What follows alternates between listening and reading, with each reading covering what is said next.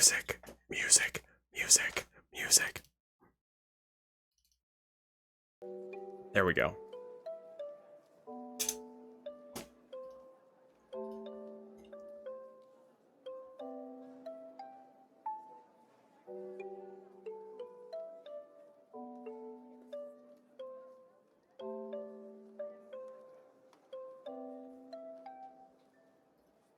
Hello, how are you guys doing? Hey, Jigglenomicon, thank you for the 11 months of support. That's very kind of you.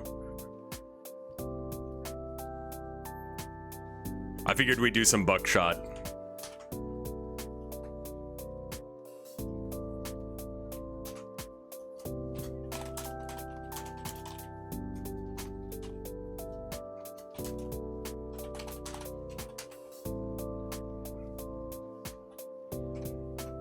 Let me get the thing set up.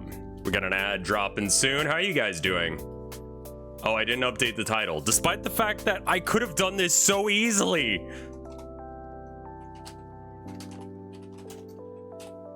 Yeah, exactly. Like, I don't have an excuse this time. I could have changed that. Like, it automatically changes it to Buckshot Roulette every time I stream. So, like, the only thing I had to fix was this one. And I still screwed it up. Classic Rev. Hey, Jojo. How you doing?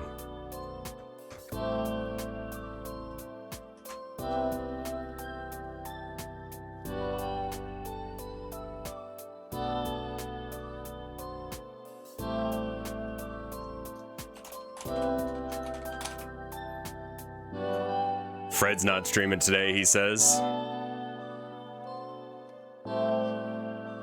Did I actually blue skeet?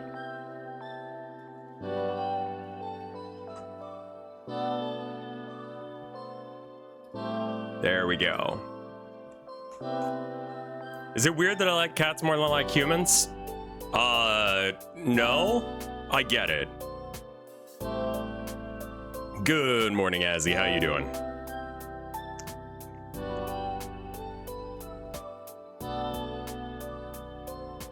Let me get restream chat up so I can see who that is. That looks like a count only from here.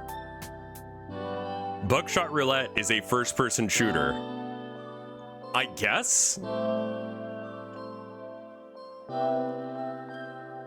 We got a 3-minute ad? Jesus, I hate that.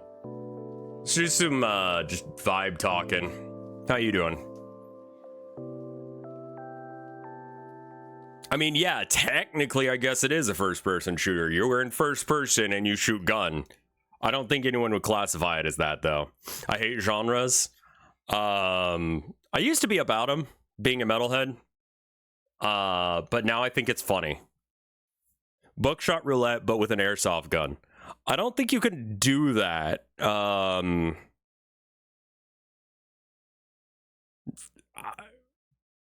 Knowing how airsoft gun, yeah, I don't think you can. I think no, it's not about the goggles and the mask. It's about whether or not there's going to be a blank in there or not.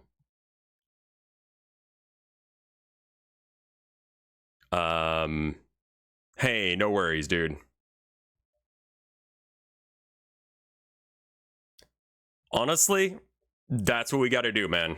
I had like, you know how there's like some days where it's just like today just sucks for no good reason? That's the opposite of what happened yesterday.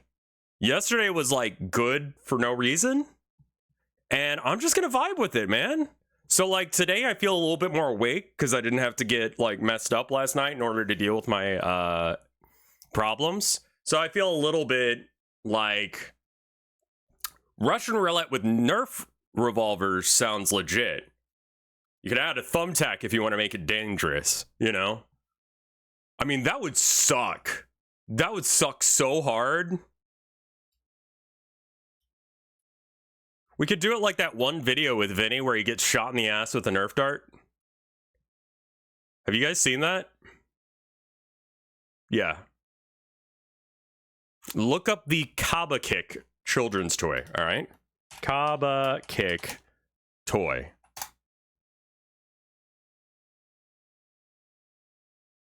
What? Russian roulette for children. Okay. That's definitely a choice. That is definitely a choice of a thing you could make.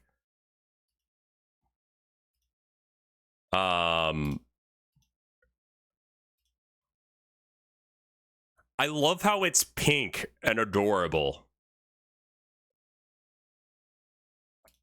Also, what the fuck is this? I love God Jesus Bot. That's so good.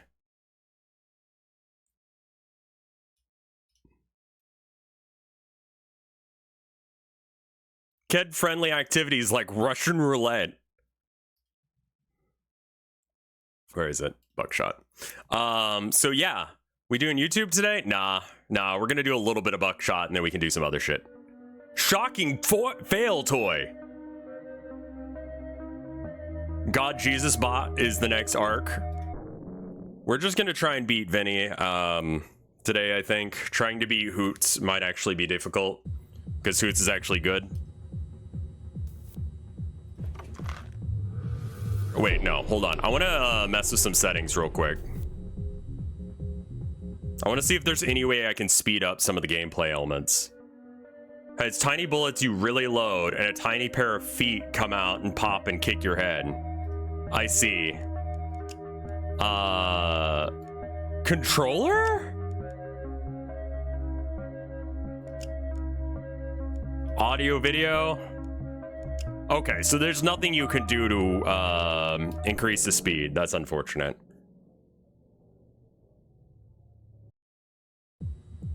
Screen region's a little fucked. Yep, it would be, wouldn't it? Sorry, hold on. And then I've got YouTube chat where I can't see it for half a second. I'm very sorry, Count. I'll be right back.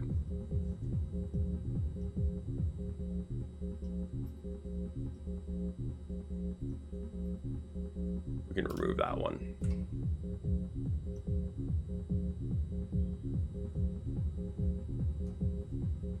Yeah, I feel like Skibbity Toilet's a little bit late at Walmart, but you know those pull the lever and maybe you get cream pied toys? Well, that's kind of Russian roulette if you think about it. That is not a toy that I've heard of. Start double or nothing mode 10 times. That's embarrassing. Oh, we should do some Baltro today.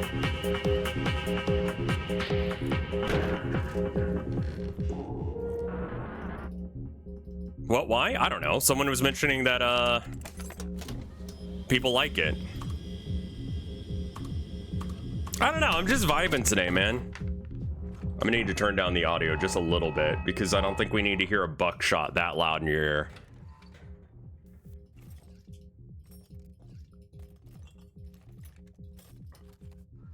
Jesus, that's a lot of items. Even. Just jerking my peanuts.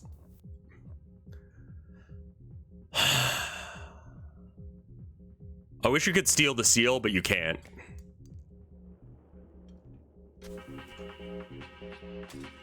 Also, restream chat just closed by itself. That was weird.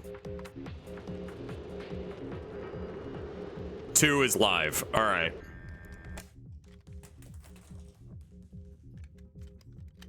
Screen region still fucked? Oh, what the hell? Thanks for the same information twice, asshole.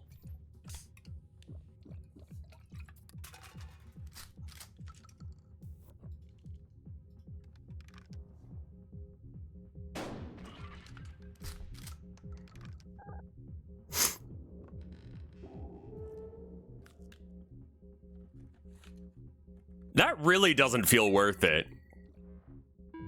That's a 50-50 shot to heal yourself or hurt yourself one. That's weird behavior of you. Why do you know this shit?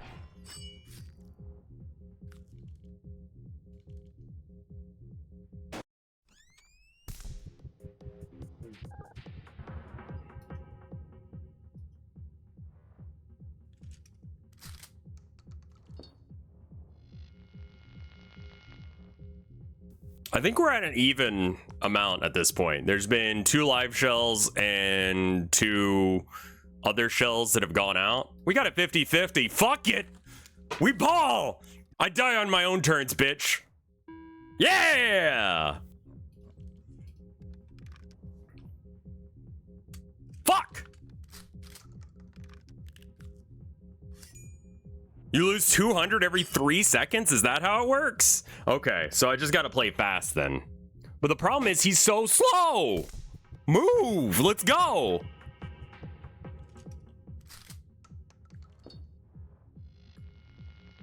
According to fandom, I'll trust that. That sounds right.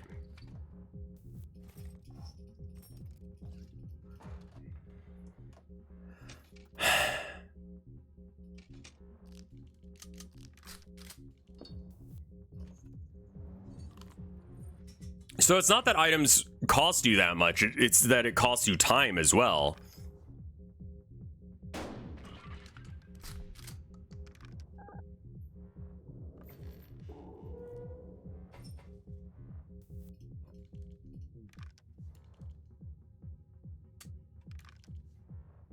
Yeah, no, you're good, Count Cannoli. Don't even worry. I probably should have explained that to you. Yeah. Oh my god, I'm so sorry, Count Cannoli. Yeah, no, cream pie is a sex term as well. I mean, it's cheating if you do that, I think. Like,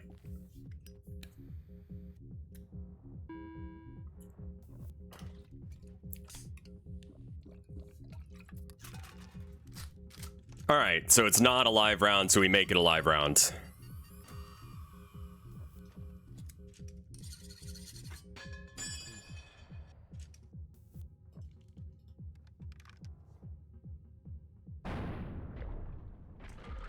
Count Cannoli probably had to, like, censor that just so that way YouTube would allow it to post. YouTube has, like, much stricter rules on shit. How do I know that cream pie is a sex term? With you, kinky fucks? You think I don't know every fucking weird-ass shit there is? You guys wouldn't let me not understand what it means. How does that gun keep getting unsawed? Magic. 4 and 3. So it's not even. And we have no information. It's more than likely okay for me to shoot myself, but I'd rather not.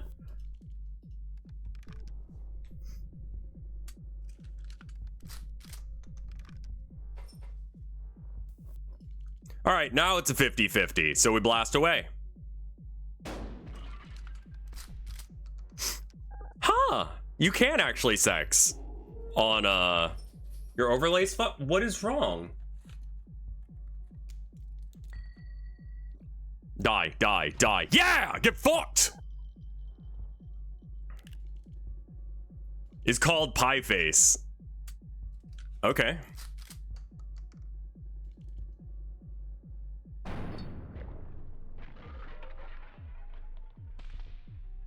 The ticker part? What's going on with it? I'm looking at the overlay.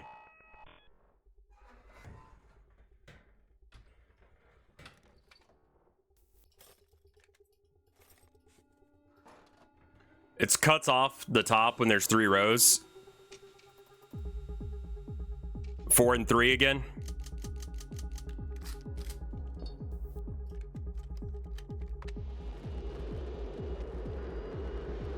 Third is live.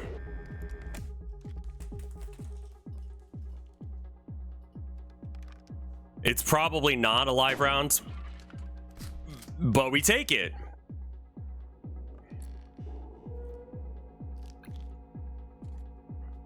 He'll make the right play here, whatever it is. Hopefully it's a live round so I can just take the shot. Just shoot me. Don't. Fuck! He knows about the next round. More than likely. Yeah.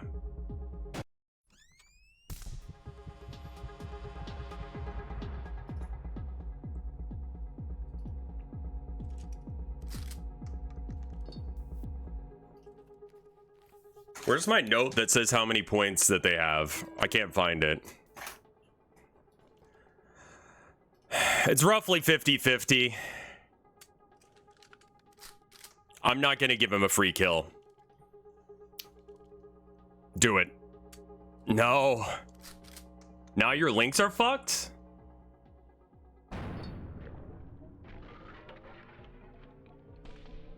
What links? That was the final round, right?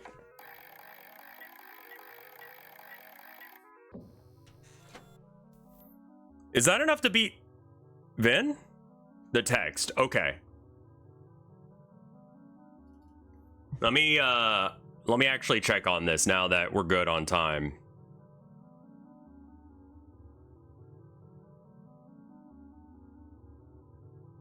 Oh, I see it now. Okay, got it. Oh, huh. What is going on with that?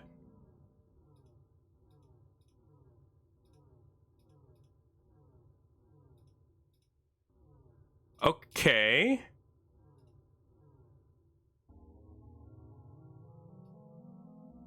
Okay, there's some sort of like gray thing here. I gotta figure out where that is. What is that gray bar?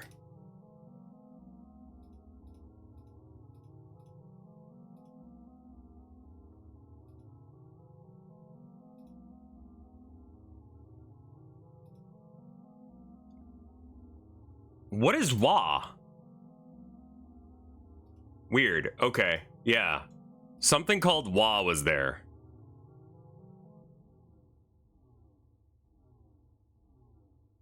Okay. Now let me see if I can find that sheet that has the scores that everyone has. Ah. It's probably this piece of paper on the floor. Ooh. Notepad. That's good. No, this is a reminder to call the insurance. Cool.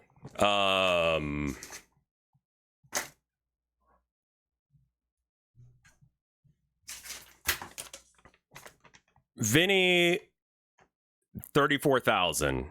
Hootie is 62,000.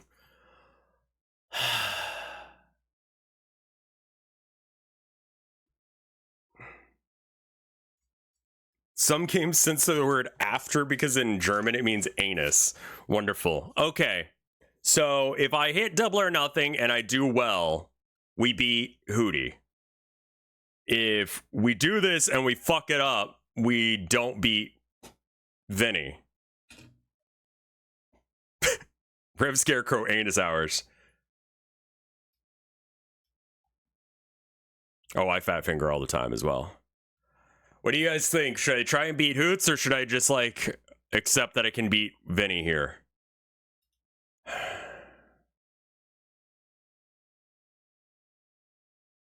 I think I just beat Vinny real quick, and then we do it again.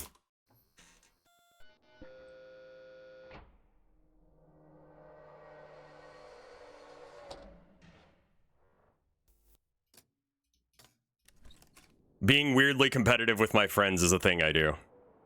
I mean, if it gives me a leaderboard, I might as well.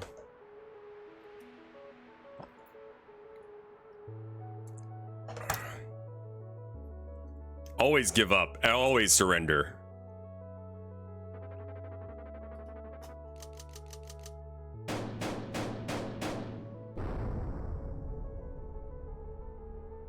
It also beats Sphinx, which is good. I mean, a lot of that had to do with him just not fucking around as much. Is your opponent a robot? It is, yeah. But I'm not really fighting him. I'm fighting the leaderboard. You can play this multiplayer, but people would have to be awake.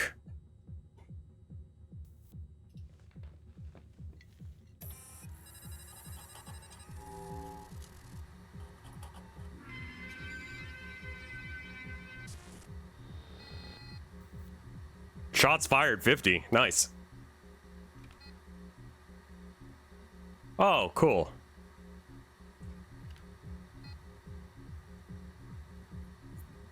Okay.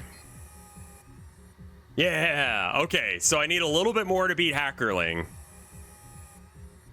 All right. This time we try and beat Hoots, because then I beat Hackerling as well. To beat Hoots, we need 62,000. So we'll probably have to go 2 rounds, because that's going to depend on the computer actually letting me through quickly. The scores are absolutely the scariest places. If Hackerling finds out we beat her score, she'll decimate my score. Hootie and Fred are some of the smartest people I know. And when you give them a game like this, they will not. Yeah, Hootie is very smart and he can contend with my tomfuckery. So, like, he's used to me, at least at this point, so he's aware that I will fuck with him. This is gonna be useless information, more or less. Fifth shell is blank. Okay.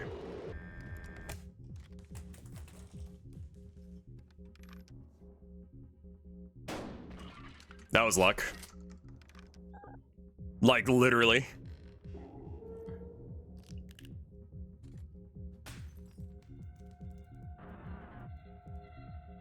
One. You're okay. But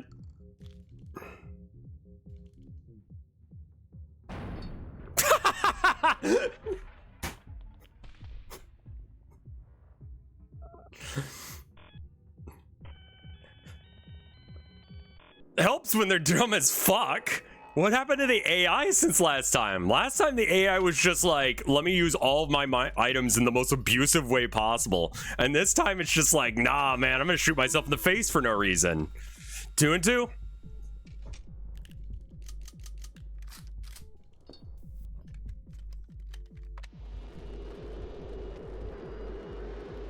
Second is live. Oh, God.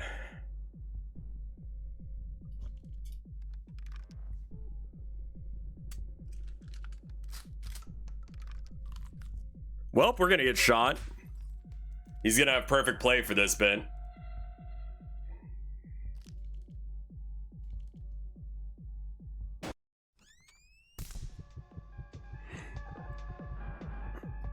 Yeah, I probably lose on this one, actually, because he's about to check it again. The only way we don't lose is if... Oh, he shot me, right.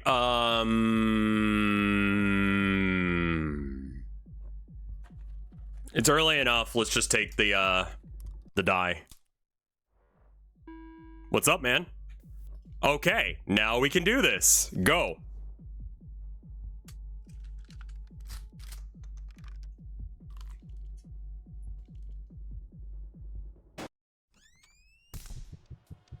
I think there's only one live round left, or no, there's no live rounds left. And I think the round is over, yeah, okay.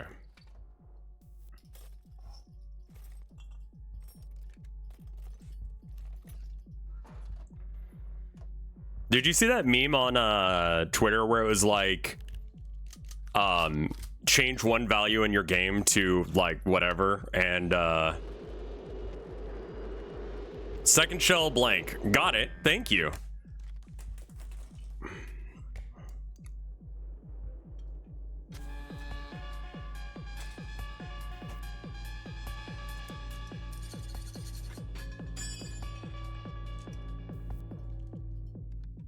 Bye.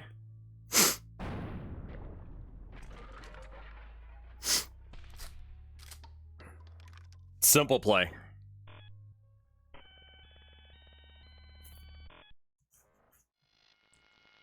I think I was just having dumb brain the other day or something, because I'm just blasting through this shit.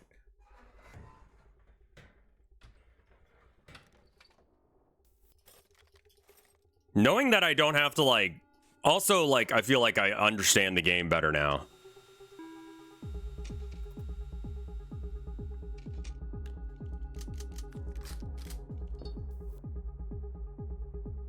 It's more than likely not lethal, but I don't trust. If this is a blank, then I don't... have to worry about taking damage either. Cool.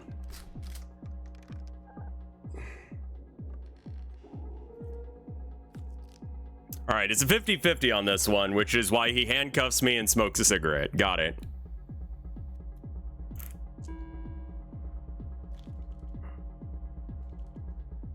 Do it.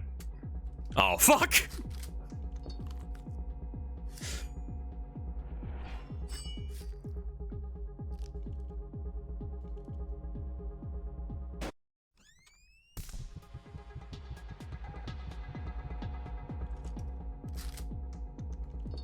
But, the guy from this game, the creator, did that meme where it was just like, change one random value to like 1,000. And it's like, he goes like, 1,000 live rounds, and then he just starts jerking off aggressively. It's so good.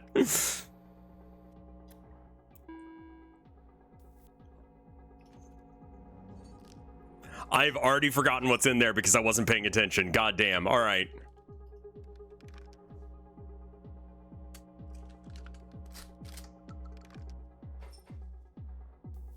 Does anyone know what it is? Is it 50-50 or is it, it's 50-50. I think it was 2 and 3, so. Yeah, 1,000 live, no blanks. God help us all.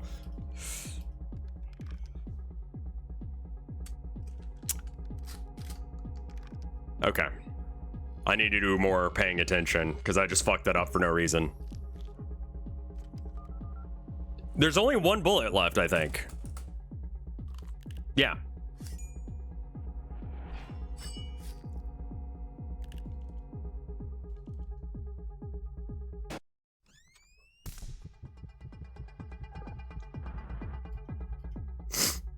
Good morning, Adaptive. How you doing?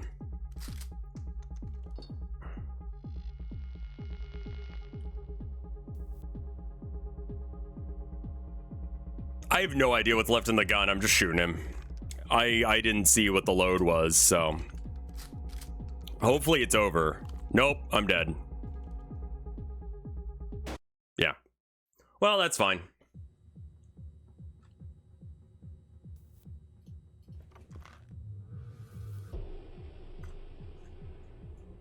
See, this is why I was getting fucked up, is because, like, I'd be looking at chat and then he'd be like, 1,000 live. God help us all.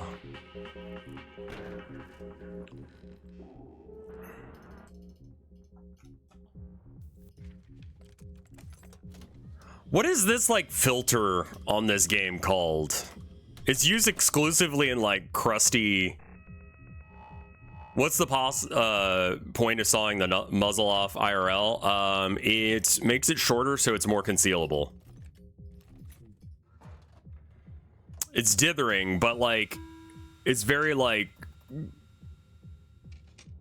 That's even.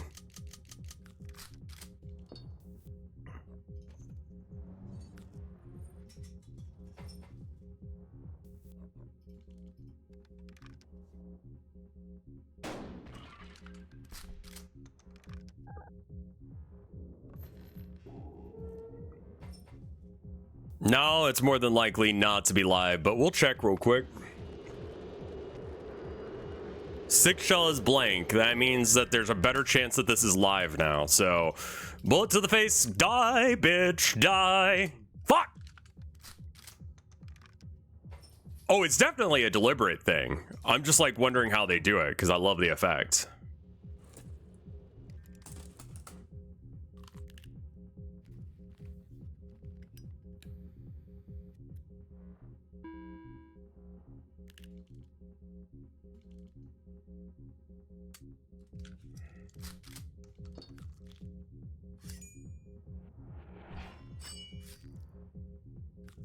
You know. 2 bullets left. Next one should be lethal, and the one after that is not. The PSX shader? Yeah, that's probably it then.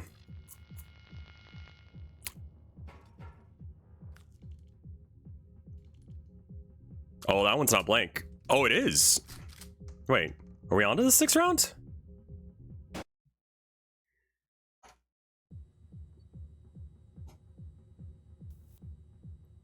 If we can't get it in the next couple of wins or next couple of attempts, then we'll just...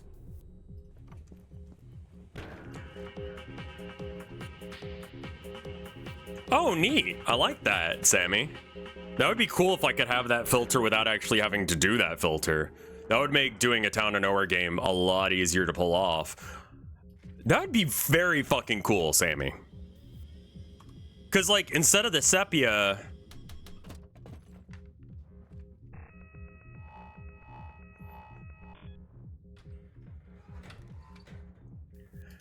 I don't know as if I'd be able to make a Town of Nowhere game. I don't know how to do it where it'd be 3D roaming around, but I love the idea of it.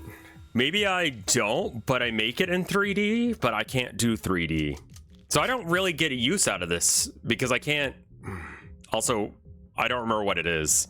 Is it sepia or sepia? I don't know. With the shader kit, you can define your own palette. Right, so we could do that.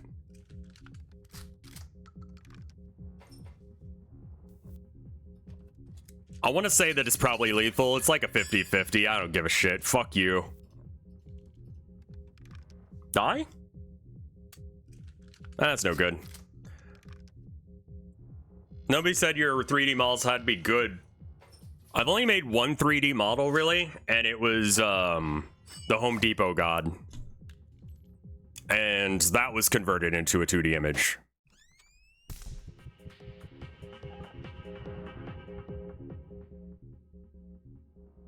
Core Observer uses style cutout. Yeah, but I mean, like,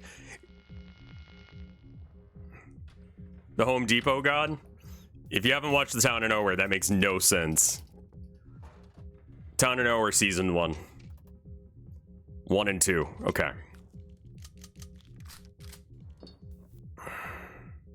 Don't die.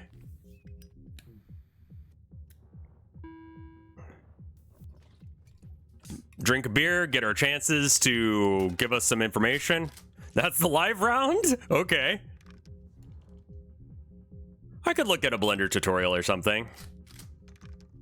If I did the Town of Nowhere as a video game, though, that would mean no Town of Nowhere for a while. Like, I would have to make the Town of Nowhere first.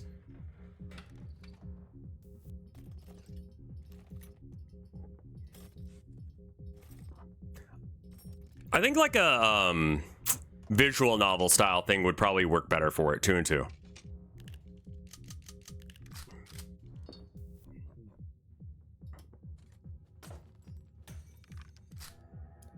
Blank.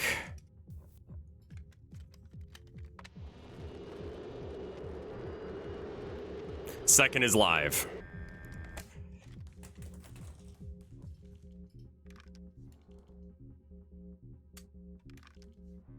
I want to add it to my watch later. It's a long one. I would recommend doing the version that's on the highlights channel. Orthogonal edited it down so that way it'd be... Yeah, I think point and click is what it needs to be, because that's kind of what it was based on. Is that aesthetic. Because I used to play some of those. There's a lot of dead time in Town of Nowhere.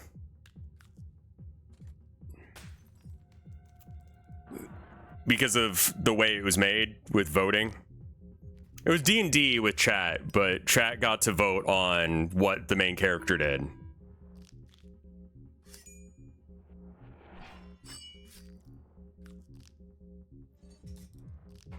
I see. Yeah, I would like to do the first Town of Nowhere as a visual novel, but like... I can't think of an easy way of doing that. Like, I think the way I would have to do it is I would take the versions that Orthogonal did, and then I would I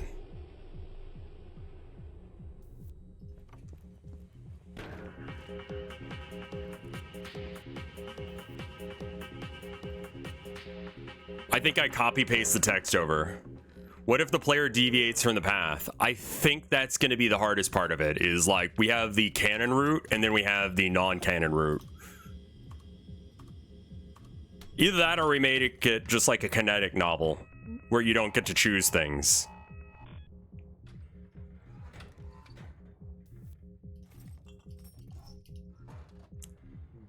Yeah, that's a kinetic novel.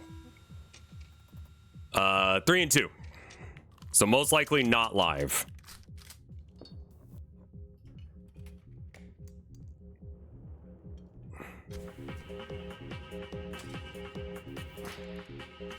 I should have locked him up first. Oh well.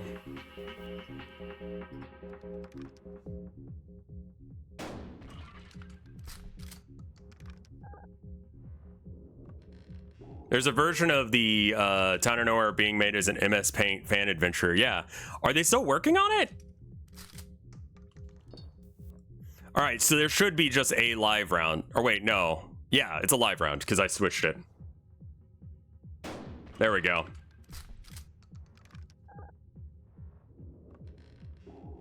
Oh, wow. I didn't know they were still working on it. Holy shit.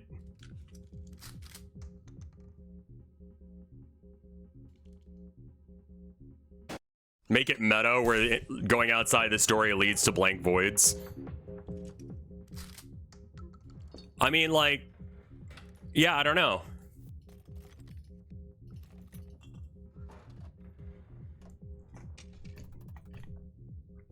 Four and 4.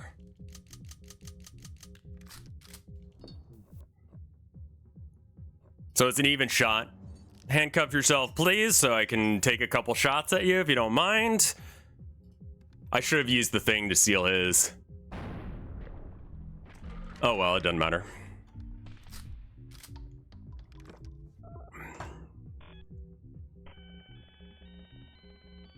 Make the scenario for every vote option and then railroad them. Yeah, just be like, but thou must.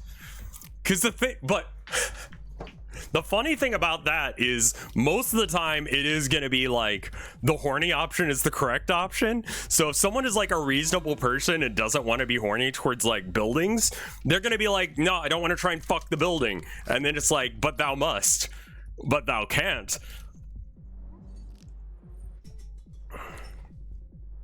I don't remember what the load is. Die, die, bitch, die. Just make it show chat votes, but animated polls filling in. Yeah. Neat.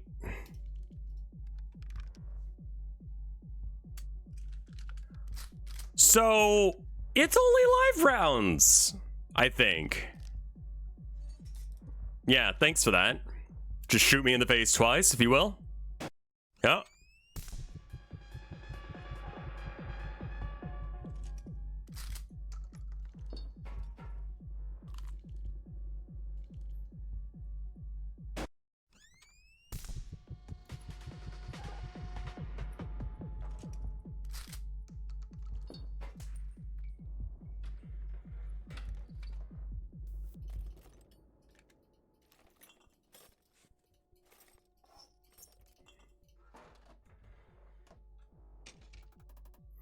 Four and 3.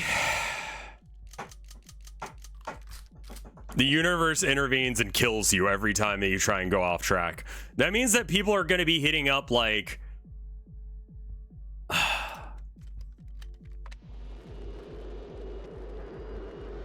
Seventh shell is blank. So that means that this first one is more than likely live. Let me take some of your shit if you don't mind.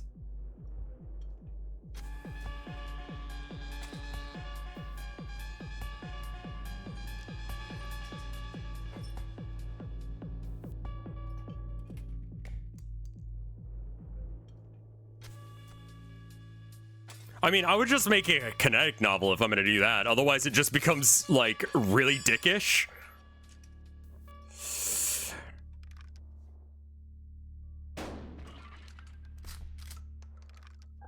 I'm not allowed to handcuff him again, am I?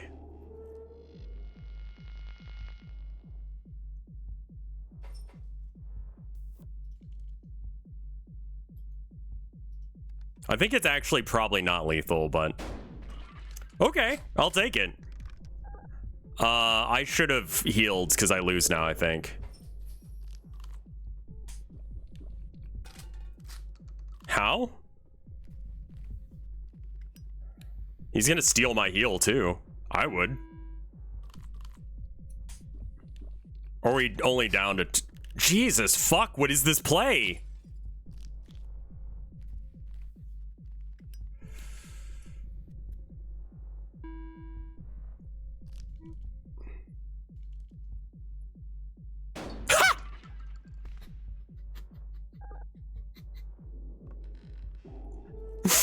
Yeah, man. Let's go.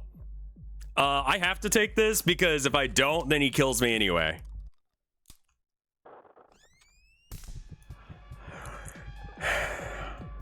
Heaven or hell, let's rock.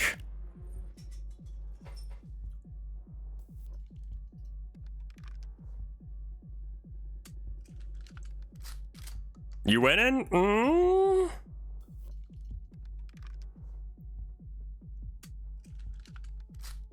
I believe it's blank. But if it's not, I'm fucked. Oh, thank God. I didn't need to do that, but it's okay. 3 and 4.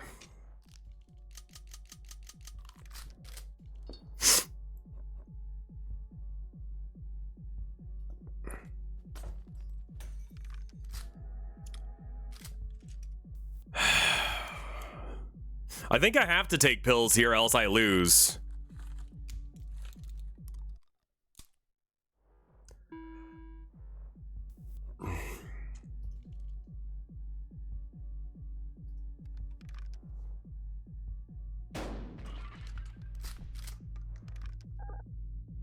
Two and 4.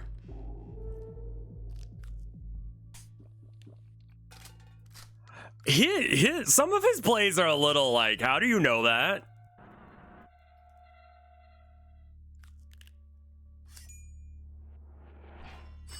There's only 1 lethal left and 3.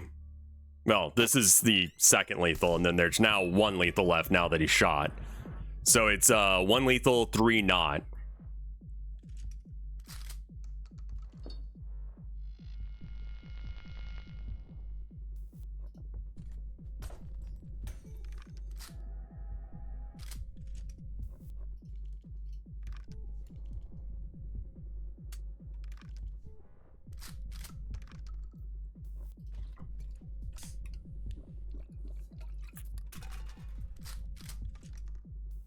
Well then, they're all not lethal now, so I just shoot myself in the face until it's over. Also a folk punk song, probably.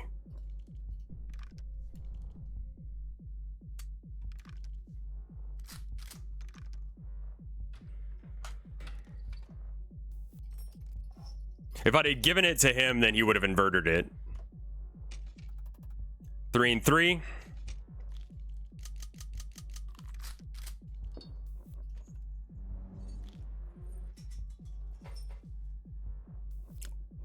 We play the averages on the second shot. Good.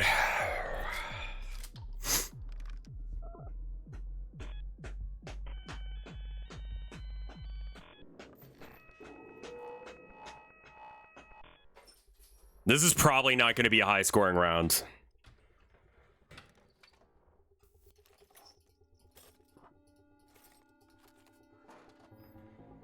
Why did my phone type Badger? Autocorrect? 1 and 2.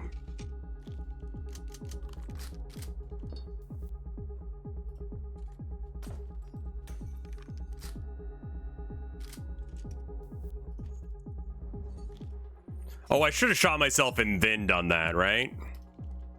Oh, it skips his turn, so it double skips his turn, right?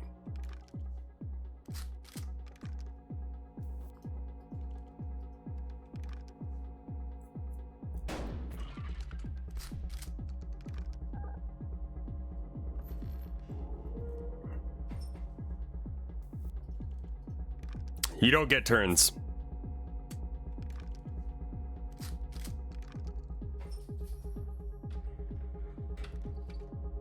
I wish he was still locked up from that shit, but it's fine. I don't need the saw. He didn't get anything to grab it. 2 and 1.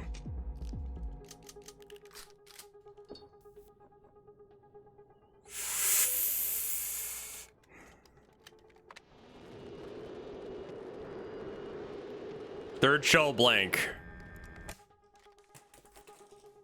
We win.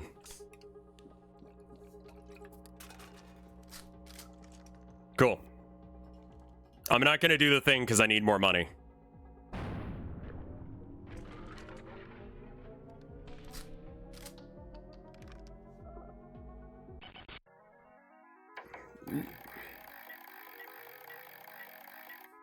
Okay. If we double or nothing, we're gonna have to do 3 rounds into Hoots. I'm gonna go pee. I'll be right back. Yeah, I'm gonna run the 2-minute ad early, so that way I have time. Let's do 1:30. That's probably long enough. Be right back.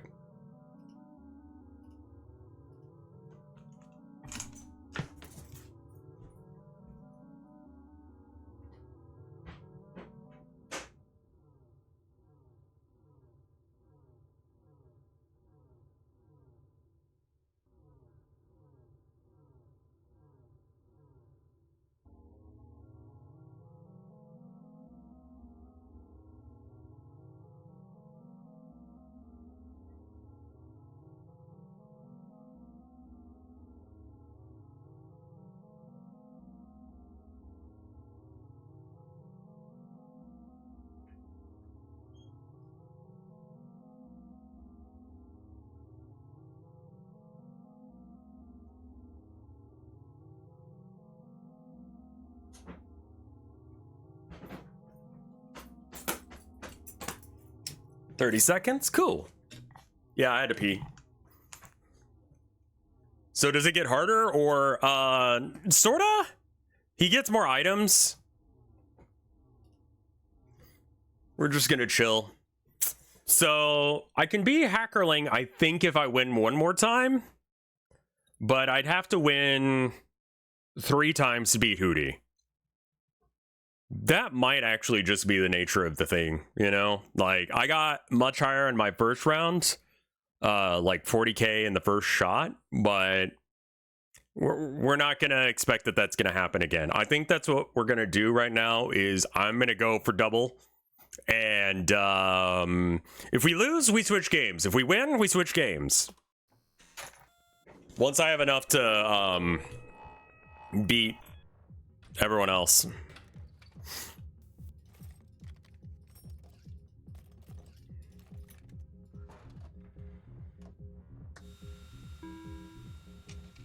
All right, 1-1. I prefer ones like this. All right,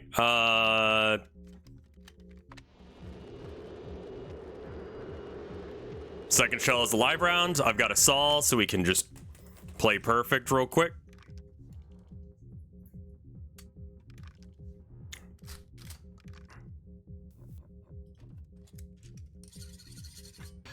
I also needed to use some items so I could get some more. I don't like the stupid medicine. The medicine is so risky, you know? Also, functionally, when you are the last one to shoot, you get to skip their turn. So if you do it just right, they never get a turn. Also, I need to make sure I got chat open. There we go. Yeah. The time loss on that is horrendous. 4 and 4, so it's even odds.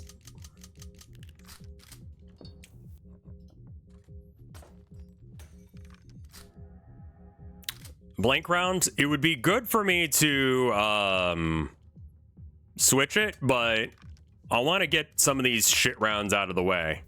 So it's more than likely lethal this time. So then we remove barrel. Just drink. Yep. Now it's even again. Okay, now it's more likely than not to be not lethal, so we check it. It's not lethal.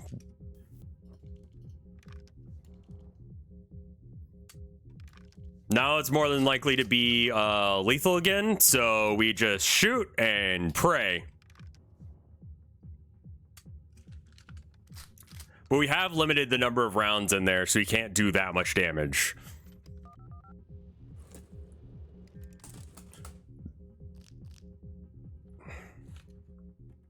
Interesting choice.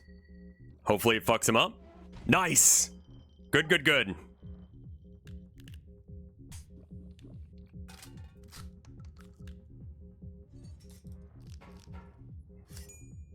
I like that he can begin a second animation as he's doing the other one. That's good. That's a time save. Does he know where both the live rounds are? Like, there's not another live round, right? It doesn't matter. He can make it a live round. I'm dead. What do pills do? It's a 50-50 shot. Either you gain one or lose one. Or you gain one or you gain two or lose one.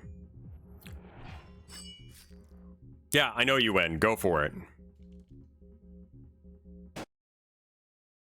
There was nothing I could do about that one. All right, well, I think,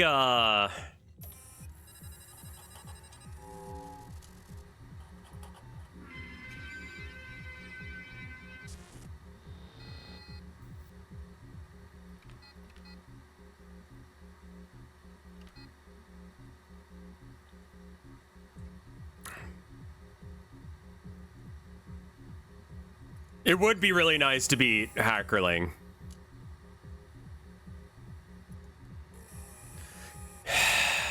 Y'all tell me, what are we doing now? We got an ad running, so give me, or it will be soon?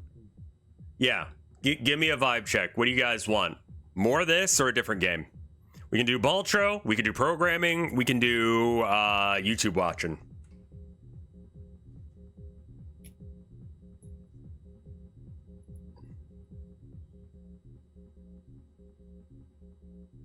Do whatever. Hey-o. How you doing, Hidden Dash? This or Baltro, programming, YouTube watching? Okay.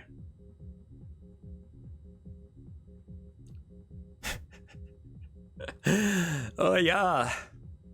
I should probably do it as a poll, because it's like, yeah, that was like... Alright. What now? YouTube. Art. Programming. We could do art with the YouTubing where we just have it like as a tiny screen. I'll probably do digital art just because I don't want to bring all this shit up here. Baltro. More of Buckshot. I'm gonna call it Buckshot because I'm pretty sure I can't call it Backshot. All right, there's your poll. People on YouTube, what do you want?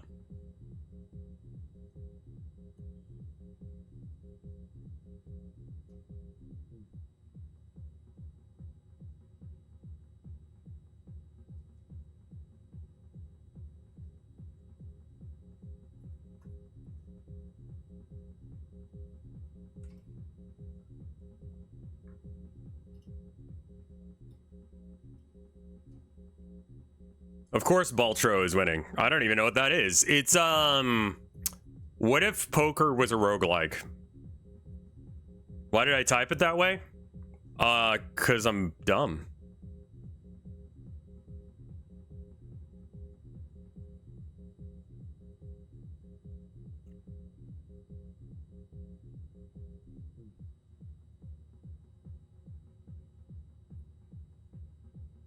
I feel like YouTube's getting the art vote as well. Who delivered the medicine? Oh, yeah, that one, yeah.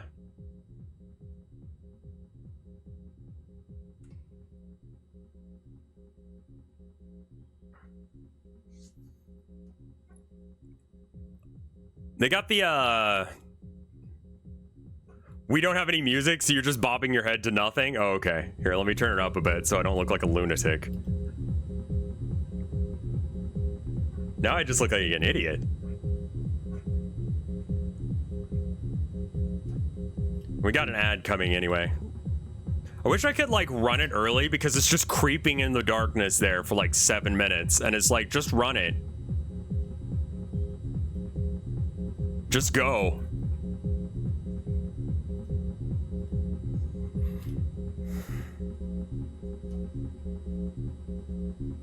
Okay, cool. I'm gonna see if I can run an ad long enough to make it not appear. I think it's probably like a minute ad. So I'm gonna run an ad, but in the time that I'm running the ad, I'm gonna be, yeah, an ad during, well, if I do it during polls, I think it can make it where people can't do stuff. But I'm gonna do an ad while I'm switching games though. which we're switching to YouTube now. And I'll probably do some art in the corner because I think that probably is the case. So we've got a 1 minute ad. Oh no, I don't want to do that. Okay. So I don't think I can cut off the ad entirely, but I can reduce it down to like nothing. It'll be like a 30-second ad here in a minute, but that's the best I can do for you. Unlouden it? Yes. But I also realized that, wait, how do I need to do this? Yeah, I need to power cycle just Twitch. So people on Twitch, let me know when you hear this. Oh, if I do that, then it'll run an ad. Fuck it then. Yeah, no, we just go with it. Okay, cool. Got it.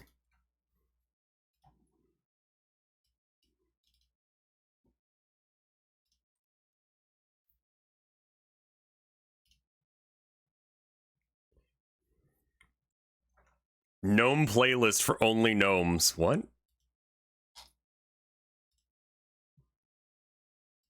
Okay.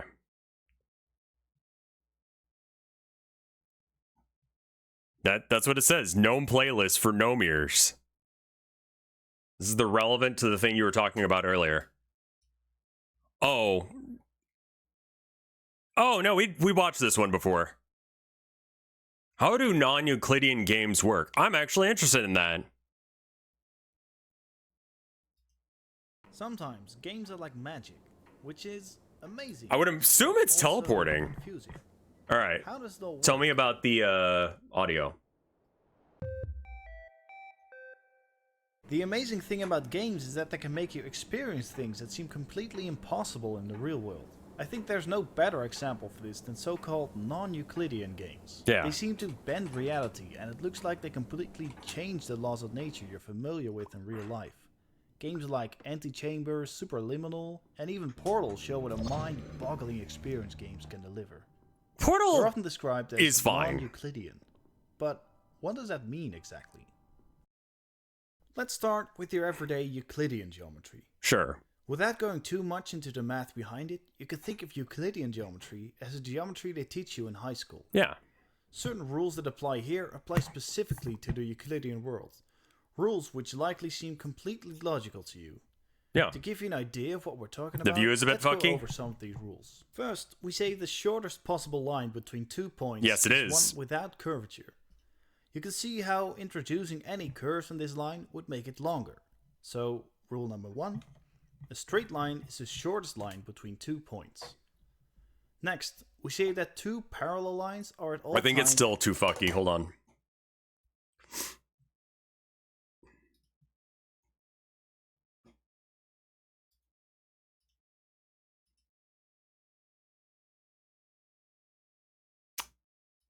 I think we do this and then that and then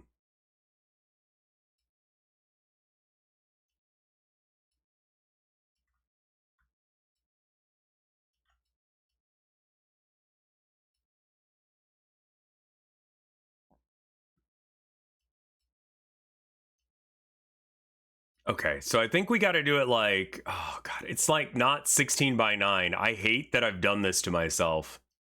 Like that, for some reason, this little box for me is not 16 by 9.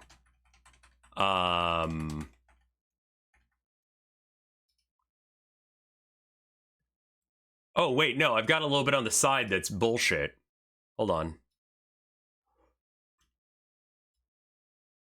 Come on, you bitch. I think you can change it freely. No, I'm talking about like the border surrounding my little area. My overlay is too small.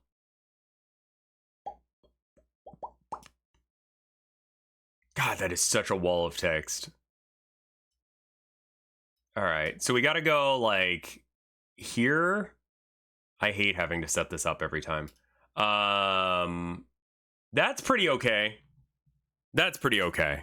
Now, if I move you, are you going to fuck up? Yeah. But are you okay now?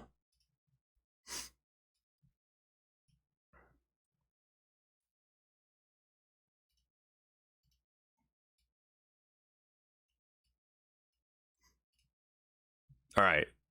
Let me check out my screen region. Perfect. Okay. Let's get that going while I set up my art no matter program. how far they stretch. Makes sense, right? We can stretch these lines as far as we want, but they will always be the same. I think you need more bots. I think one bot is enough. Rule number 2. Parallel lines are a constant distance from each other. Finally, we're going to look at triangles. In Euclidean geometry, we say that the angles in triangles always add up to exactly 180 degrees. Something you might still remember from school. Rule number 3. The angles in triangles always add up to 180 We need degrees. bots selling viewers. Keep in mind God, that in no, reality, we don't. there are actually 5 rules called Or that Euclid's Jomo guy. The postulates, Jomo guy was which funny. describe the Euclidean Hey, world. Karovich, how you doing? For now, we can just focus on these few simplified rules. Now, how would we recognize if we're in a world with non-Euclidean geometry? Well, we'd have to see if anything around us breaks the rules of Euclidean geometry we know of. But how is this possible? How could 2 parallel lines ever cross or diverge? Or how could the shortest route between 2 points not be a straight line? Well, luckily, the answer isn't very complex. The most important observation is that the rules of Euclidean geometry only apply to a flat world. They only work on a flat piece of paper. As soon as we bend the paper or we try and draw our examples on a sphere, our rules no longer apply. You see that the rules we set before no longer hold as soon as we introduce a curved space. For example, try connecting 2 points on a sphere. The shortest distance between those points is no longer a straight line. Or try looking at 2 parallel lines. Suddenly they start to get closer and closer together. Okay. What about our triangle rule? Well, take a look at this. Suppose we take a ball and we wrap an elastic band. I mean, I guess it's not... North Pole If you're to going South around the Pole. edge of the thing, Now yeah, take it wouldn't be another elastic straighter. band and wrap it around the equator of the ball with a 90-degree angle to the first one. Finally, take a third elastic band and wrap it around the ball in such a way that it's orthogonal to both elastic bands, like so. The way we've done it, all rubber bands make angles of 90 degrees with each other. However, if we look at one of the triangles we formed, we can see that we make 3 90-degree turns to form a single triangle. This means still the have angles what? of our triangle now add up to 270 I'm still degrees Buckshot? instead of the... Right, yeah, we have one ad running. I apologize. It's 30 seconds. Because I was like, I don't know if I can make it go away entirely, so I just made sure it was only 30 seconds long. It's annoying. I'm sorry. And then I need to change this to just chatting. The 180 degrees we had in Euclidean space. Generally, when we're talking about non-Euclidean geometries, we're talking about such curved spaces. 2 possibilities are usually mentioned: hyperbolic and spherical space. In hyperbolic space, parallel lines diverge, like we're drawing on a saddle shape. And in spherical space, they get closer together, like when we're drawing on a sphere. A fantastic visual example for what hyperbolic and spherical spaces might look like are these great visualizations by Twitter user Xenorogue. For instance, take a look at these snowballs in hyperbolic space. Notice how all the parallax we had in Euclidean space is gone. Everything seems to come at us at the same speed regardless of distance. And what about spherical space? This seems even weirder, where snowballs that are behind us look like they're in front of us again, and everything seems to be moving back and forth. Cool. Okay. For another fantastic explanation and visualization of non-Euclidean geometry, check out this devlog of Hyperbolica. Phew! Well, as you can see, things can become pretty trippy in non-Euclidean worlds. So, what would non-Euclidean worlds look like in games? One of the best examples I found was this non-Euclidean world demo, where space is compressed and expanded based on the player's position. To achieve this, the demo uses a technique called ray tracing, which is a subject for another video. But the basic principle is that you're shooting rays from the camera, which simulate the way that light rays hit your eyes. Right. This means that you can build the environment around you completely using the rays you shoot from the camera. Now imagine that you can stretch or compress the length of these rays at will, and because the rendering of the world is completely dependent on these rays, suddenly you can stretch and compress the world itself. If you then assign specific parts of your world to have different effects on your rays, Do you remember that see how you America's would Army achieve cut? strange No, I non-Euclidean didn't play that. effects where the space around you is morphed. Another great I more couldn't get recent America's example I Army to mentioned work earlier because my computer is was too shit back in the day. It shows you exactly what it would be like walking around in different kinds of non-Euclidean worlds, and is the best example of a non-Euclidean game I could find to date. To find out how that works, it's best to go to their YouTube channel. They have some great devlogs explaining the inner workings of their game as well as the theory behind it. Can you explain it? But most games you see with seemingly non-Euclidean behavior achieve their effects in a different way, relying much more on clever tricks and a lot of smoke and mirrors to create the effect of impossible worlds in traditional game engines. But that is precisely why game development is so interesting. So, let's take a deeper look at two popular non-Euclidean games and uncover their secrets. The first example most people think of when mentioning non-Euclidean games is Antichamber. Yeah, honestly. That's not surprising, as the entire game is built around mind-bending and counterintuitive puzzles, some of which even seem to defy the logic of space itself. Well, it's time to lift a bit Yeah, I know that, Shadow. and see how it's Yeah, done. they We'll did start that with because the they stairs. realized that they could probably Puzzle recruit some goes like people. this. You see two sets of stairs, red and blue. You pick one of them, you walk down, turn a corner, and you see the same set of stairs. Okay, so this time you think you got it, and you pick the other staircase. You walk down, turn a corner, and same thing. How do we solve it? Well, Go backwards? you pick neither staircase, and you just walk back where you came from, and the puzzle is solved. Yeah. I can tell you, the first time I encountered this, my mind was blown. How does this work? How do rooms infinitely repeat, and how did they do it so seamlessly? If you're having similar questions, then you're in luck, because they're all about to be answered. They remade the way level hallways are in... constructed gives something away nice. about how the illusion works. You have one room with the two sets of stairs, Right. and you have the hallway leading up to the stairs you're supposed to go back into. Yeah, and you just get Both have teleported. two corners with a stretch of identical white hallway. Mm-hmm. You see, what actually happens is that when you turn a corner and walk far enough, you are simply teleported to the identical looking hallway leading up to the stairs. Exactly. And because of the flat lighting of Antichamber, there's no way to tell when the teleport happens. So to you, it seems completely smooth. However, we can trick the game a bit into giving away its secrets. You see, we can take a cube with us to break the illusion of the identical hallways. And now when we walk through the hallway, we can see the exact moment we're teleported. Such teleporting tricks Oh, wow, are riddled okay. through the game. I didn't think it would work like that. I thought it would just delete the brick. I mean, that would be the way to do that. Sometimes they're combined with a window you can see through. To see how that is done, you can watch my video on how portals work, because a similar technique is used here. Yeah, I would assume that portals work As you the can same see, way. A lot can be done by cleverly teleporting the player and copy-pasting rooms to give the illusion of a non-Euclidean world. Another mind-blowing trick to me was this impossible cube in the museum. On every side you see a completely different scene, but how is that possible? It looks like multiple scenes exist I mean, in the it's- same space. It's the same trick, Well, right? The trick is very simple. It's like But viewports. it does require some knowledge beforehand. You see, the graphics card in your computer gives us a little buffer which can mask and discard pixels on our screen. Right? Usually, this buffer is used to mask out parts of our screen with stencils. Therefore, this buffer is called the stencil buffer.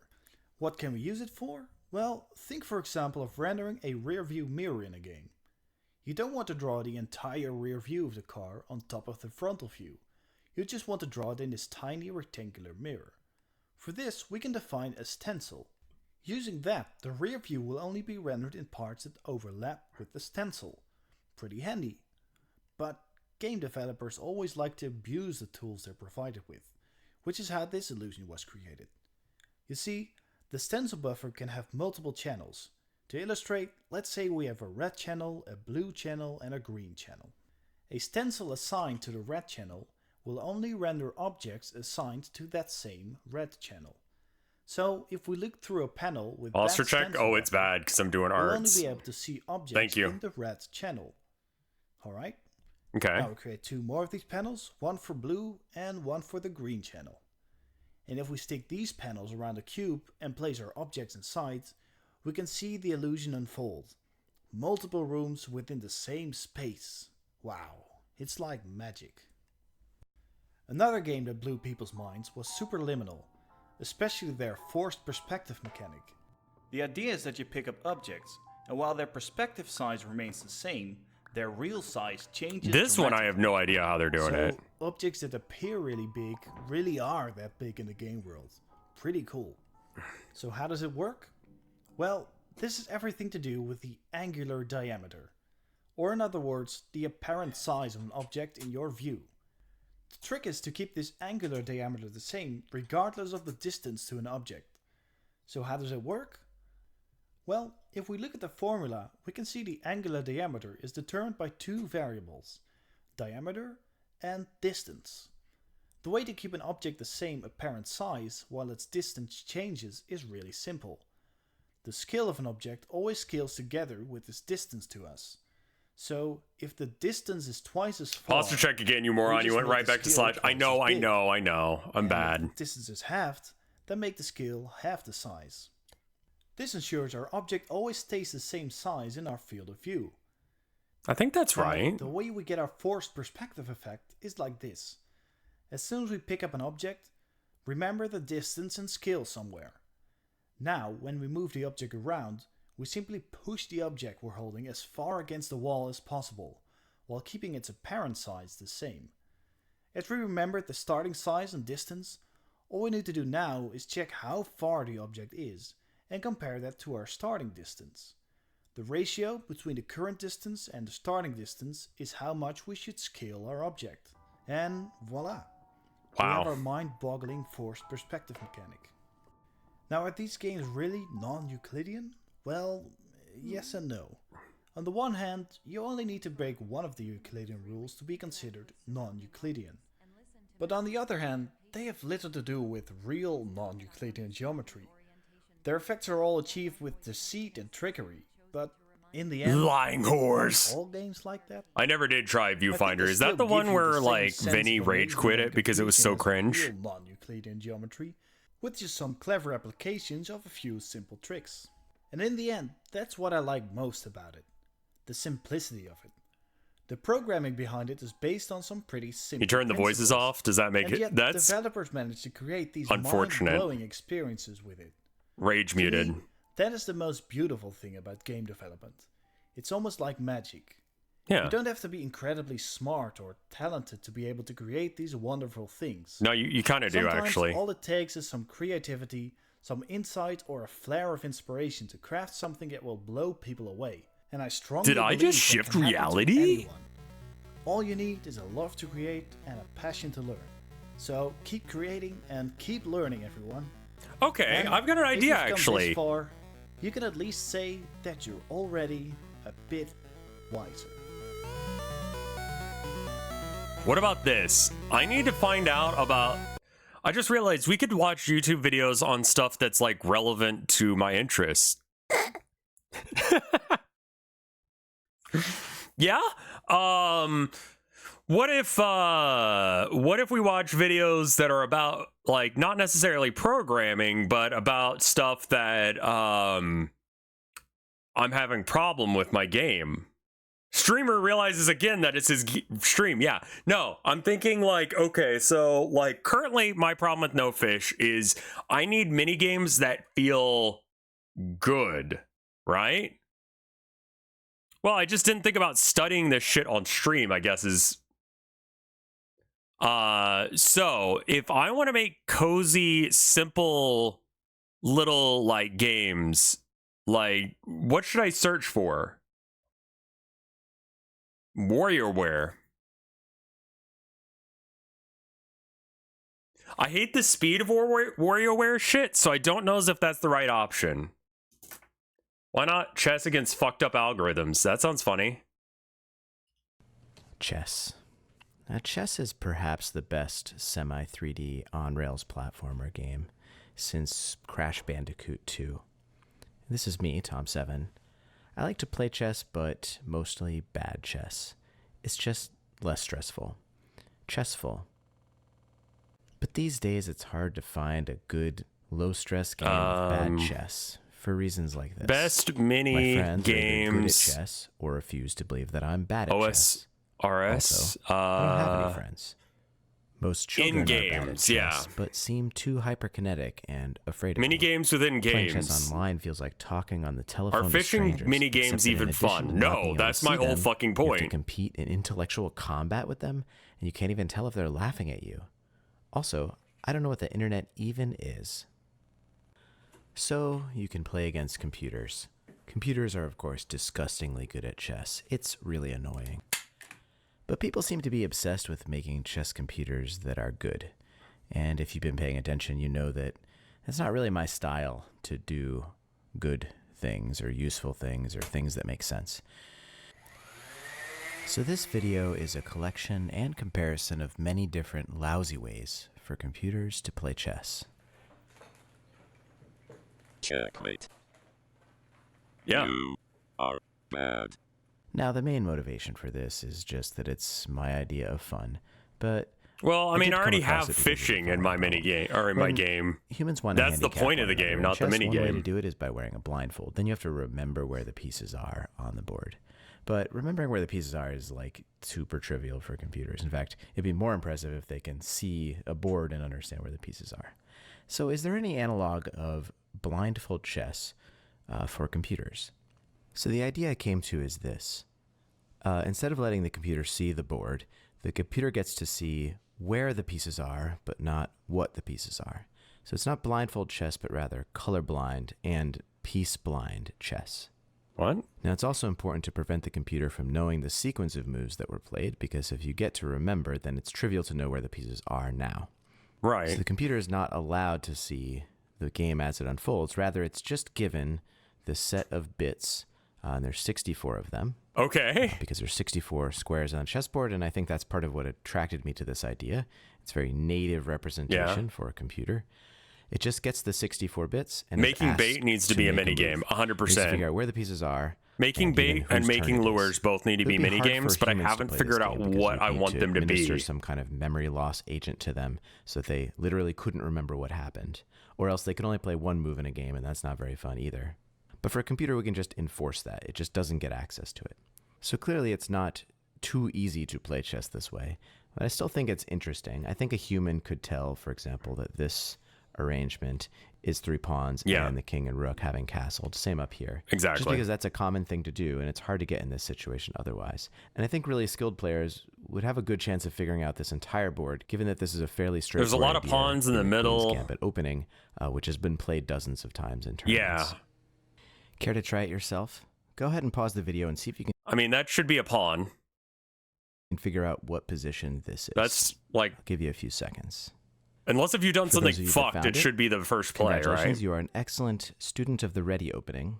Mhm. For those of you that just want to enjoy the show, the position is, of course, this one, Yeah. which is reached after these 20 moves, putting everything in its right place with white to move. Fuck you. Of course, some positions are much harder, especially late in the game. Wife here. Hi, wife. I love you. Wait, Kevin's over here. Hi, wife. I love you. Sorry, the chat's over there, so I waved at chat. Last day, and then we both have a day off. How's it been today at work? Dead or?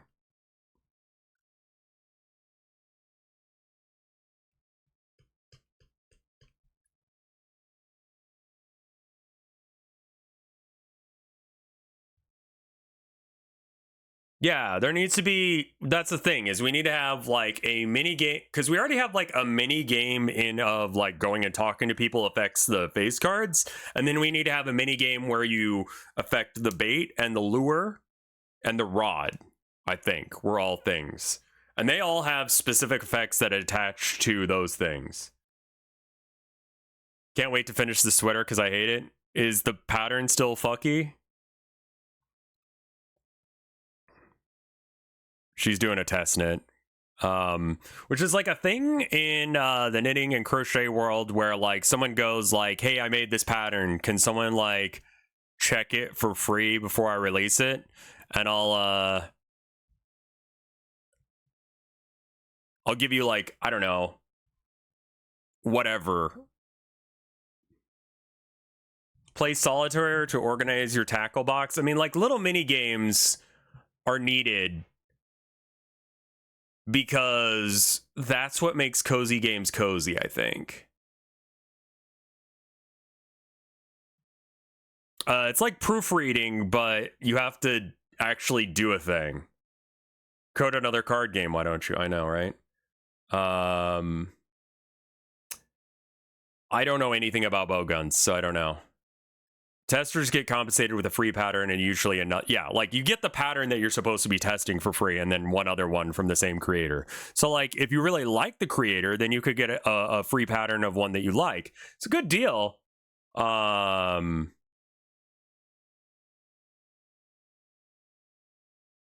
Remember that one fucked up egg squeezy? What are you talking about? What?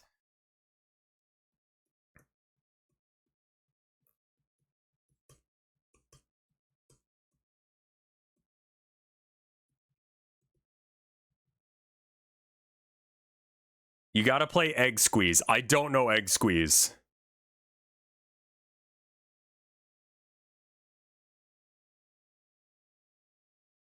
There's also Rat Shaker. I was thinking for the bait I could do like a match too. But you know? All right, I love you, sweetheart. Have a good day. I like her. She's cute.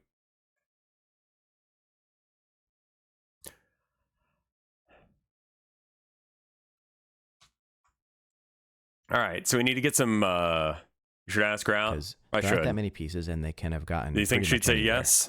And so the computer is likely to get it wrong and very likely to make an illegal move.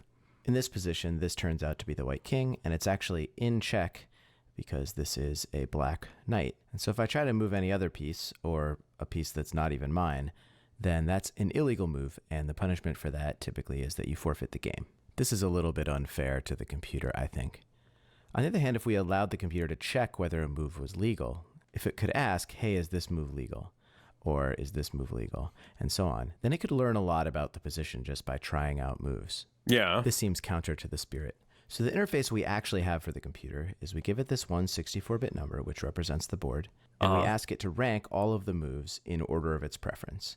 So it could say, well, first I'd like to try this, and then if that's no good, then I'd like to try this, and if that's no good, I'd like to try this, and so on.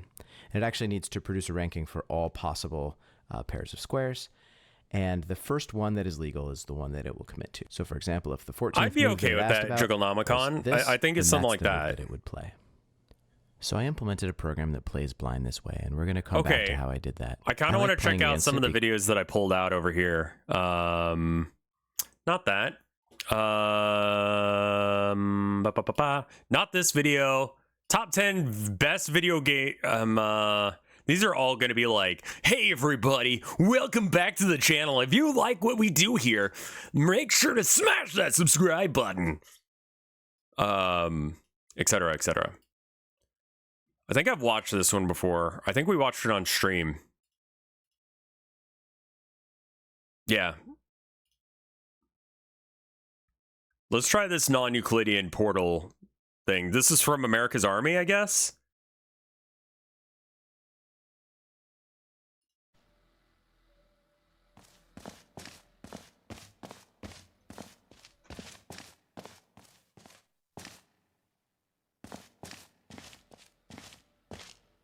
Well, it doesn't need to be more bait. It needs to be the quality of the bait that you get.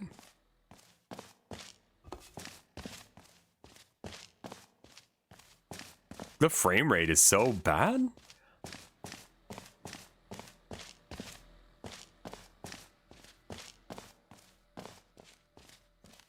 Liar's dice. Yeah, 13-year-old video. It is what it is.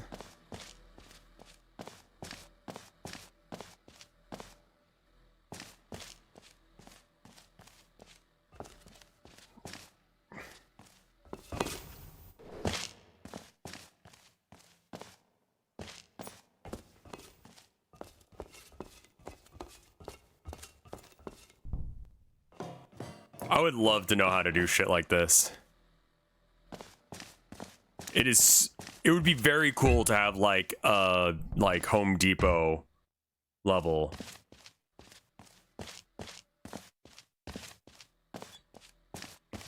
I don't know if we want to have a whole bunch of crappy children's card games for the gameplay loop. I think that just Go Fish is a game that I know that everyone pretty much knows. So like being able to like get people immediately into the action is awesome. Non-Euclidean Home Depot would be pretty good.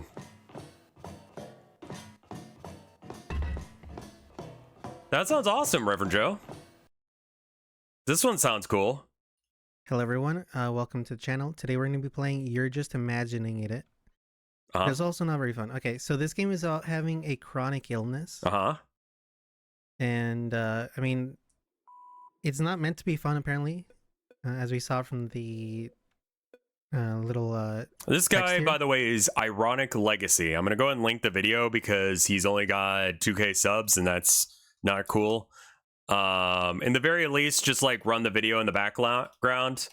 And that way you can give them a view. I mean, they've got 100,000 on this, but they deserve more than, you know, unless if it sucks ass. I thought this was interesting. I wanted to see how it goes.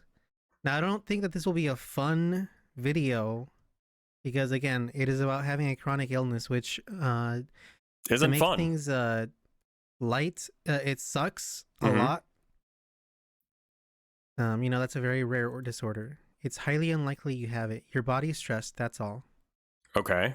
So it's basically about, you know, the experiences of someone who has I don't know how difficult it would be. Okay, so this is just like kind of slow actually. Fishing lures have a bunch of precision to make. Like I'm kind of thinking like almost Cooking Mama to do that. That sounds pretty good. Twitch shit apocalypse of 2023. I love your name.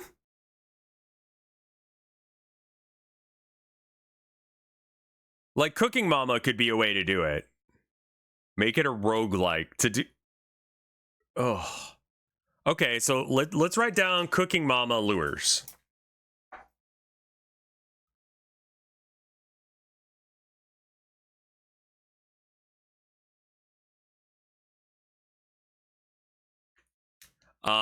I hate pick 3 or pick 2. I'd say Cooking Mama for bait making more than lures. Well,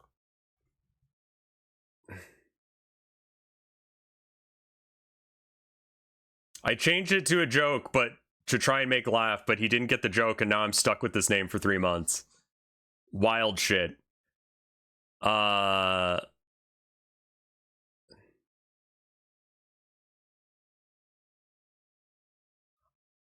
Oh, the liquid pouring puzzles. I mean, like, also, like, there could just be some fucked up machine that does it. Because, like, we're feeding these things to, like, a weird fella. Outfit picking minigame. That would be interesting.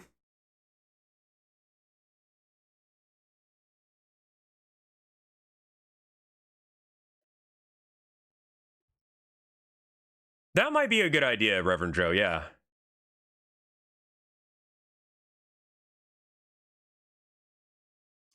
Potion craft is a thing.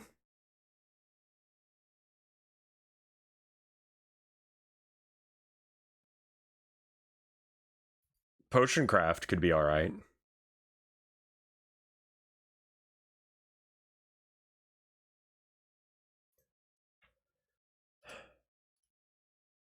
Best minigames ever, according to FGS. Hey, my name's Nathan. This is the Future Game Show, and not all minigames are created equal. Most that video is a little too slow for my taste. From the core experience, but others outshine that core. I hope that game gets some love though, because that's a cool idea. In and of themselves, that we leave our partners and children to continue. I love his accent. The day we die. Why did you leave us, Dad? Why did you leave us for monkey football from Ape Escape 2?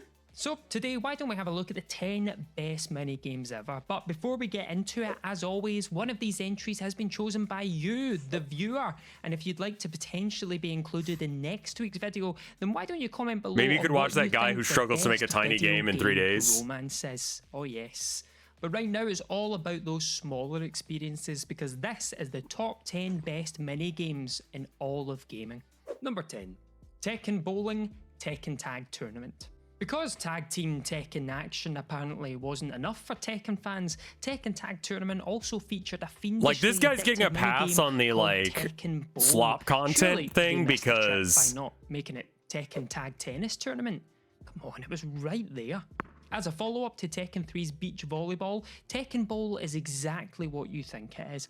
Bowling with Tekken characters. But this isn't some half-arsed inclusion that was mocked up by Namco on a lazy Friday afternoon. It's a genuinely brilliant bowling game in its own right. Knocking down Why? golden Hayachi pins with your chosen duo of fighters is arguably more fun than making them fight to the death, largely due to each combatant. Yeah, having you're their allowed own to yap. You have a unique funny accent, and attributes it's for bowling. nice. Tekken Bowl proved so popular among players that it returned in Tekken 5 Dark Resurrection and Tekken 7, and it even got its own free mobile app. And that's when you know a minigame has hit the big time, when it inevitably gets its own soulless cash grab mobile app only played by divorcees and the mentally ill. God bless you, Tekken Bowl. I tell you what we need now. We need a follow-up video of Brian Cox breaking down all the Tekken bowling lore. I don't know Number who you 9, are. Gwent. The Witcher 3 Wild Hunt. It's simply impossible to make a list of all-timer minigames without mentioning The Witcher 3's Yeah, you gotta legendary talk about card Gwent. game, Gwent. No, Gwent. sorry, it's pronounced Gwent. Sorry, Yeah. card games and RPGs are... Why are you of course, putting an nothing A new, in but there? Gwent is a wholly peerless I- breed. One so ingeniously Glass designed houses and all that. phenomenally popular that it even spawned its own free-to-play spin-off in 2018. Easy to pick up and play, but deceptively deep. Gwent is the time sink to end all God time bless sinks, ye. and we mean that in the It's best fucking way great, possible. man. It's an I love his experience so accent. That was more ludicrously Swedish. enjoyable that it easily rips you away from the main quest. The only thing Geralt is looking for now is someone to help with his gambling addiction. Boasting a bevy of gorgeous cards and decks to experiment around while Thronebreaker impressively was still good. being What is supremely Thronebreaker? well balanced, Gwent is the platonic ideal of minigames, a fully formed gift that elevates and even fleshes out the core experience. Number 8. Taxi Missions, Grand Theft Auto 3. To some, it might seem incredibly hypocritical to the ethos of the chaos-loving Grand Theft Auto series to put your guns down, hop in a taxi, which, you may or may not have acquired illicitly, and start working as an honest-to-God cabbie. But Grand Theft Auto 3's taxi missions Cabbie. offer bewilderingly zen respite from the wanton carnage of its critical path, allowing you to take passengers to their chosen destinations, earn a bit of dollar on the side, and even, shock horror gasp, This is obey the laws of the FSG. road. As a And fundamentally chill he's doing alternative to great more with that hands-on accent. firefighting and paramedic minigames, playing as a taxi driver is a fantastic way to just drink in Rockstar's lovingly realised world of Liberty City. Just delivering customers to their destination and inevitably running over a few pedestrians as God intended. Number 7. Duck Racing Shenmue 2. And for this week's user entry, we just had to go with @ThisResidentIsEvil official, who suggested the duck races from Shenmue 2. Wait, now, all the not- Shenmue games are absolutely packed with memorable minigames. Okay, but I thought the duck races, forklifting was the best they bit. are I've really never played something it. Special. They're hidden away in the game, and first you have to acquire the bronze and silver medals, which require you to beat up 2 very formidable fighters. One of those fighters then says, "Hey, I like your style. Meet me at the tomato convenience store. Got something you might be into." So, of course, you go along, and what is it she introduces you to? Well, it is, of course, the lost art of duck racing. What does that consist of What? entirely? Well, you control a duck and you race other ducks. But whoa, don't get ahead of yourself. You can't just instantly race a duck. No. First, as Rio, you have to track down and catch a duck. It's very much a duck hunt, if you will. Once caught, Rio can return and race said duck in a duck race. But it's a deeper little mini game than it first seems, because you've got all sorts of different ducks and mallards that you race against, each with their own stats and difficulty. And guess what? If you beat all of your duck opponents, then you go up against the most formidable one yet, a really fast penguin. And the penguin only appears if it is also raining in the game world, of course. Sometimes I think Shenmue might be like the video game equivalent of a head injury, and I love it. Number 6. Skateboarding, Spyro, Year of the Dragon. In What the the third hell? Spyro the Dragon game, Spyro, Year of the Dragon, players can take a load off with a spot of... The yep, you thumbnail guessed it, showed Yakuza, skateboarding. so- If you're wondering how a dragon, especially one as small as Spyro, can ride a skateboard, you're really approaching this from the wrong mindset. You need to open your hearts and minds to this, because it really is a genuinely brilliant skateboarding game. From Let the me know when the intuitive next ad controls of hits, because I spot-on can't physics actually to the see it. excellent map design. But when that Topping the happens, high I might score is heat up one some thing, but the food sheer bevy of tricks you and can just pull eat off for a minute makes instead it of doing clear art. that developer Insomniac Games put way more effort into this than they really needed to, or perhaps even should have. Nobody asked for a skateboarding minigame in a Spyro adventure, but in retrospect, it's tough to imagine Year of the Dragon without it, and it's a game to this day that still cannot be mentioned in front of Tony Hawk. Number 5. Dondoko Island, There you go. Like a Dragon, Infinite Wealth. The Yakuza and Like a Dragon franchise plays host to some of the most ludicrously entertaining minigames you'll find anywhere. Karaoke, darts, disco dancing, and some of them you can even get a shot of a playable Master System. Just think about that for a second. You're playing a playable Master System within a video game. You know, it's like Inception, but for virgins. But in the series' most recent entry, Infinite Wealth, it honestly feels insulting to call its Animal Crossing-like section a mini-game at all, considering its mind-boggling breadth and scope. Many hours into the RPG, you end up at Dondoko Island, off the coast of Hawaii, What the where you'll fuck? get acquainted with an almost unfathomably deep and extensive minigame in which you're invited to transform the trash-strewn, reprobate-populated island into a worthwhile vacation spot. You'll fight bad guys, clean up the trash, Pocket mine Circuit is really resources, good. build furniture, fish, and ultimately shape Dondoko Island into your own image while taking a share of the newly minted profits, of course. It's a Yakuza game. We're the mafia here, boys. We gotta make money. As wildly engrossing as Infinite Wealth's core story is, Dondoko Island is a bafflingly meaty diversion which begs the attention of even those with no interest in Animal Crossing.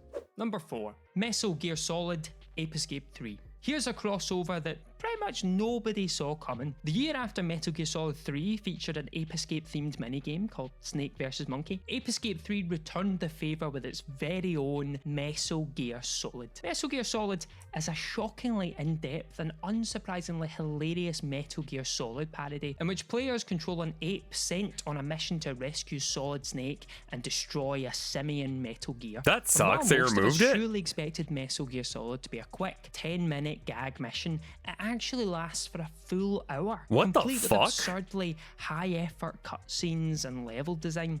You know, looking back at this, it's tough to picture the Konami of today having quite so much fun with the franchise, but back in 2005, they let Sony go ape with their biggest franchise, and that's funny because the game is called Ape Fuck Escape. you. Also, I've They're just got to not give a apes. huge shout out to Ape Escape 2's Monkey Football, which is, and always will be, better than FIFA. Number 3. The KO Garden Sonic Adventure 2.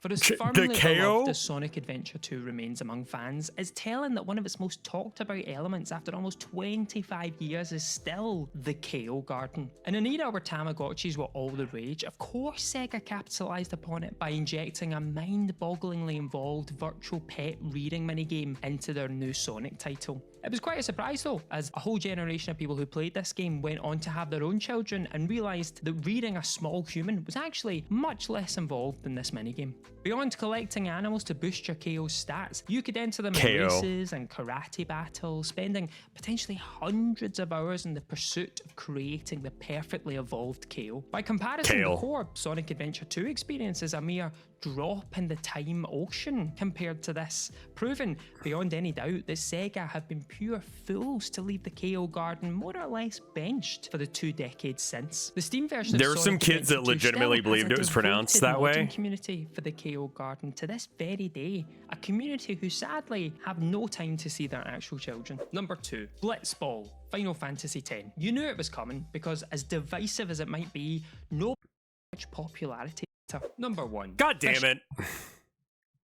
Minigames exist to give you a break from the regular gameplay, like when you settle in for a hand of Gwent after a monster hunt in The Witcher, or when you pause the game, go sit in the corner, and get your breathing back under control after another Nemesis encounter in Resident Evil 3.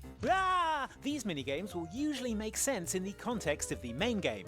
Not always, though, 2.6 as you'll see in million. these following 7 minigames, which had us wondering if we'd accidentally stumbled into a different game and What? it had just taken us a while to notice. Enjoy and beware minor spoilers for the following. Triple Triad was better. I remember people talking about Triple Triad, and I don't think that the Zelda fishing game is the best. Yeah, exactly. Chow Mini Garden. One of the afternoon watch and all's well. You're Hope I high as see you well, shit sir. if you think that this mini game was fun. Are you kidding me? Telephone clubs, back massage, Shane Douglas, Tekken Bowl, shooting gallery, duck racing, chess combat. What is chess combat?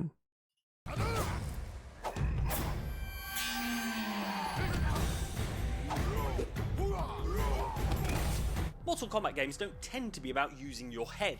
They tend to be about using someone else's head, as a baseball. PS2 game Mortal Kombat Deception changed all that with the chess combat minigame, which was not only a more cerebral, strategic take on combat of the Mortal variety, but also the only Mortal Kombat minigame where they couldn't change the letter C into a K and still have it make sense. Yes. Should have gone with Kaplunk combat instead. What a game that is. Naturally, developer Midway looked at the grandfather of all board games, chess, beloved of kings and philosophers alike, which has survived basically unchanged for well over 1,000 years, and thought, we can definitely improve on this. That's why chess combat shakes up how each piece can move, allows you to place traps on the board before a match begins, and adds power-up squares.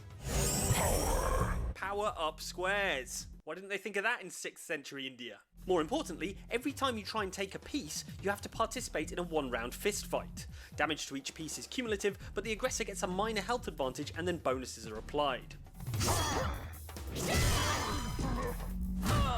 I get the feeling chess grandmaster Gary Kasparov wouldn't be quite. Hey everyone, I'm Austin. And I'm Mitch. And this is Super Plat. This has 147 views. If we watch it all the way through, I will link it to you guys so you can watch it as well. It's from Super Platinum Achievement. They have 1.6 thousand subs, and we'll see if it deserves more. Platinum Achievement. And have you ever played a game that maybe there was a game in that game that might have been better than the game itself? We are talking. Mini games are a ton of fun. Yeah, we're talking about some mini games today. So we have a little short list of the best mini games that we really enjoyed. In the games that we have played. So we will talk about that right after this. Shotgun King? Yeah.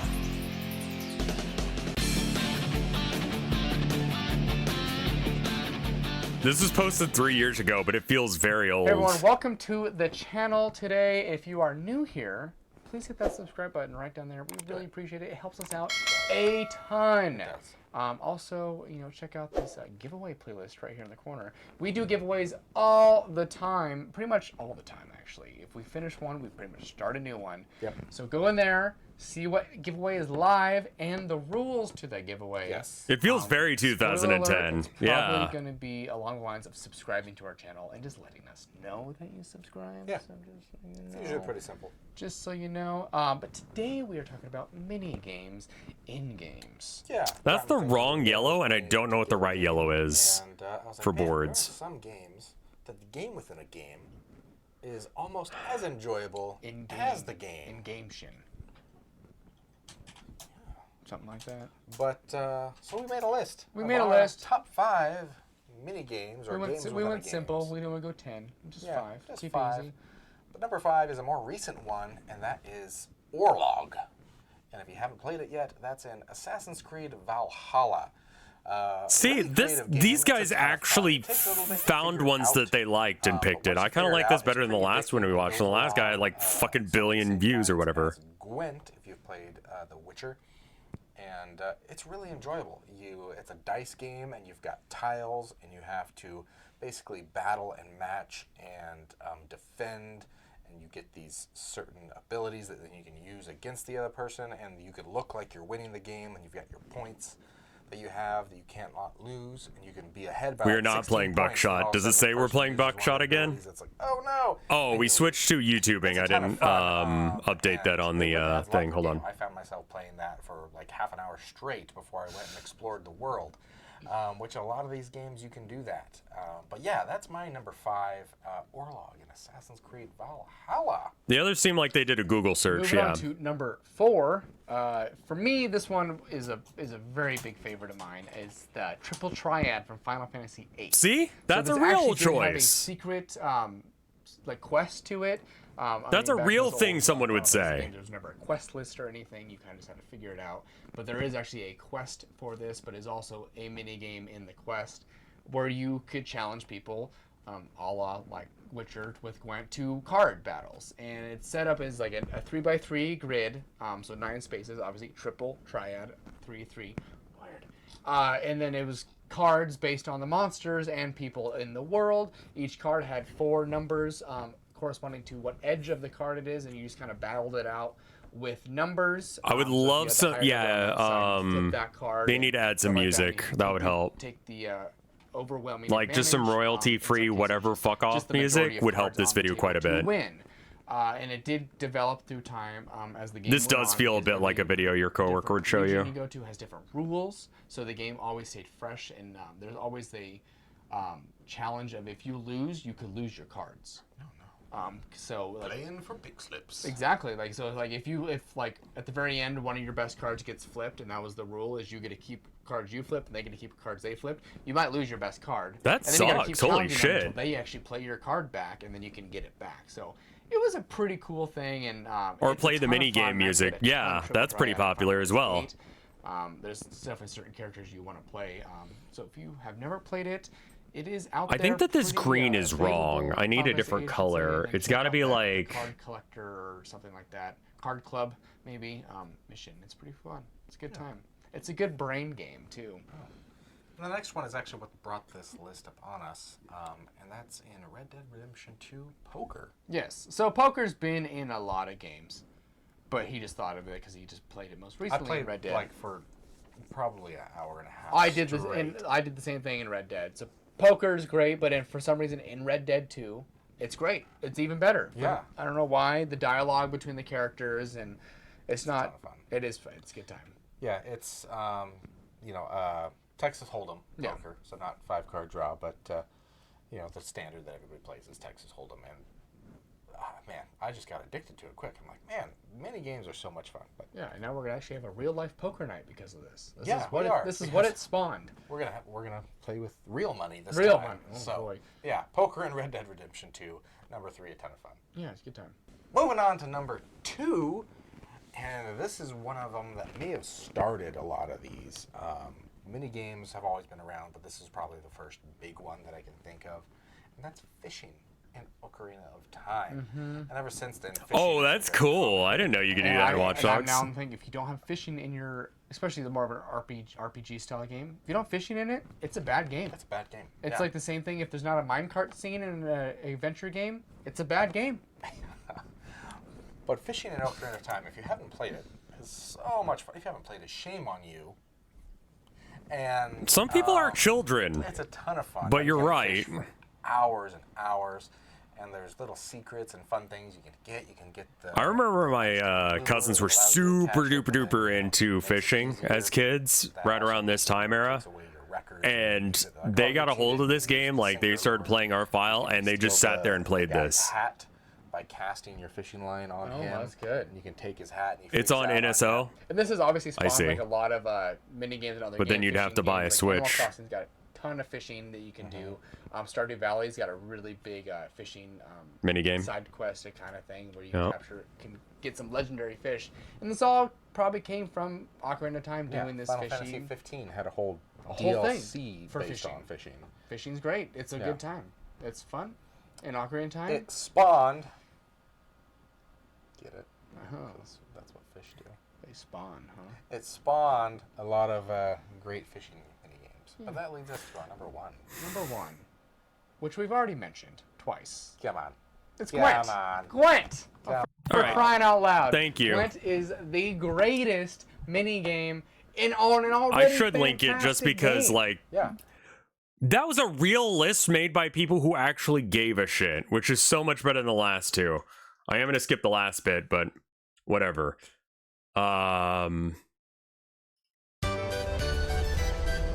Hellfire RPGs, 19k subs, 6k views 4 years ago. RPGs has always been its minigames. Some games go all out in this area, and I love taking a break from the main story and spending hours when I find a good one. This is my personal top 10 list, so some of the criteria I factored in was how much fun I had with them, how many hours of my life they stole, how complex their mechanics are, and the in-game rewards that are given when playing them. I'd like to know what your favourite minigames of all time are, so feel free to leave me a comment below. Here we go. Yeah, the last one was Gwent, which is unsurprising, but like a legitimate good choice. Doesn't seem to get mentioned too often. Maybe that's because not enough people have played Dark Cloud 2, or perhaps because this game can be quite frustrating. Essentially, I played the demo of this game a lot. The aim is to hit a sphere through the environment and land it in a time distortion. It's not quite that easy though, as you'll have to account for the color of the sphere when it hits the distortion, and this can be done by hitting it against the wall first. Sphere can take quite a bit of strategy, as there's also different clubs as well as spins, hooks and slices that can be applied to your shots. Overall, I had a lot of fun with this and thought that it did a great job in putting a twist on It was shown in the intro. Oh.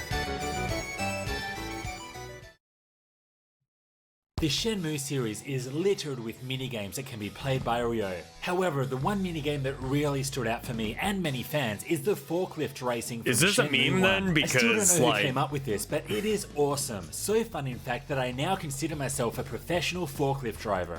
You can choose to either race a number of laps around each course against other drivers or pick up and drop off cargo around the harbour. No concerns about views or branding, just sharing. I love it. Some of the other minigames on this list, but it's just so wacky that it deserves a spot. Oh, and recently Shenmue 3 brought this back to some extent, but it wasn't the same. Long live the Shenmue 1 forklift racing.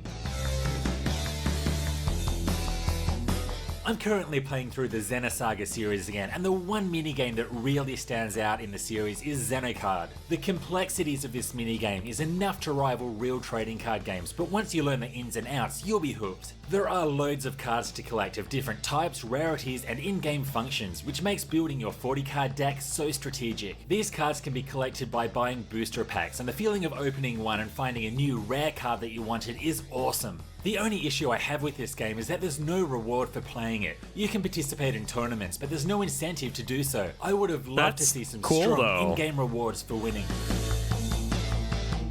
Yeah, I remember the Tingle game. I only watched Vinny play it, so I... The Kingdom Hearts series features loads of planets to explore, and travelling between these planets is done in your gummy ship. I really liked what Kingdom Hearts 2 did with this minigame. After collecting the required gummy parts, you can use them to build your own personalized Gummy ship is a pretty good choice, to travel between these planets. The coolest thing here is that adding different parts will add different functions to your ship, allowing you to create some absolutely crazy ship designs. There is a lot to take on here too, as each route has multiple missions of varying difficulty, and completing these at different ranks will provide different rewards.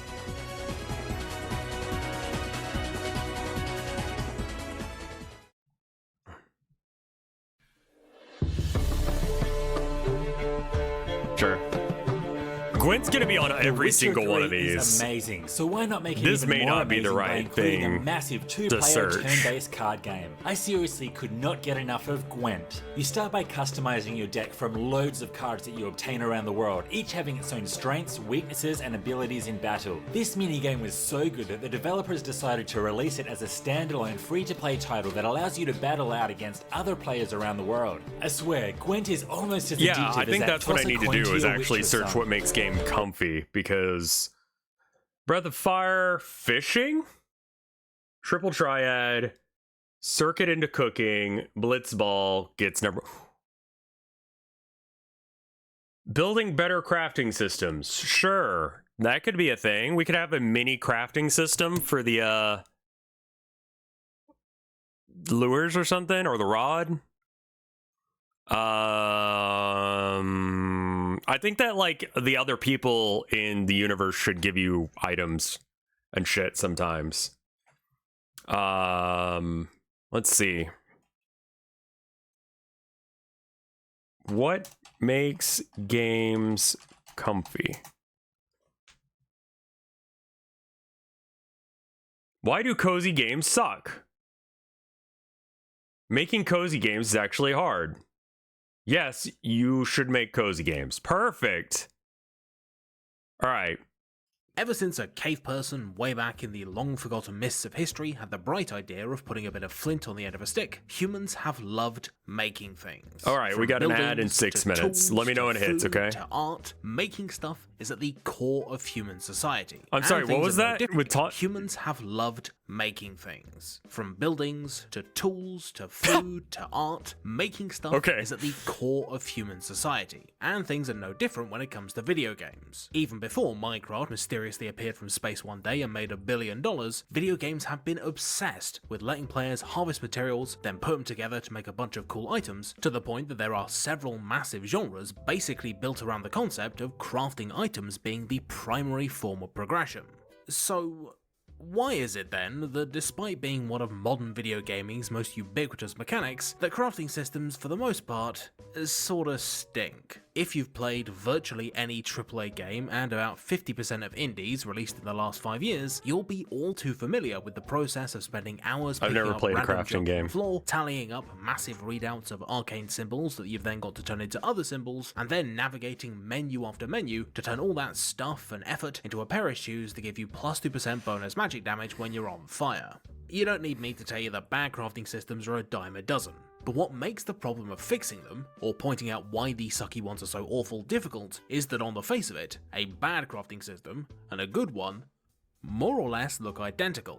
See, in any crafting system, you're always going to be going through the same 3-step gameplay loop of collecting resources, crafting the item, and then using it in the world. Good crafting systems allow you to experience the deep satisfaction of working on something with your own 2 digital hands and really make your mark on a game. What's but up, Ego? Using this exact I know, same I'm fucking with you guys. Total chore. This, of course, begs the question, if all crafting systems are basically the same, then what actually distinguishes the ones that bring us back over and over again from the ones that are a complete bore? Well, this is something that took me a while to work out until I realised that I wasn't looking at the big picture. Crafting systems don't, sometimes I lie for jokes, exist in isolation. You collect materials from the outside world, create something with those materials, and then use the products of your creation in that same environment. Regardless of how big or small the crafting system is, it always has this external to internal, then back to external loop. And understanding that crafting systems are necessarily separate from the game they're a part of, but connected via the player and the things they create, is key to working out how to spot a good one. Now, this is all a little bit abstract, so let's break things down into understandable chunks. First of all, let's talk about collecting, because I think it's in the build-up and foundation of many crafting systems that they make the killer mistakes that end up collapsing the whole thing. To show you what I mean, take recent indie survival darling Valheim. That's the game I was thinking the other day. Until you get to the point where you've beaten the first boss and you've got to start mining for copper and tin to make bronze gear.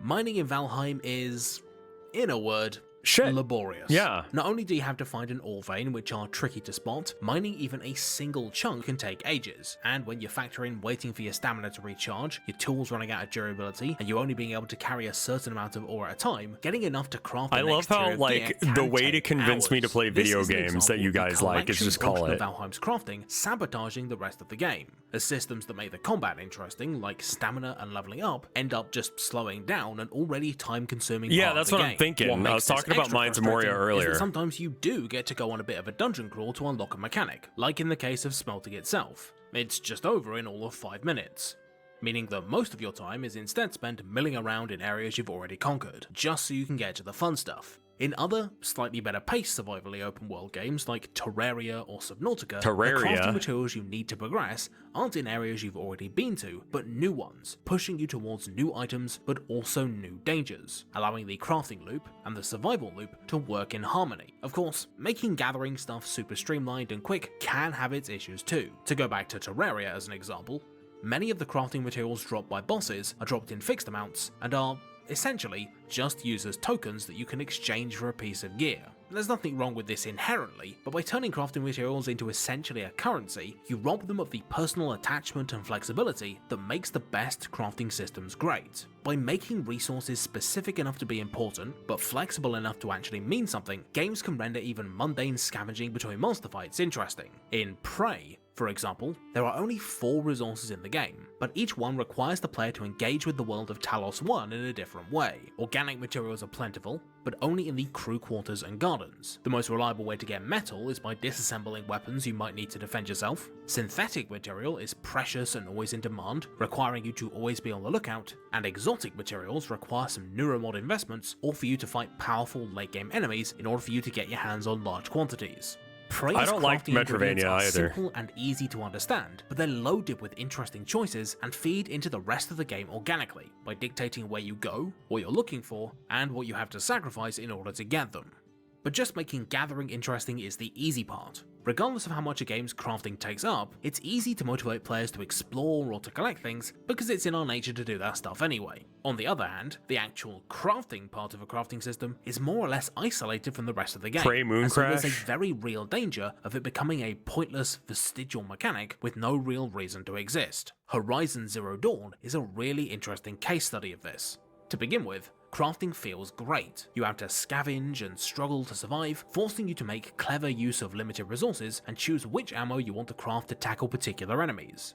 Most arrows even cost metal shards, which also serve as your money, adding a further dimension to even routine combat and baking crafting into your immediate gameplay concerns. Okay. As you get more powerful, however, you'll easily collect massive quantities This of is all the useful basic information resources, in that meaning that while the it gathering just systems remain explains just as compelling, you no longer what have any real mechanics are decisions good according make to as this part of guy. crafting. Even powerful hardpoint arrows, which are 10 times more expensive than the basic ones, become essentially free, eclipsing this cool resource management Project decision Winter is completely. Project If Winter at any point the crafting Among feels Us like one? padding, and that you're not really having to think about what you're making or why you're making it, then that system has failed, because Yeah. it's no longer connected to what you're doing in the rest of the game or what you want out of the experience. Most crafting in Animal Crossing New Horizons, for example, is a horrendously time-consuming and fiddly process that in no way services the game's core conceit of a relaxed, stress-free playground. Yeah, and so that feels completely doesn't out of really place. work. I found the crafting systems that have the strongest middle sections are the ones that feel tactile, operating less on strict, restrictive recipes and lots of boring menu navigation, and instead letting the player mess around and experiment. Breath of the Wild, for example, not only directly ties its cooking to the rest of the game through its fire and weather systems, but it also lets you cook basically any combination of ingredients just to see what will happen, giving the player a real sense of agency and wonder that successfully hides the fact that it's I don't terribly think there balanced is until one, no. nearly the end of the game. The Atelier games, which are all about alchemy, use a system of item tags to allow you to mix and match ingredients without having to stick to highly specific recipes. And the in-development the game eraser Potion again, Craft goddammit. represents its crafting in the form of this big map, with different ingredients I like moving you in Potion different Craft paths thing. along it, Oh, creating different all effects. right, cool. We're going to take a break real quick for anyone who can hear this. We're going to take a break for the duration of the ad, which I believe is 3 minutes. I'll be right back. I'm going to heat up some food and I'm going to do that while 2 minutes. All right. BRB.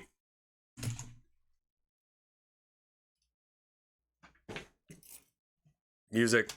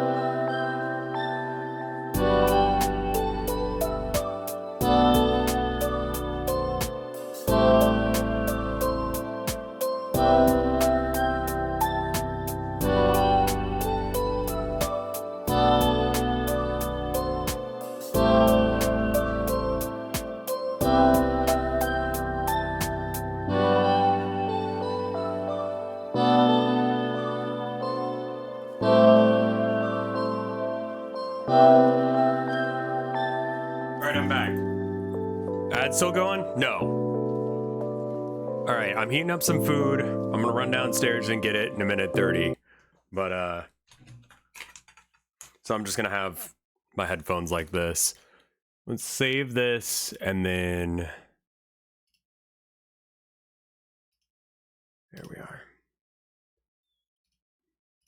As they go, and encouraging you to mix it up and get creative to create the strongest possible potions to sell. Another way to connect the synthesis portion of a crafting system to the rest of the game is to make it part of the game's journey to mastery and give it a skill-based component of its very own. Final Fantasy XIV, That's neat. to make my subscription fee a work-related tax write-off, is an example of a game where crafting is a little bit games more in Mass Effect involved. Rather than simply clicking a button to make something, you've instead gone to play a little crafting minigame that determines how well you made it. Because you get to take on an active role in the crafting process, you get that exact same feeling of growth and mastery leveling a blacksmith as you do leveling a black mage. Going from barely managing to make basic items at level 1, bashing things together like an ape with a rock, to having mastered intricate rotations to optimize your quality score by the time you reach max level. Crafting and gathering even have their own gear. It's insanely in-depth, to the point that... Jesus Christ. That looks like the little fella from,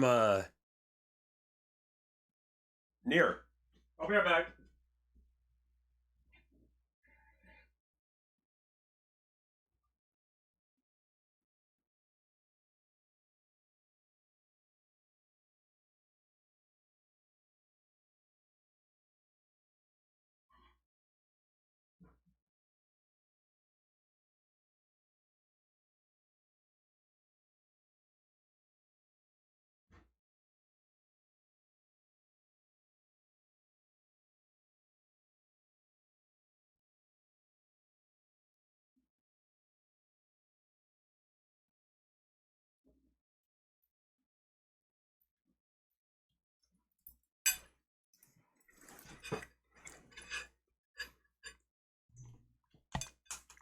Anyone has seen my nudes?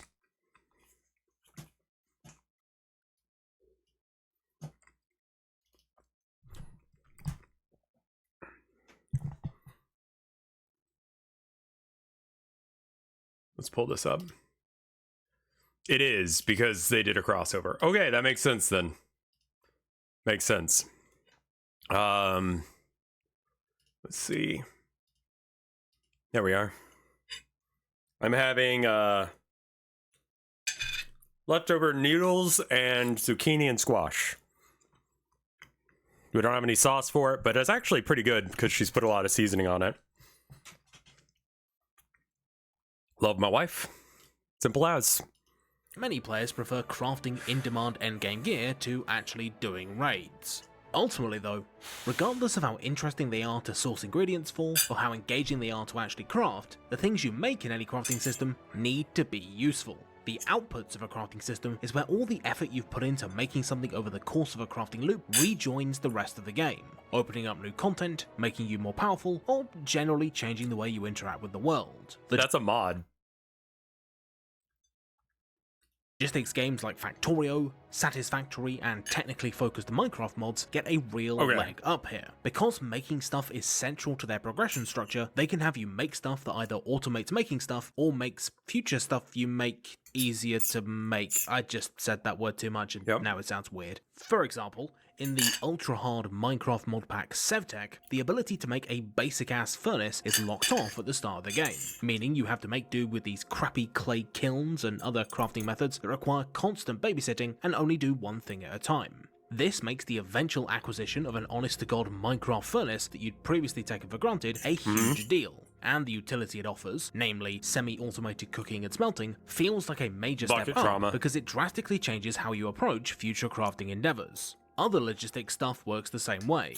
Building your first truck in Satisfactory doesn't get you any closer to endgame or unlock anything new, but what it does do is allow you to autonomously and efficiently transport lots of resources vast distances, creating a new paradigm of factory design because you could now start building specialized satellite bases supplied by a fleet of trucks, solving several logistical problems and creating a bunch of new ones. Not every game can completely base itself around crafting though. So the question becomes, how can titles make forging a new weapon or assembling a pickaxe feel just as important as leveling up or beating a big boss? The trick, just like in those logistics games, is to make the things you craft feel immediately impactful and relevant to the player's wants and needs. The reason why very few people— There was a lawsuit about the meaning of the thumbs up emoji.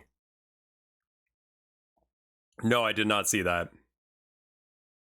Oh, on whether or not it's a binding agreement.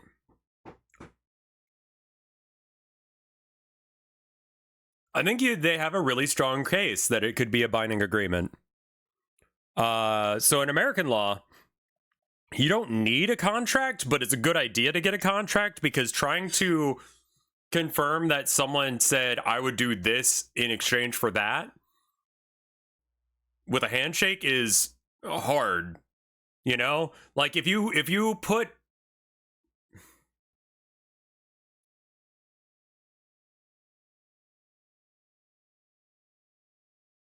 a thumbs up is too vague.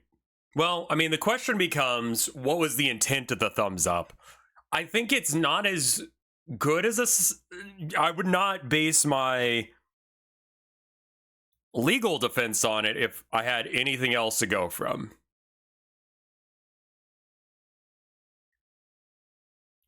No one's going to believe that line split. The judge is going to be like, no one does that anymore. Give me some reference that you've ever done that, you know?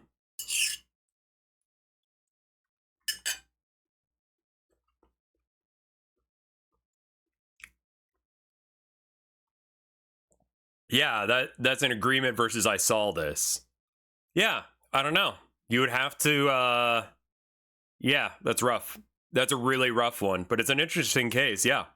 People stuck with the Fallout 4 settlement building, but loved its weapon tinkering, is because the former system really only ever interacts with itself. It's hard to care about new ways to supply potatoes to Preston Garvey and his mates, when what you really want to do is blow up some super mutants and find cool new guns. A desire that the settlement system only indirectly satisfies, and even then not very well. Without knowing the specifics, I have no idea how I'd rule that. Way.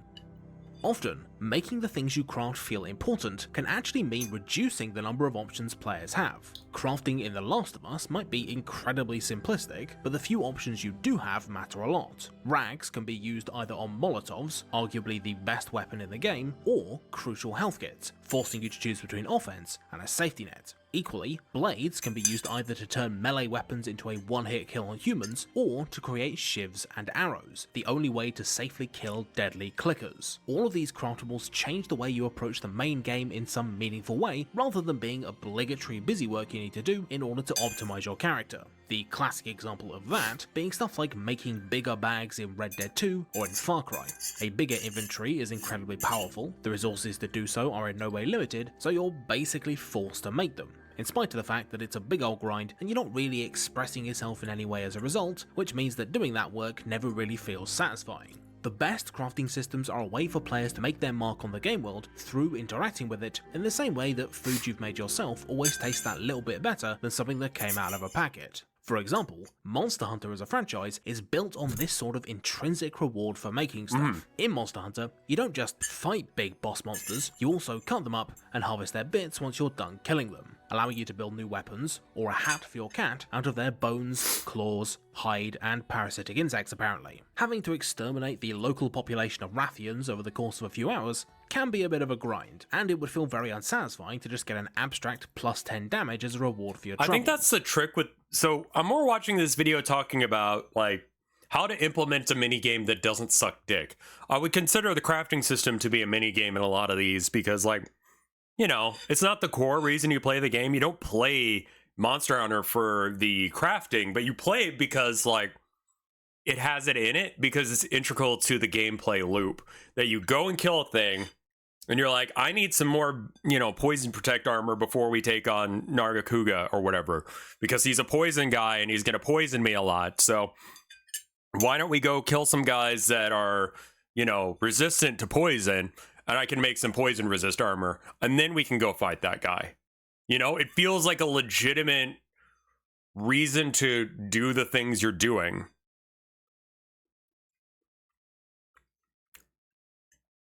And I think that's why it works in Monster Hunter. And I think that's why it works in Minecraft as well, with the Tekken kind of mods, right?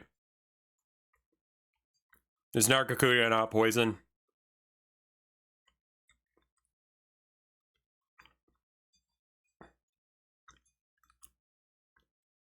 Okay. Well, my point still stands, okay?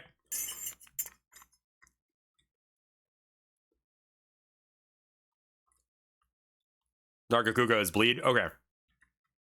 I need some better bleed resistance, guys. Let's go get some stuff before we go fight Nargacuga.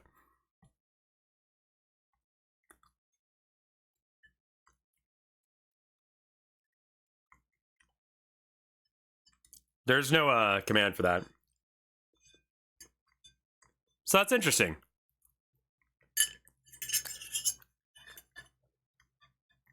I'm not sure what that command would do.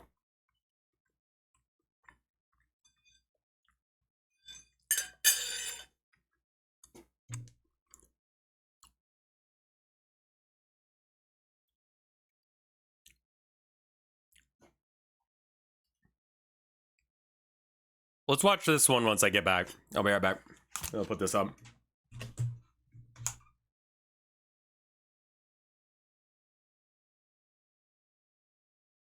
It's usually a little message that says this person is lurking. Huh. Okay. I'm gonna put this up. I'll be right back.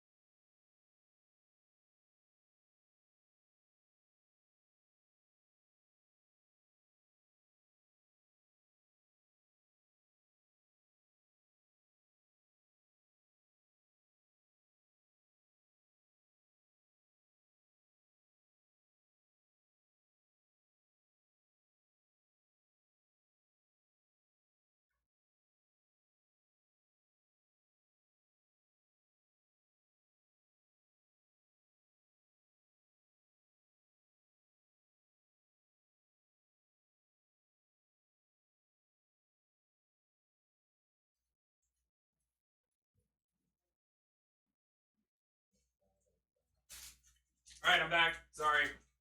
I had to wash my dishes. Can't be Asmongold about it. You know what I mean?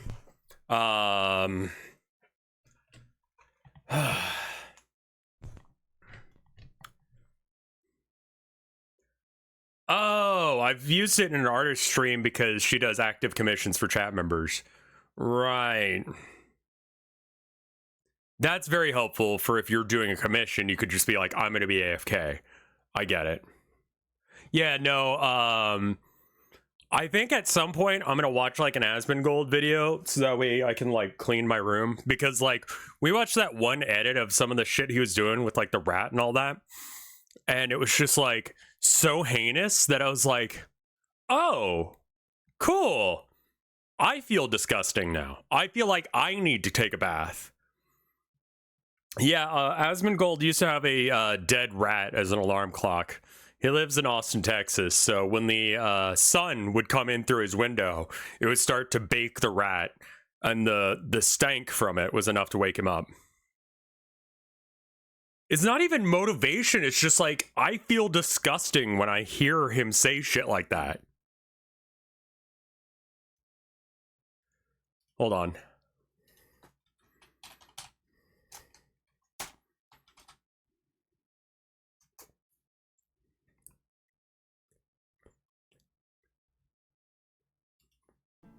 Get the dead rat out. I don't need to anymore. It doesn't smell bad. It would. The thing is, I used to use a dead rat as an alarm clock, actually, for my stream. Because basically what happened was, whenever the sun would come up, it would start cooking the corpse of the rat, and then it would start smelling again, and then the smell would wake me up. So I would use the rat effectively as an alarm clock, and as soon as it, you know, it got hot enough, it would wake me up, and then I would know, oh shit, it's time to stream. Giga Chad. What?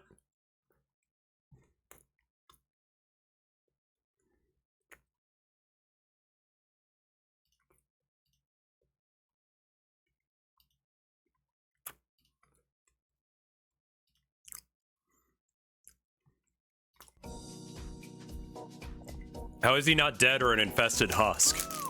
He might be. An infested husk, I mean. Yeah, that would wake me the fuck up too, but I would probably throw up the rat as soon as I found that. Shop. If you're here for the big sword, that guy bought the last one. I've got other stuff though. What you coming in for? A moon scroll? You look like you got that moon scroll vibe. No? I got a 1976 Black Dragon out back if you're interested. Let's see here. Lucky drops, cat hat. Oh, we got a new centaur hot today. Best hots in town right here. Rock candy, ghost powder, secret key, or just the usual. Who doesn't love a good game shop? But not all shops are built the same. A shop can be anything from the most basic exchanging of money for stuff to a more complicated system of bartering and negotiating, all the way up to a set of mechanics so detailed and nuanced that it becomes the game. Since so many games are going to have shops in them, it makes sense to make them as fun as possible, right? I think so. Let's talk shop.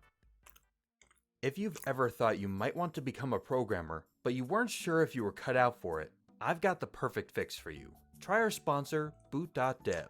Okay. They've taken a curriculum of Python and programming classes and gamified the hell out of the whole thing. Boot.dev takes you step by step through learning how to become a back-end developer, with bite-sized, self-guided lessons. The folks at Boot.dev believe the smartest way to learn to code is to make sure you're never bored, and I think they've done a great job. As long as you stick to it, these lessons will have you coding like a pro. It's a perfect tool for taking that first step towards becoming a professional programmer, way more effective than trying to wing it yourself, and way cheaper than university classes. You also get access to Boot.dev's Discord community, full of people learning alongside you. Get the exact help you need when you get stuck. I'm gonna get some water while he does the rest of the ad read. It actually sounds like not a bad service, but I don't need to learn Python. Mode. So if you're curious, pop over there and sign up just to see what they're all about. Click the link in the description box and use my code DESIGNDOC to get 25% off your first payment for Boot.dev. That's 25% off your first month or year, depending on the subscription you choose. Try it out. Thanks to Boot.dev. So how do you make like a at shop this point more I feel fun? like the best language Well, that I your can learn options to be depend on able what to you make want your some shop to money do.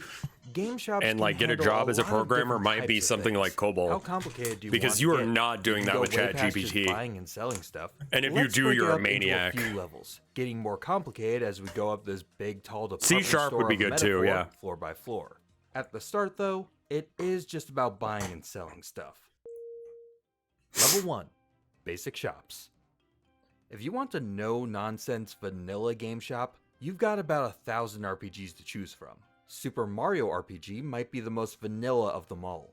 These shops are reliable sources of consumable items and basic level-appropriate gear. I don't Not the honestly best want stuff, to learn not Cobalt, the though. flashiest, not the weirdest. I'm in a weird just the position most where I've been an sensible. artist for 15 One common years, role of a and shop is to provide a way for a player to stick it's gonna to a be progression curve weird in on games my where you get thing. more powerful over time, like in most RPGs. What's your comfort Twitch viewing? I I like watching Mike when I can, and Fred, mostly. They stream at times that are more convenient for me. I don't watch too many streams, but yeah. I mostly just lurk. I'll probably like throw a, hey, I'm here. Did I just call Mike a comfy streamer? I think I was trying to explain this to you guys yesterday, and I don't think I did a good job. When I'm upset or I'm having a bad day, comfy games don't do it for me. And the reason is that they don't provide enough stimulus at all. You know?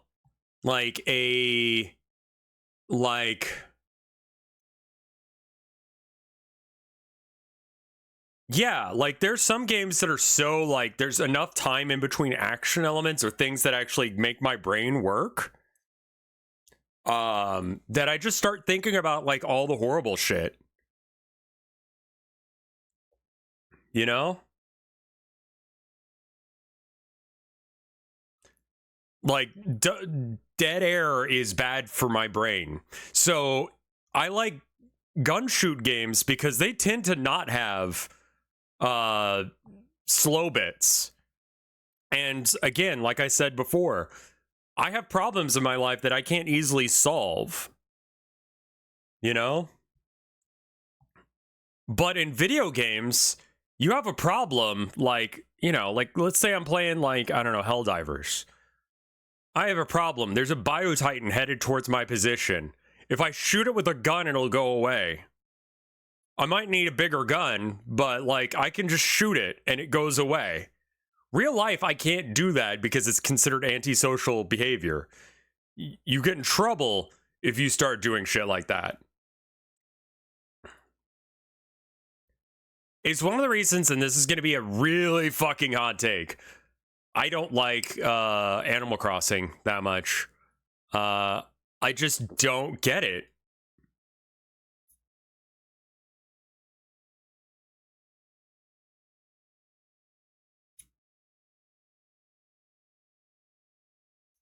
The power fantasy is comforting. You know? And I get how Animal Crossing could be comforting for people. But like for me, it's too slow. And I just start thinking about all the horrible things, you know? My depression starts to leak in and be like, you'll never add up to anything. And it's like, can you not right now? I'm trying to design a dress.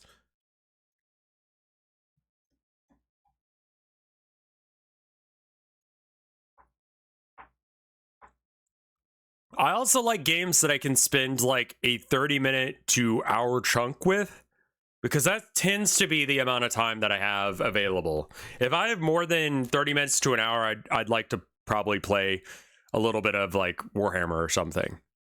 I'm still working out my list on the new stuff. I mean, Bile list kind of writes itself. I think it's 30 possessed and then a chosen brick with Bile.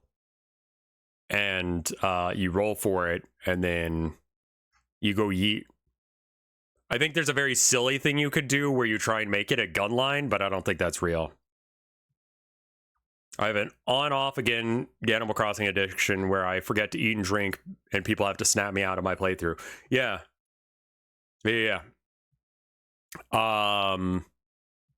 But I just don't like the Bile build. But yeah, so like cozy games end up not having enough like going on.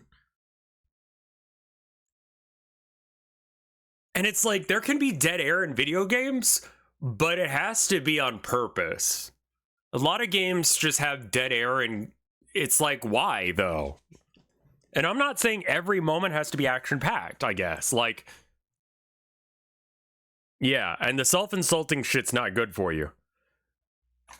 Shoot, Count Cannoli, as long as you're allowing me to not answer it if I don't like the question. Anyway, back to the shop thing. As challenges get tougher, a shop can provide a baseline of tools that ensure a player has a clear path to make further progress in the game. Spend some coin to get a leg up on enemies if Let's you just need skip it. to Sell like your old where stuff, good since shop, there's like not what much of a makes point a to good keep shop on you, to and you? get more money to Does buy this more- need to be a 30-minute video? Could this have been a 5-minute text or a 2-minute Twitter post?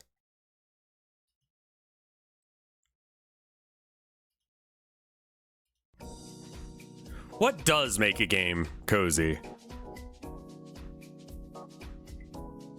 Oh, there's so many cozy game videos. You know what? I don't feel like saving the world today. I'm ghosting on the Reapers, Dr. Nefarious is going directly to voicemail, and Xehanort can go do whatever it was he was doing. I'm taking some me time. I need something cozy. I think I've got just the thing. Let's talk about some cozy games. What makes them cozier than average, and I'll let you in on one S-tier extreme pro level cozy game that I've just finished playing. Okay. But first, this sounds if you great. Want to multiply your coziness, try starting a Yeah, new that's the hobby depression with help there, from Count today's Cannoli. episode And sponsor, yes. Skillshare. I recommend Animation for Graphic Designers, how to animate a logo. Deep If you've watched this Rock channel for Galactic long, is your you brain know off. love I could see animation. that. I love how just a few very simple techniques can bring something static to life. William Kessling has a step-by-step first 1,000. What makes a game cozy anyway? What, you guys don't want to use Skillshare?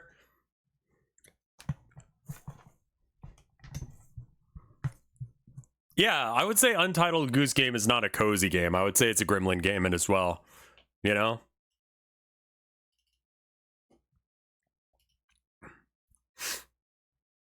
The Skillshare thing is like, it feels such like a weird thing because it's like, I'd rather just like make that video.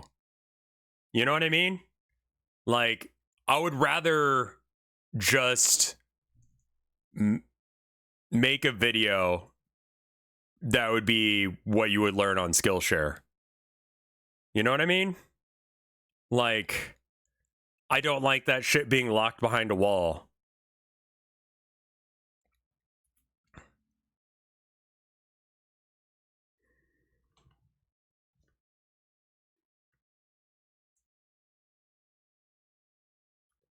Duck feeding could be interesting.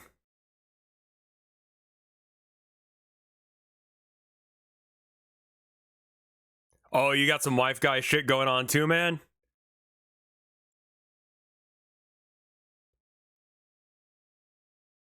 Well, thank you.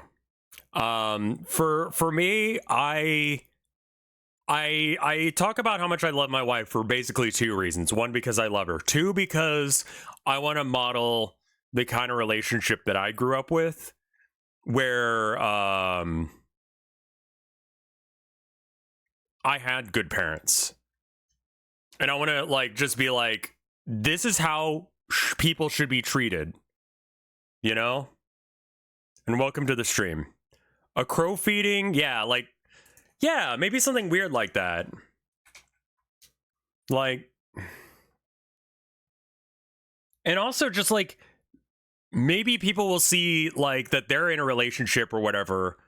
And thank you, Hecate. I'm so glad. Like, maybe someone sees something that I'm doing with my wife or something that I say, like, I never argue with my wife. And people go, huh? So duck / crow feeding.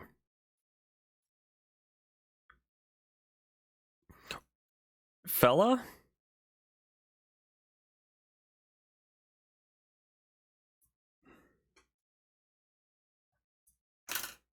Well, Tilda does tend to be light quite often. And we just don't... Rev is a very real human without an inflated ego. See, that, okay. That's partially because I have depression. You can't have an ego and critical depression at the same time. Because it's very hard to be like, I'm the best thing ever. That's why I want to die. I mean, I guess he can. But that ain't me, man. That ain't me. If we set out to make a game cozier, what would we do? It's kinda hard to pin down. I think there are things that contribute to coziness, and other factors that a lot of people think are necessary for a game to be cozy are just traditions and tropes that a lot of them use, but you could still make a game cozy without them. I think. Let me go ahead and... What was that question? Sorry if I'm... But is there a boat fishing? It's strictly shore fishing. Organizing your snacks.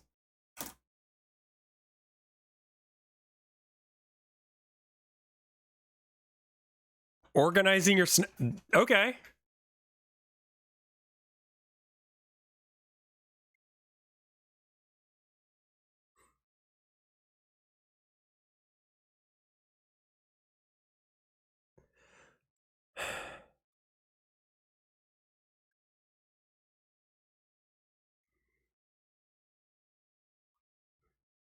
I don't know Doug from Adam, but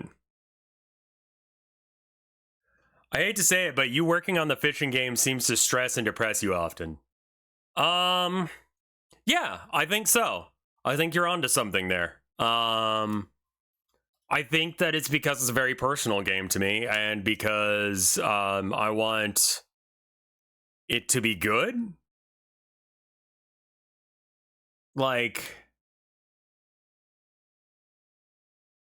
art is, I would say that like art is an act of creation. Like, for me, like,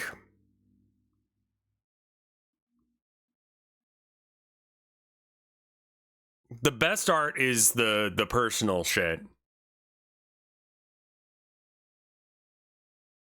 And so I think that my issue with No Fish is that it's making me really examine who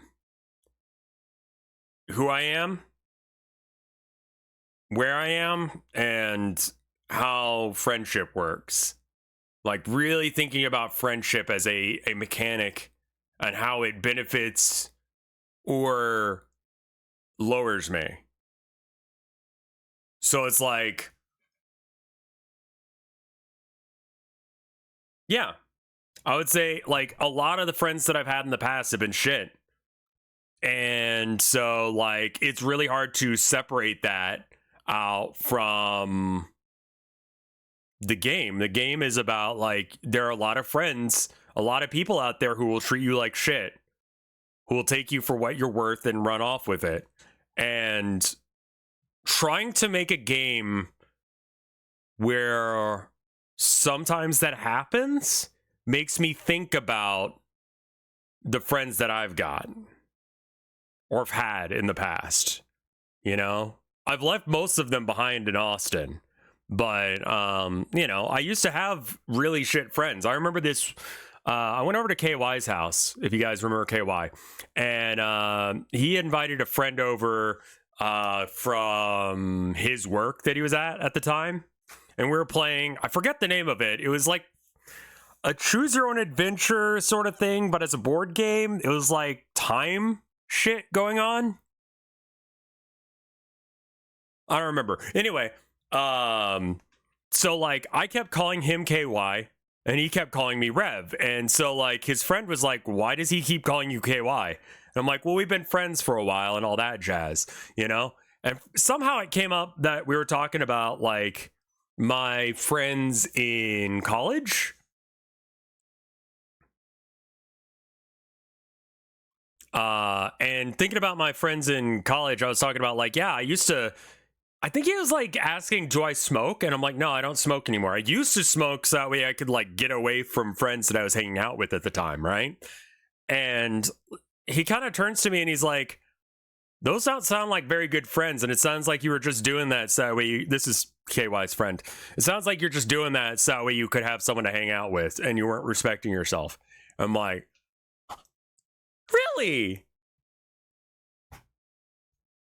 Yeah. Like there were people that I was friends with in like community college that was just like, they were shit people. You know?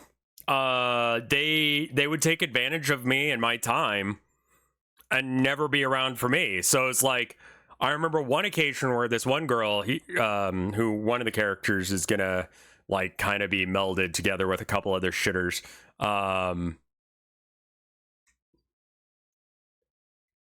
Yeah, I think that guy was trying to do it to prop himself up. He definitely seemed like that.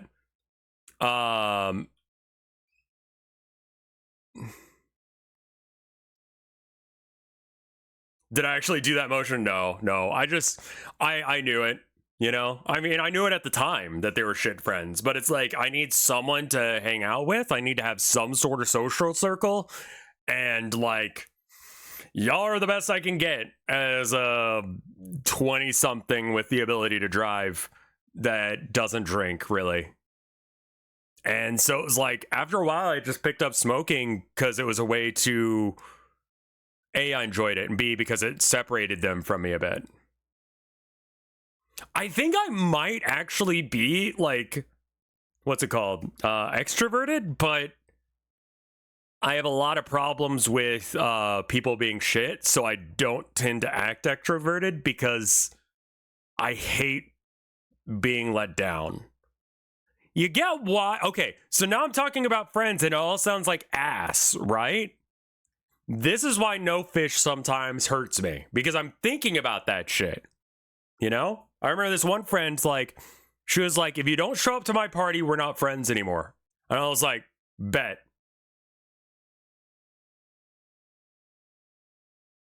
And now we're not friends anymore.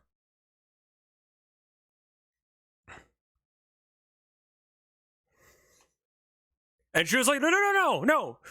You know, we could still be friends, but just, I just really need you to come to this party. And I'm like, well, no, you just said that we're not friends unless if I come to your party. And I can't go to your party. I don't have the money or the time or any of that shit to go. So you make the decision here. Are we still friends? Because I'm not going tonight. It's like the people who get pissed off when you don't respond within 15 minutes to a text. Yes. Yes. So, like, you know, I have ADHD and social anxiety, so that would kill me. It took me really thinking about the friendship that I had with her and realizing that it was incredibly one-sided. Like, incredibly one-sided. Like, never did anything for me, and it was always about her. Yeah, I mean, if it's time sensitive, I get it. You know?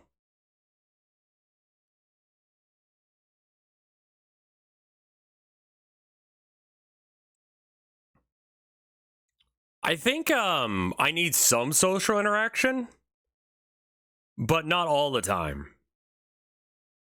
You know? I've had friends who will take an idea that I say to them in private and then start acting like it's their idea or their song or whatever. And, like, they're more popular, so everyone believes them?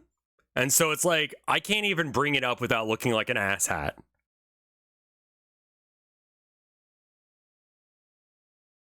Yeah, I mean, streaming also has that whole clout angle where it's just like, I don't know if we're actually friends or if you're just doing this as a weird clout play. You know? Like, that guy yesterday, you remember when we were playing Minecraft and the guy was like, that guy's a good guy. And he was saying that as he was leaving after I gave him a really rare item. Because I'm like, I'm not going to be able to fight people anyway, so what's the fucking point? I realized that, like, while he was leaving and saying that, I'm like, I don't necessarily believe that he's saying that. Like, he's gonna, like, get out of earshot and be like, really a nice guy, stupid as fuck for giving this to me. What a fucking idiot, that kind of thing. And that's for my brain.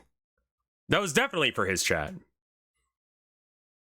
So it's like, the reason that that was Small Fries. He didn't actually do that as far as I'm aware. But, like, you fuck up someone's brain enough and eventually you're going to start thinking that way. Right.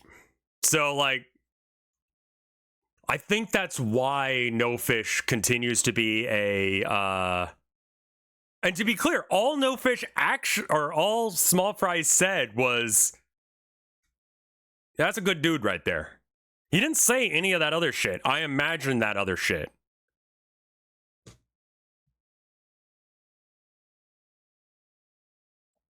That's the weird shit.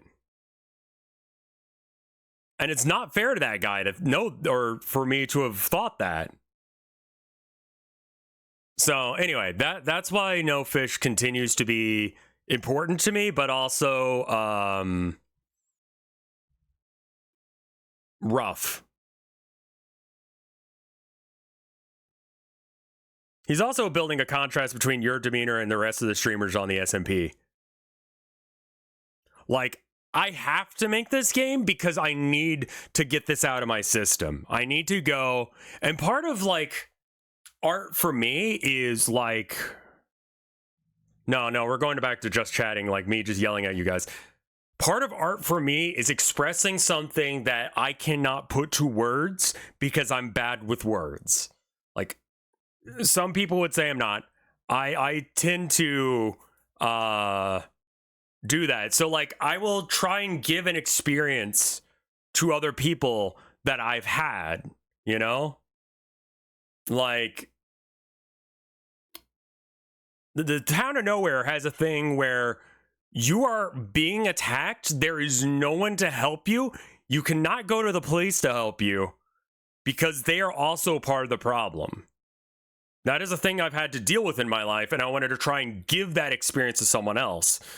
Similar to the March of the Mice, where I'm talking about, like, what do you do when everyone is doing bad shit, and you're just one cog that's happening?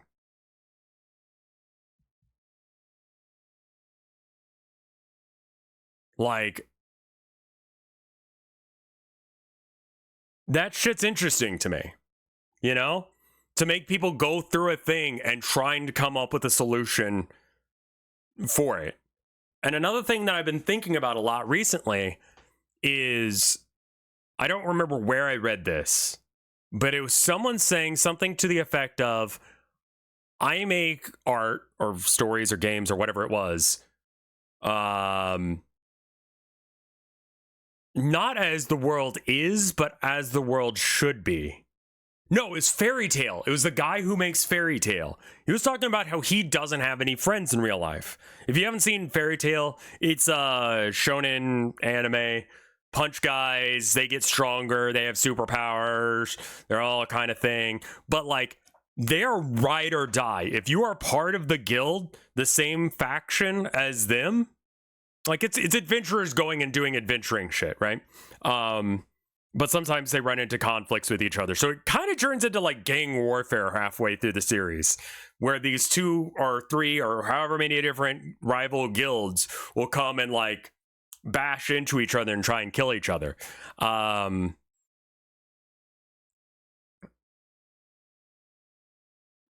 6-year-old sister is into Fairy Tail. Are we talking about the same anime? But anyway, one of the things that the creator said was like, I don't actually have friends like Natsu has, or whatever. Weird that people think it's a One Piece ripoff. No. If it's ripping anything off, I think it's probably ripping off Naruto.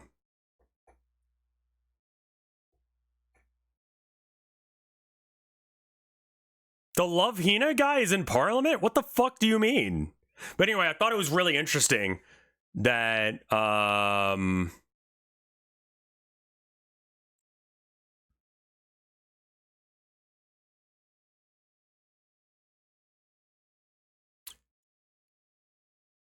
him saying like, I want to make the world the way it should be.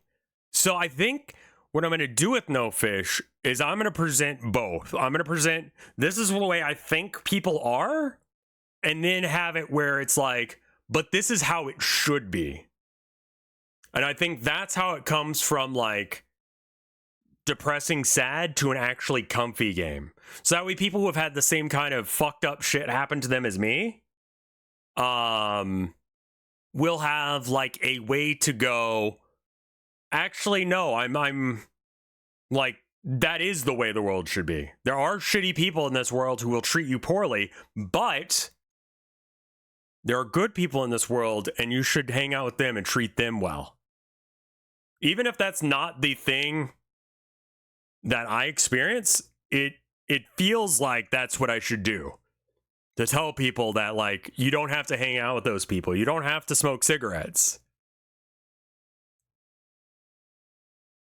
So I think there should be asshole friends. You know? But I think that the players should be able to figure out how to correctly navigate that in order to have an enjoyable, comfy experience. Fairy Tail is really good. I can't recommend it because of the fan service either. It's also a little bit generic, and I kind of stopped watching around the tournament arc. Anyway. The keys to coziness are low-pressure gameplay without a lot of consequences for failing at a task or difficult survival elements, simple stylistic visuals, fun characters, and a light storytelling. Oh, I should probably make it so you guys can see what we're doing. No story if you want. There's one game I played recently that does all of these things and is my cozy pick of the summer. It's a short hike. This episode is half an excuse for me to gush about a short hike. It's great. You play as a bird, and you're going with your aunt on a quick getaway drive up to this nature park she works at to de-stress for a bit. The park surrounds Hawks Peak. Perhaps you'd like the climate. It's a short hike. The game has barely any setup and throws you right into things with a loose goal and an entire This park and Gator game? The park is Same a popular person, tourist right? spot and full of characters to talk to and help out. They're all quirky and written with that sort of natural, endearing dialogue that you might find in something like Later Alligator or Undertale. Hawks Peak is incredibly dense with things to do. As you go from place to place in the park, you'll stumble into something new around almost every corner. Yeah. You'll find key items scattered throughout, unlocking new mechanics to use, but the game doesn't limit you to only one place to find the items. These buds bloom and act as a trampoline to let you glide around easier, but the bucket you need to activate them can be found in a bunch of places throughout the mountain, not just one. There's a kid that needs a toy shovel to finish his sandcastle, but there are 5 different places where the game will let you find one. Scattering key items like that helps you complete tasks in the middle of doing whatever exploring you found most interesting. There is That's no interesting. set path up a I think hill I will and write no that down set as a order in note. which you'll meet. Put the solution down multiple routes.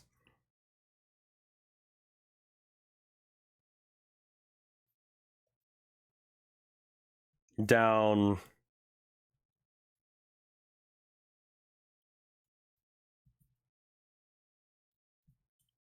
That kind of goes with the thing.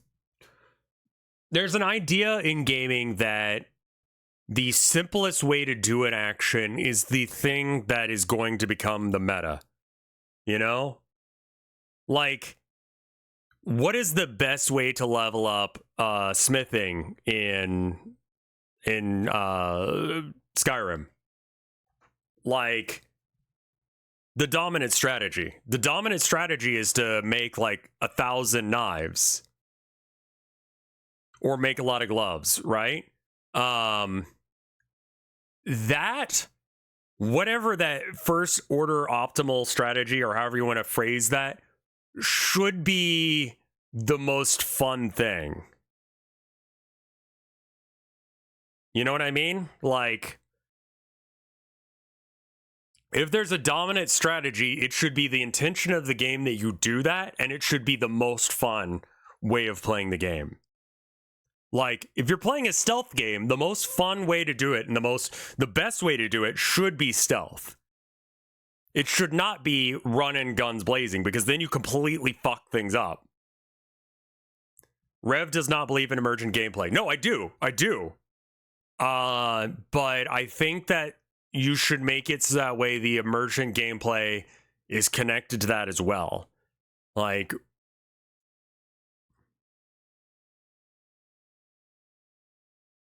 dominant strategy to Comfy Max and Rowfish should be to murder the bad friends. Maybe.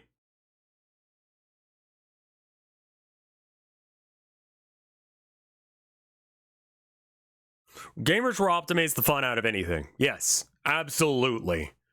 So I guess the trick would be to do that, make that not the easy way. Yeah, exactly. I think that, like, Hitman does it really well. That stealth is the optimal strategy. Right? People or complete tasks. It's entirely at your own pace, and you can take or leave the elements that most interest you. You don't have to complete everything. But, like, either. if you fuck There's up the nothing stealth, really to you're still gate you off fine. from achieving your goals. save for one clearly marked place. That would be a good example of how to combine emergent with regular gameplay. Right. Whatever you want to do is totally fine with the game. You fell off a cliff while exploring? Well, that's very good for a first try. You keep at it. There's no real penalty for missing a jump, or gliding too far, or falling off a cliff. You're a bird after all, so you can glide your way out of most things anyway.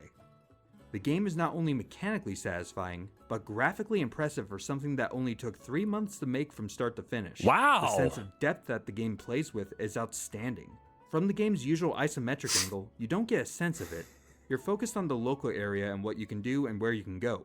But every so often, you'll reach one of these lookout points, and you can see just how far you've come.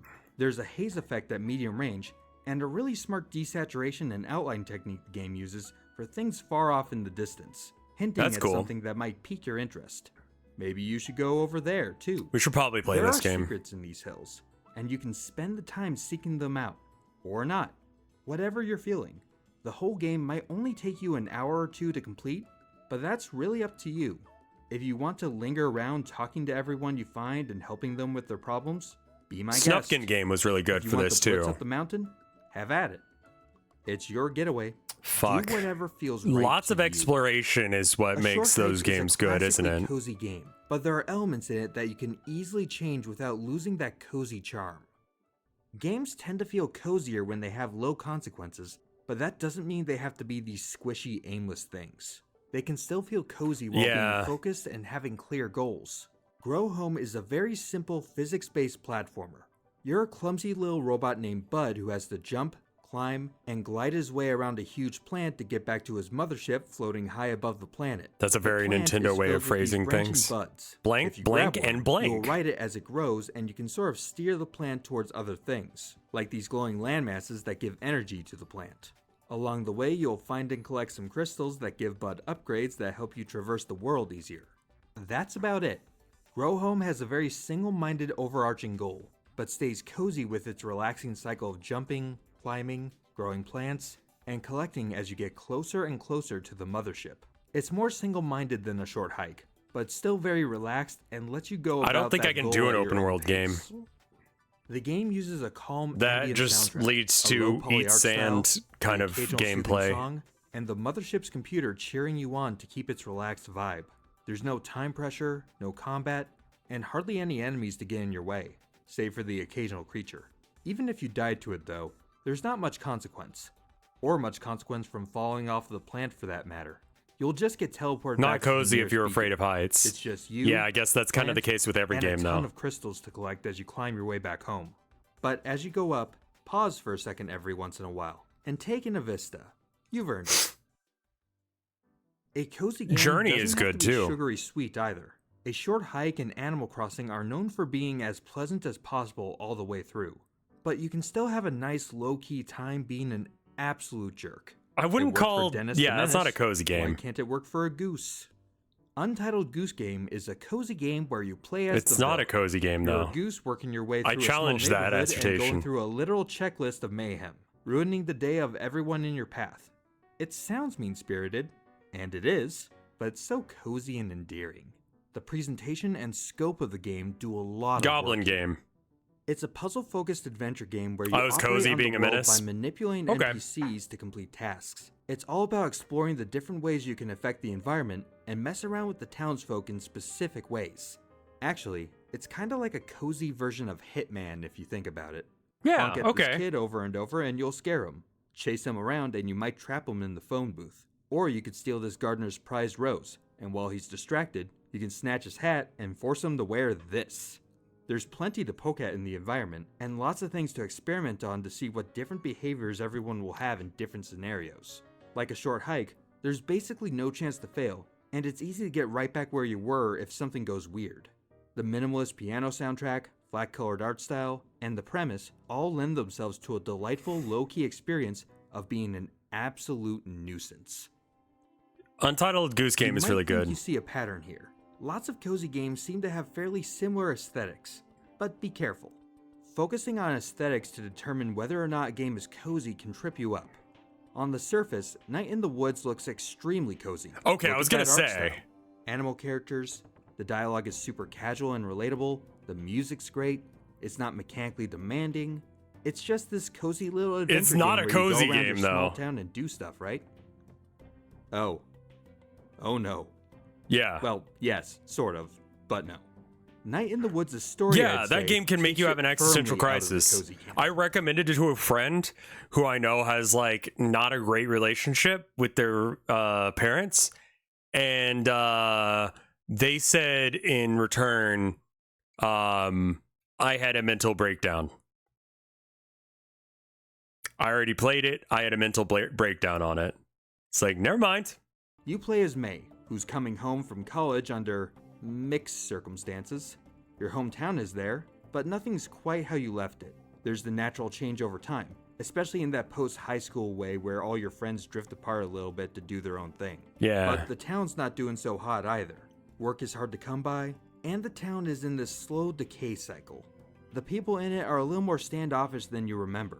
It's all sort of the same, but not Night in the quite. Woods is a good game, You're but gonna it is meet back up not with your a best comfy friends, game. Catch up and see if there's But I'm something glad else he going mentioned on. that. It The looks like game a comfy explores game. It personal is growth not and a comfy change, game. Urban decay, social and psychological trauma, and whether or not you can go home again. It's not a huge downer, but these are some Is this heavy game themes that long the or game plays short? on. It's a great game, yes. There's a website called How Long to Beat. And it's great. How Long to Beat? Night in the Woods. I'd say it's like one of the best games I've played on stream. 9 hours or so? That sounds right. But cozy, not really. It's pretty funny though. You wouldn't expect a game like this to be anything but cozy. And yet, here it is. I think 9 hours sounds right. Okay. Now I'm ready to save the world again. Thanks, Cozy Games. Head down to the comments where we'll be talking about more cozy games that I didn't mention. Leave your recommendations. Cozy games aren't just about an aesthetic. They're the product of lots of factors working together to help you relax.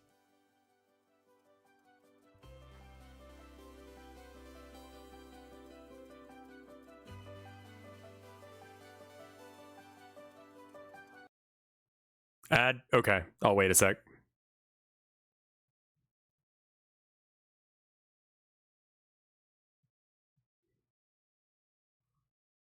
World just vibe. That was a nice video. That was, I don't remember already closed it. Shit. It was from Devlog, I think is the guy's name.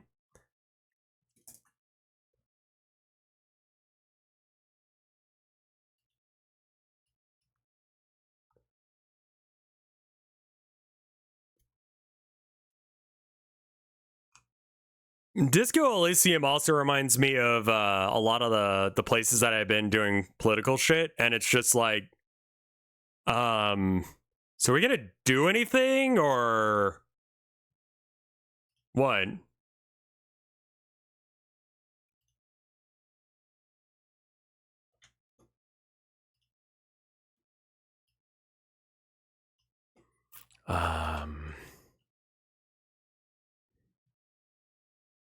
Scrap metal fence.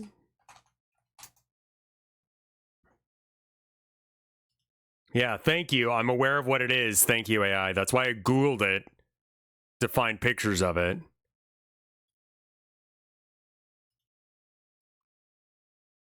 Yeah. These are the colors I want. Thank you.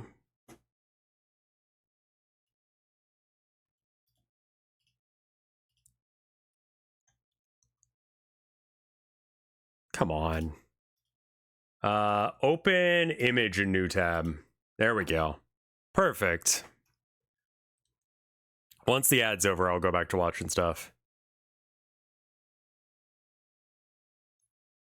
A lot of people who lived in ultra fucked up places in the global north, Disco Elysium feels weirdly cozy. It feels like old friends that I've lost. It feels like time. It feels slow and sluggish. I don't care for it. I couldn't get into it. The writing is mainly the thing, and that's what it's like praised for, which means it's just not my thing, you know? Not a bad game, just not my thing. It feels like it should be my thing, but I can't play it without just kind of getting bored. Like, it has the cozy game problem. Like, for me, where it's just like, I start thinking too much about myself and my depression, and then it's like, hits too close to home? Not necessarily. It's just like, if you've ever done any sort of political organizing, you're going to find that there's a point where everyone's trying to do that, but like, everyone is just like, grandstanding and talking bullshit, and no one's actually making any sort of movement to do anything.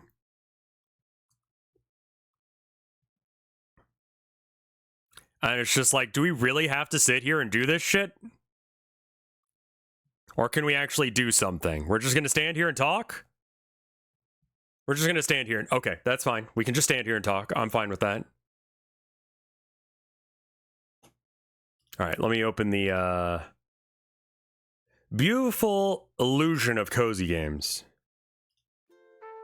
I've been thinking a lot about cozy games lately. There isn't really one single accepted definition. I will say you need a pop filter right off the bat. But you have 300 something thousand. This is Zoe, the illusion, or beautiful illusion of cozy games. Of what makes a game cozy, but they're usually to be fair, that's how the real world works. I guess this is me saying I want the video game to be a bit of a power fantasy on that. Like, I know that's how the real world works. It's just really dull. Lots of freedom. They often have a cutesy or pixel art style, but not always. The coziness is less about the aesthetic of the game and more about what you do in the game. And what you do is not much. You farm, you collect trinkets, you talk to nice little NPCs. By their very nature, cozy games are inoffensive.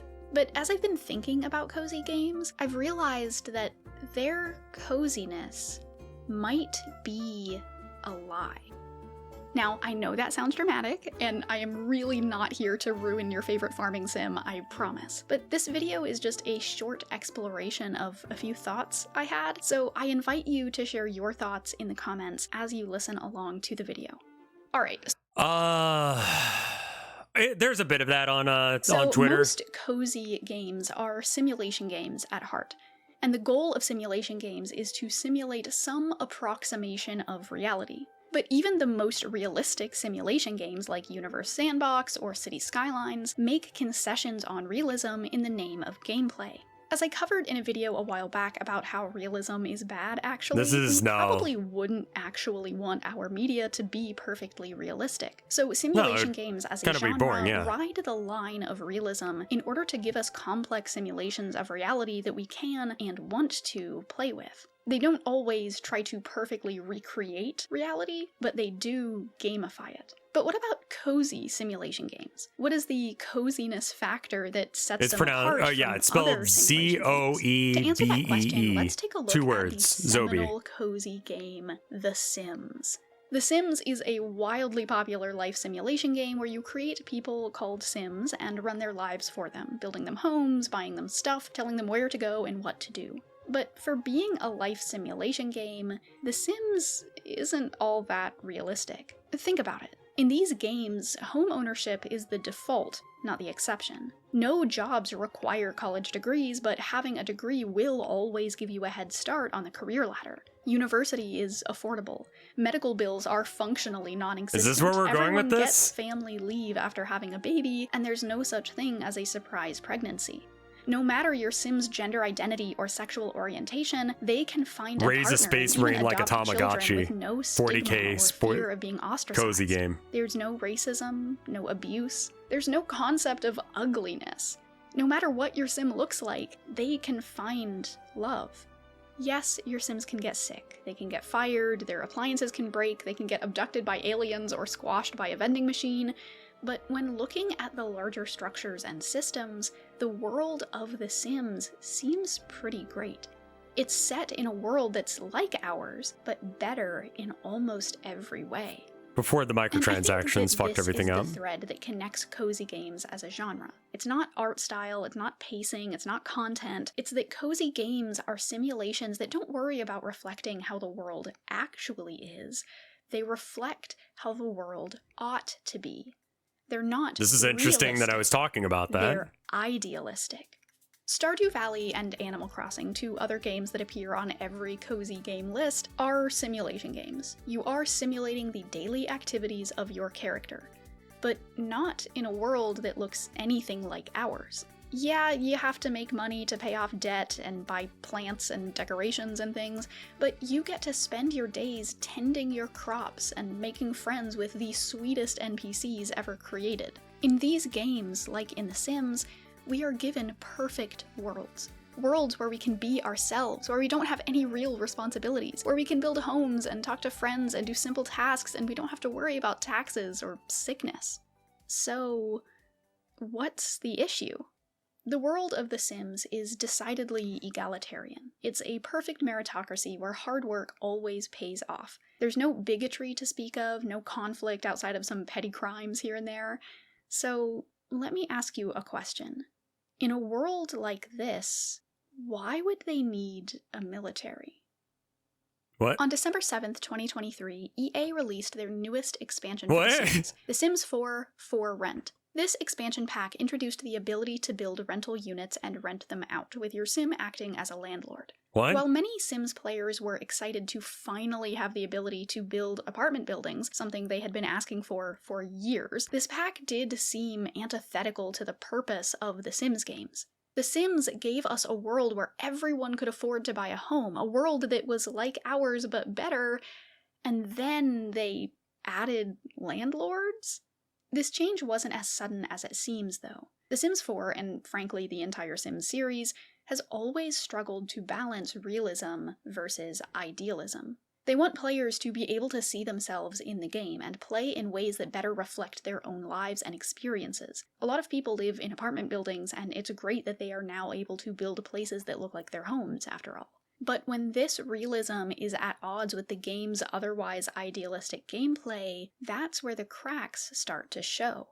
For instance, there's been great strides in representation of different cultures and with LGBTQ representation, but there's also been massive controversy around the lack of representation of disabilities in the games. The world of The Sims is accepting of marginalized people, but only some of them? What are we supposed to assume about this world where we have the realism of landlords next to the idealism of being able to sell a rock you found in a mud puddle for the same price as a nice dinner? What game dev do you think has killed the most people? Me. Idealism of world peace next to the realism of a standing army. Once I started noticing... Can I... Okay. It's just a game. Like... Capitalism simulator.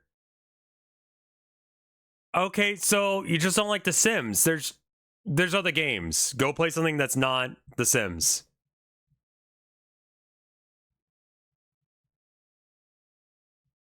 Yeah, we're not gonna watch the rest of that video because there's just like sad. Like that doesn't actually help anyone. You know? I used to have that sort of mindset, but that doesn't help anyone. That doesn't make the game... Like, who is that video for? People who are already upset about The Sims are already upset about The Sims. They don't need to have a video explaining to them how they should be upset about The Sims.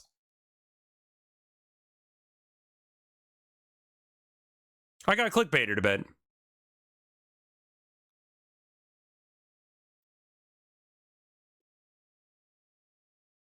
Like... There are plenty of things to be upset about, but I just don't see the point in being upset about that shit. I am a huge fan of the patent. This is maybe Salem. This is a completely different person, and the quality of degradation in the mic is because she has 22,000 subs instead of 3,000. Let's see if she can better explain the issue with cozy games than the other person did. game, being someone who's played Animal Crossing for more hours than every episode of One Piece combined and perfected their Stardew Valley save with gut-wrenching hyperfocus. Soft scenery, adorable animals, vibrant coloring, and stylized animation own the genre, with magical worlds and engaging characters working behind the scenes to make your experience unforgettable. Cozy games have made their mark on the world time and time again, topping bestseller lists and raking up content creators to show off each new title added to the roster. The very idea of a cozy game radiates the concept of what gaming looks like at its core, an escape from the real world, a way to de-stress and create. Many who took part in the cozy sphere agreed that it was a much-needed addition for the gaming community as a whole, and I agree, especially as somebody who got called a lot of things in Call of Duty. Please don't burn me at the stake for being a former Call of Duty player, okay, I beg of thee. I've made my whole channel hinge upon these games that are made to bring a sense of peace and foster new beginnings. I have a soft spot for this genre and the happiness it has brought me personally, and I always will. However, of why are you course, saying Soma? Did she show isn't Soma? Where the story ends. Recently, a trend of cozy games receiving less than positive reviews, outcries for more variety, and lowering game lifespans has emerged. The overwhelming presence of farming sims. I'm sorry, there's a lot going on in chat.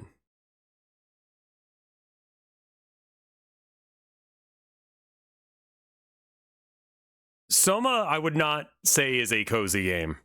Soma gives you existential dread. I feel like that's something that is antithetical. Yeah, I get it. Okay, hold up. Sometimes, okay, there's this theory with like psychology that sometimes like it's easier to doom about shit than to think about good shit. Especially if you already have like depression. So it's like it's an exercise, right? The exercise is it's easier to think about how you could have a bad day than a good day.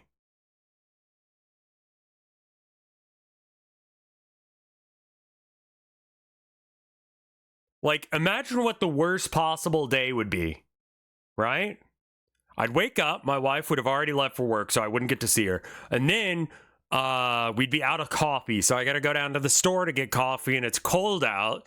But like, I don't have any like really good clothes to like wear, so I've got to like put on some dirty clothes. Now I'm wearing dirty clothes out of the house. I haven't had a shower yet because the water's out.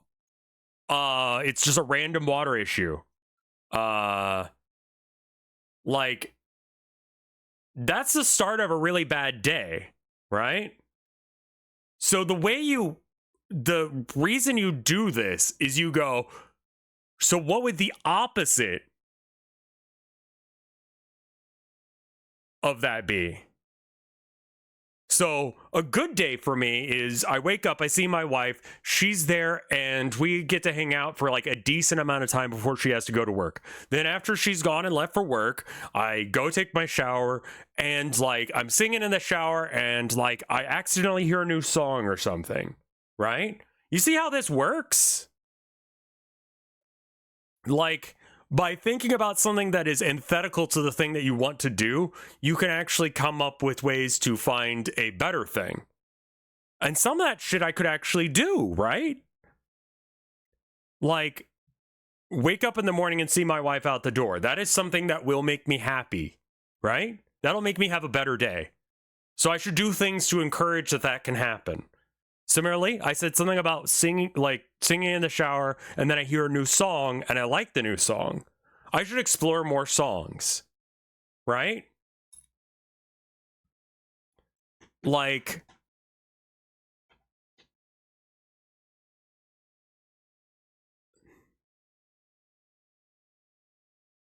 you see how that's a thing?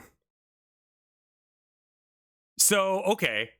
What is the least cozy game then? Like, how do you make a game that is the least cozy shit ever? It's got to be stressful. Every moment you could fuck it up and lose everything. I wouldn't call Hatred a non-cozy game. How does this relate to bad news gets more clicks than good happy news? That's not what I'm talking about.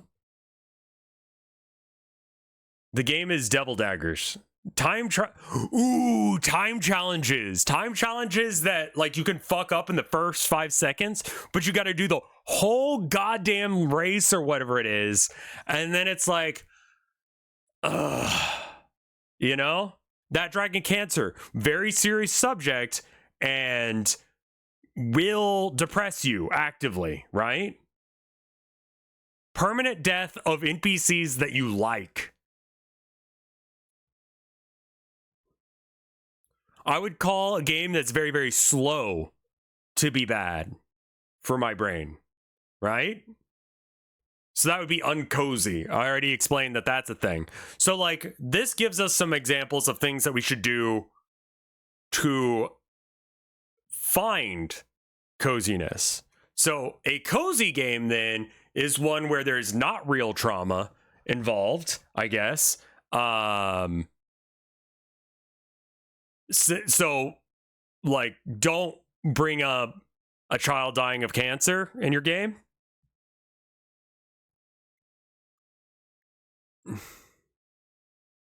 I do not know about Funger. David Cage games are not comfy. Those Doom challenges where you have to shoot an enemy in a limited amount of time. Yeah, that's frustrating. Frustration.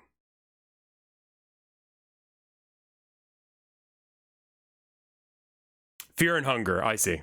Funger.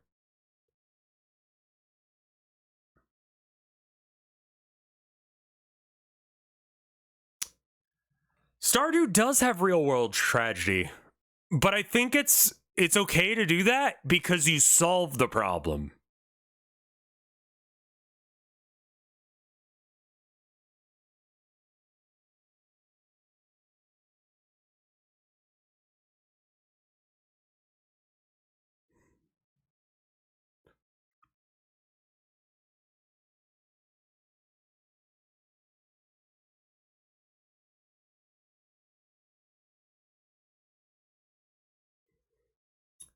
I don't know.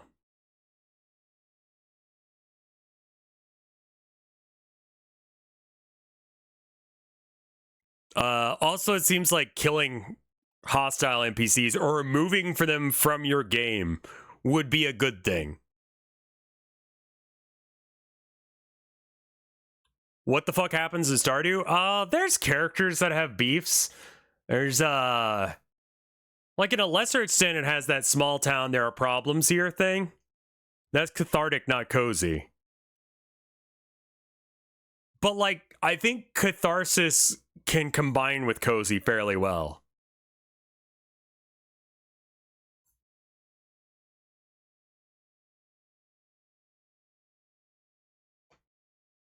The entire Jojo Mart thing.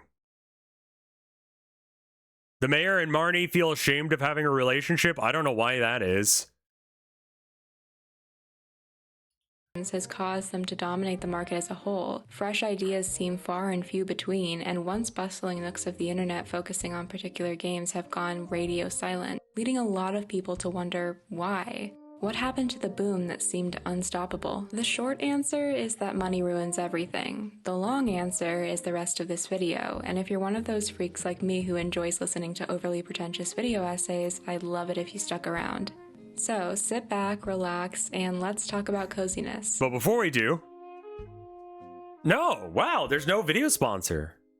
Hell yeah. We're going to start today with a brief history of the cozy game takeover and how we got to this position in the first place. Many people marked the beginning of cozy games with Animal Crossing New Horizons or Stardew Valley, you guys can't and I see. agree that's where the real trend began, Right. but the Sorry. timeline of wholesome, atmospheric games started in the late 90s and early 2000s. This video is sponsored by first Honey. Released in 1996, was a pioneer for what we now see quite often, calming, life cycle-oriented farming sims. You play as a farmer who inherited his grandfather's farm, now tasked with caring for it and restoring it to its former glory. The game was a true breakthrough for the time in terms of its facets. It didn't have levels, bosses, combat, or some evil force to overthrow. Its goal was only to let you build a life, grow some stupid little crops, and own a stupid little sheep. A dream life, honestly. I fucking love sheep. Other games popular at the time, like Mario or Zelda, were far more action-packed and heroic. I mean, luckily it's not the people making the videos that are and allowed so many kids to fucked experience their first gay for doing awakening, that. or so I've heard. I didn't grow up playing Harvest Moon games, but after seeing Nami, I get it.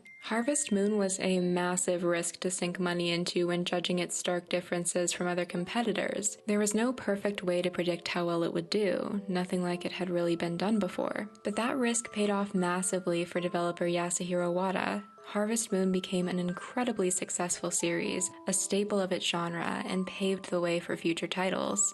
Not only had Harvest Moon proved that there was a market for these kinds of games, but it showed what was really possible in the entire gaming market. Games like Animal Crossing Population Growing began to follow suit in terms of energy and playstyles, though differing in some key aspects and, improving upon the whole life sim idea. Animal Crossing has managed to remain one of the original IT titles, with nostalgia blooming from every corner of that fucked up Tanuki for many. Not me though, count your days. I don't want to go too in depth regarding Animal Crossing's creation and gameplay because I'm almost certain that many of you have heard more than enough about it, but it is pretty important to understand that although Animal Crossing did have a dedicated fan base and some pretty good sales numbers, it didn't reach any sort of global phenomenon status in its early years. Of course, it's far more standard to see games become a quiet favorite when they were created before gaming communities were super common on the internet, but you know what I mean. Nintendogs, first released for the Nintendo DS in 2005, also followed this sort of easygoing vibe and took a lot more people by storm, mostly due to its marketing as a great game for children in homes without pets and also a must-have for young girls who want to care for something. With the DS's major success, an absolute fuck ton of games were released for the console, and that somewhat meant that more playstyles were able to be explored. Things like The Sims, video is even though better it was the fucked than the up last one. haunted hotel Maybe version of The Salem's Sims, video. I don't know either. What I love happened to that game, cozy though. games? Fantasy Life and a multitude of It actually seems relevant to what we were talking stores. about. Sure, not all of these titles were objectively cozy, but they did alter the landscape and allow for more creativity to come in the future. A few years later, more Animal Crossing and Harvest Moon titles had come out, bringing the brands further and further out into the open, and with them, the cozy genre itself.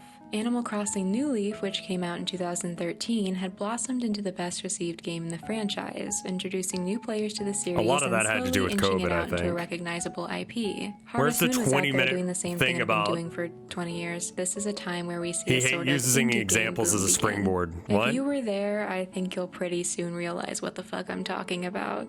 Friends, I hate Oh, that to was the break this 3DS to one? you. Okay. It's Minecraft time. As a closet Minecraft enjoyer, I would love to pretend that I wasn't in the fucking trenches of survival mode when I was a child, but I was Mhm. there too. We're all in this together. Yeah. Minecraft, which was officially I was cringe released as in shit, too. 2011, was Still not am. only a massive deal back then, but has maintained an incomprehensibly large player base even to this day. Because I'm it's sure you banger. know about it. I'm not going to say anything here. Yeah. The game, which used an open world format and allowed for both elements of classic, combat and newer creative driven playstyles, was an instant hit, taking over the fairly new YouTube gaming community at the time and setting a brand new precedent for what could truly be done in video games. If you're aware of the 9/11 to Ellen's downfall pipeline, this would be the physicist to the Josh Hutcherson whistle meme pipeline. What the fuck? Wait, what? Okay, William Higginbotham, the physicist, creates the first video game. Minecraft is created. Minecraft defines gaming genre for YouTubers. Markiplier posts a video about FNAF. FNAF movie happens. Josh Hutcherson is cash, putting him back into the public consciousness. Can you blow my whistle, baby? Whistle, baby. I don't know. This last bit, I don't know what the fuck you're talking about. What? I regret being born. Anyway, the building aspect became a massive source of the game's reach, especially for idiot little creative kids who like to sink their time into building huge castles. Don't know who would ever do that. Yep. Mods and texture packs gave an artistic outlet to players, much like the Sims I like how community I had for clicked back CC. in and it was, That doesn't I even regret begin being to born. cover what people have been able to do with the base game, but holy shit, has Minecraft ever changed and defined its sandbox game genre. This, combined with the release of Terraria, a similar similarly styled survival game a few months earlier brought two exciting concepts to the general public. These sandbox games are actually the shit, and pixel art rocks. The accessibility of pixel art games was a game changer, haha, pun intended, and set the precedent for games to come. About 4 years down the line, a game called Undertale came out, garnering a smaller but incredibly eager fan base. This game took the use of pixel art and combined it with an incredible story and super fulfilling world, twisting the idea in a new direction. You play as Frisk, a child who has fallen into a strange land. This channel is called Maybe Salem. She only has 22,000 subs, and that's not cool. Undertale is, who am I kidding? You guys can't kill me. I was there. I lived it. There are years that you just will never be able to get back, and 2015 is definitely one of them for me. If you, for some godforsaken reason, managed to escape the Undertale fad back when it came out, I highly recommend taking a look at it. It still holds up in my opinion. Yeah. It's so good. But if you did play it, you may be thinking, wait, Undertale isn't an open world game. It has combat. It's terrifying at points. How the hell is this a cozy game? It's not. And why are you mentioning it? Well, first of all, it's mostly not one. Okay, good. Except for the atmospheric, escapist, heartfelt storyline. It strives for a similar world-building effect to a lot of cozy games, and it was a first in its kind in many ways, especially in terms of showing off what you can do with one computer and a bit of elbow grease. Basically, no, it's not a cozy game, but I do think it set the this does feel like a bit of like, it has such did you not play any video games ever and just want to know about them? It was crucial in developing that sort of style, so I wanted to mention it. But soon after that, it arrived. Yeah, I'm talking about Stardew fucking Valley. I'm sure you know very well by this point, but following your grandfather's death, you, a JojaMart employee, move out to the countryside to maintain a farm left to you. You're able to meet a town full I forgot of about you being a JojaMart employee. That was your day to job? complete the community center and return your world to its former glory. It's a staple. It's what a lot of people think of first when they think of cozy games. It's made such a name for itself because of its sheer amazingness. You can never deny how much of an impact Stardew Valley had on literally everything it touched. A farming tea shop game that's built on not being able to move from trauma. Valley took plenty of inspiration from Harvest Moon. However, he improved upon it tremendously, and thus an absolute beast of a game rose from the ashes that Harvest Moon once was. Stardew Valley was rich in activities, from mining to farming to dating to combat. It allowed you to both follow a goal and explore the world at your own pace, making Concerned it a good Ape fit is just for some almost guy. any playstyle. And like, yeah, if he doesn't get the update out, everyone's just kind of like, no, that makes sense. Perfect countryside where nobody will bother you and you'll never have to see your boss again vibe. The game had an incredibly well-cultivated aesthetic, and I'd honestly say it paved the way for a lot of the cottagecore trends we saw in the coming years, as somebody who has a fucking mushroom house tattoo, so I can't speak. Overall, Stardew Valley ignited a real interest in games of these types and helped the indie scene develop even further. The success of Stardew was absolutely monumental, and it helped the cozy gaming idea reach outside of its usual bubble. Hold on to that for a moment as I reference Animal Crossing as fast as I possibly can, because God knows I've spoken about it more times than it reasonably needs to be spoken about. Please see my 8 other video essays on the topic. Anyway, Animal Crossing's massive success after its release in 2020 finally gave a voice to these sort of outlier games that didn't quite have a defined space carved out for them yet. Animal Crossing hit the whole world and had no intention of letting anyone out of its grips. Social media specifically was absolutely flooded with content about it, which not only acted as advertisement for the game, but invited more people to dip their toes into gaming as a whole, which is fantastic. Cozy indie games began seeing the spotlight more and more, giving life to farming sims and visual novels that may not have seen the light of day without the cultural acceptance of Animal Crossing. A Short Hike, Unpacking, Spiritfarer, Cozy Grove, A Little to the Left, Barren Breakfast, Calico, Coral Island. The amount of indie games released that made a huge impact on their player base was truly mind-blowing, and the amount of developers that found success in this space is absolutely fantastic. It not only created an outline of the possibilities for players, but an outline for content creators too, and that genre of gaming videos blossomed. Now, I love a Pokemon game as much as the next person, but to be honest, I am the biggest sucker for short indie games. Yeah. I'm fully aware that I sound like the sick fuck who asked you to name 3 songs from the band on your t-shirt, but I try not to be as pretentious about it, even though this video is going to be incredibly pretentious. There's something to be said I don't think about it's that people feeling pretentious. superior for knowing about smaller games, but I see it as a win to the people who made those games. However you feel about indie game fans, it's good that creators are getting supported. You can go be a stick in the mud somewhere fucking Cruelty else. Squad's very New games giving anti-cozy. you the opportunity So, to take over okay, your how about this? Why is Cruelty Squad not a cozy game? I agree, but like, let's break that down. Deconstruction of like ideas like that are how you get to really good shit.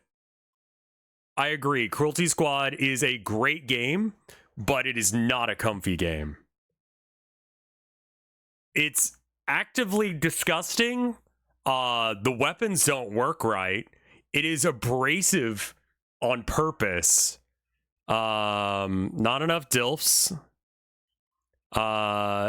You are a bad person doing bad things and you're very aware of it. There should be more shorter indie games. I don't think that this game is going to be, like, No Fish is going to be a long game at all. I think I will eventually try and make an endless mode a la Casey's mod, but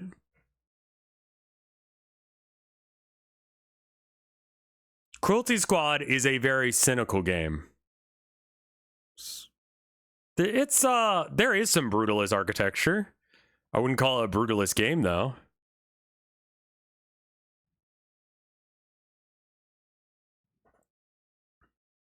Is Scorn a cuffing game? I would imagine not, but I have not played it to be able to confirm or deny that fact.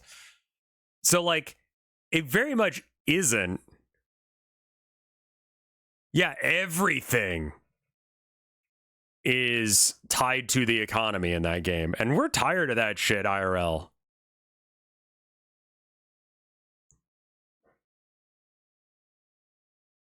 Overstimulating as hell, sensory experience, yes. You know? I'm parroting, but Cookie Clicker has me in chokehold. Makes sense? It's okay. Thank you, Shadow Wolf.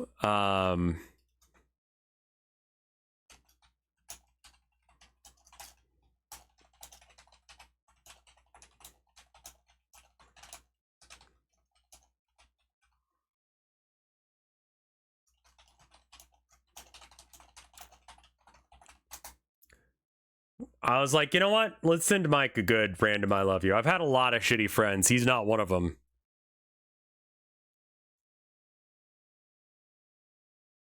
Grandfather's So I'm farm like, were coming random, out I love you, left man. and right, and it was the perfect time to be an enjoyer of cozy gaming. That is, until suddenly it wasn't. See, indie High games energy, like these became lock in. recognizable enough for me to mention them and probably have you recognize at least a few of them. He had some crazy bags Although under his Stardew eye Valley's last time I innovation streamed, struck a and it's perfect just chord, like, it was a 1 in a million situation, and games similar to it only truly took over after its success. Indie developers are the heart of cozy games, that's the object truth. Yes, Stardew Valley got recognition because it was great, but that's not how things usually work. didn't you The spend best most of this game video ever talking could be about buried Animal in the Crossing? Steam files with absolutely no advertising, and nobody would ever know about it.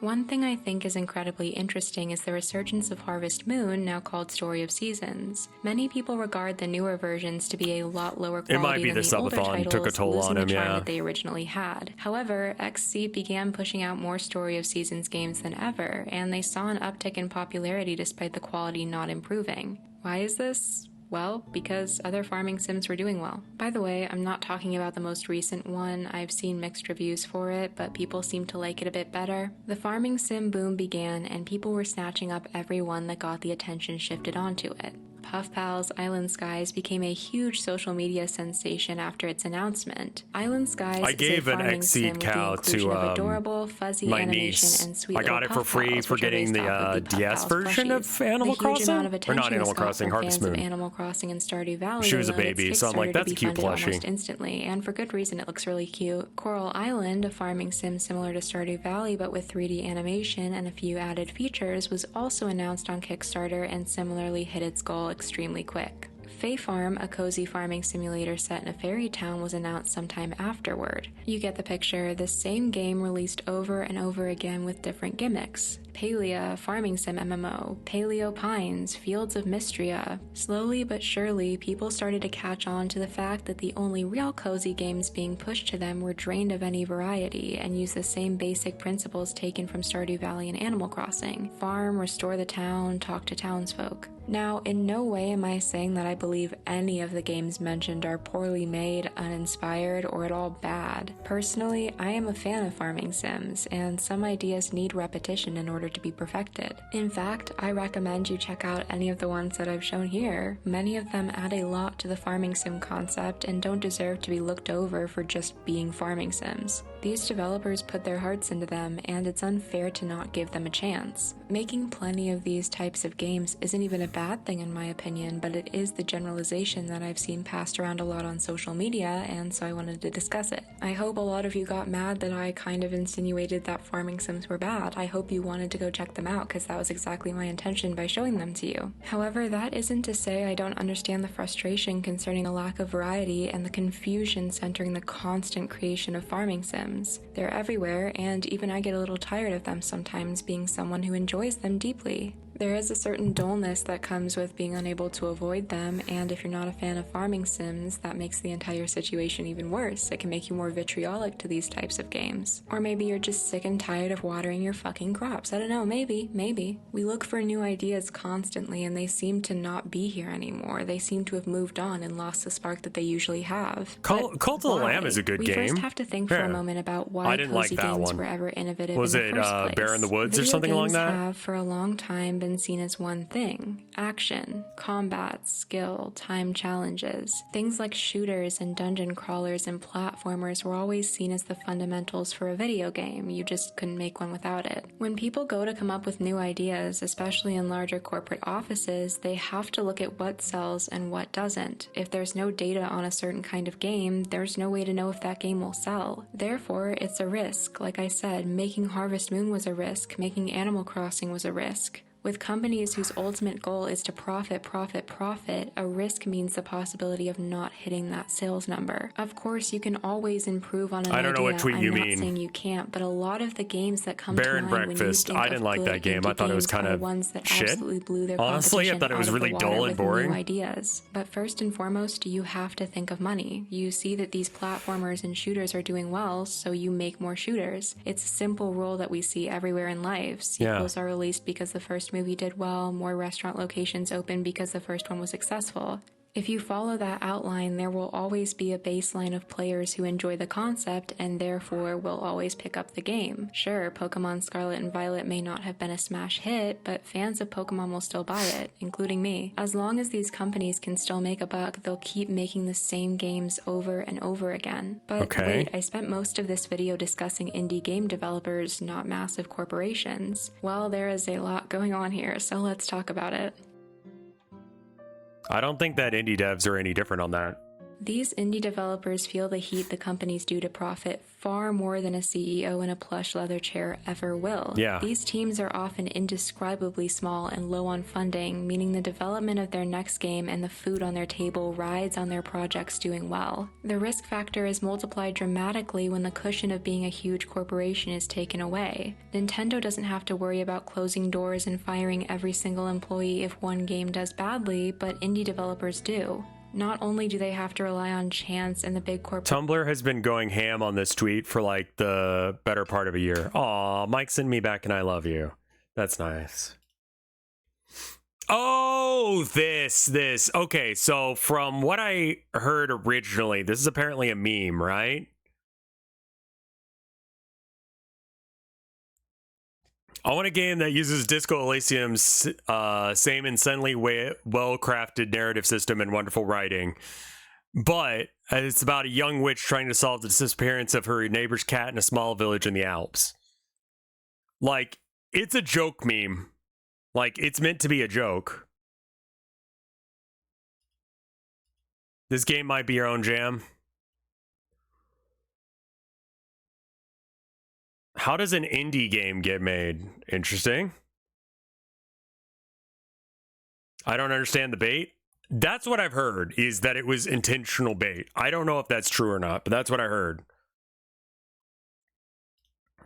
corporations creating trends, but they must show that they're deserving of any attention, and most of them are. Of course, plenty of indie games have done well without the need for any trends, but that is, I think it was supposed to be making fun of posts that were like that. You don't just get free advertising consistently unless the algorithm loves you.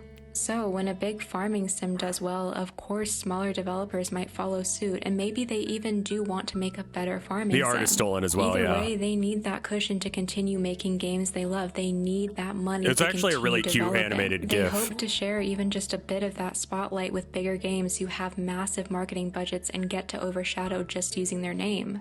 So yeah, a lot of farming sims have been produced by indie developers lately. They could take a risk, sure. Harvest Moon If it's and Animal bait, it's Crossing damn good were risks bait. that That paid is what I off, heard, they were but, risks like, headed by what's the giant proof game of that? companies, and it just doesn't work the same way for small developers. Even when games are shown in things like Nintendo's Indie Game Showcase, only particular ones that have been able to break through even get the chance to reach viewers. Advertisers and companies giving a platform to these games only want to look at what will make them money. If they shout out a game, it's because they believe it's going to do well. There is no charity about it. Most games don't even get in the room with these people. These companies want irrefutable data on what sells, and a lot of the games that sell are, you guessed it, farming sims. The truly exciting, new, innovative, never been done before shit has to find an insane amount of luck to even see the light of day. Capitalism doesn't breed innovation. Only passion can do that. Once in a blue moon, a person taking a leap that has everything riding on it will work out.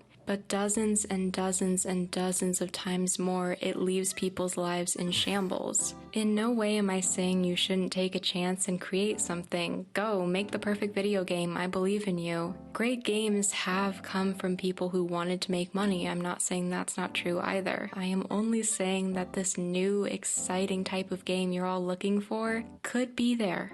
It just hasn't been seen yet. I want more indie shooters than walking sims. I wouldn't know how to do one right. Trying to make a living by riding off of trends that already exist. Maybe they think they could do something different with it, and oftentimes they do, or they want to use it as a jumping off point to make something they really believe in. Whatever intentions they had while making these games, it doesn't mean it's the end of exciting, cozy games. Small studios have no massive marketing teams to bring their games out of the shadows. What if there's just stickers you can get their resources don't allow for their ideas to reach the same recognition big studios receive with ease. And even if they did, people will side with IPs they know more often than not. So what can you do to change this? How can you help new, exciting games flourish? Well, first of all, buy indie games. That's pretty simple. I think we all know that. But also think about it for a moment. When do indie games without a big marketing budget usually actually see the world? Social media.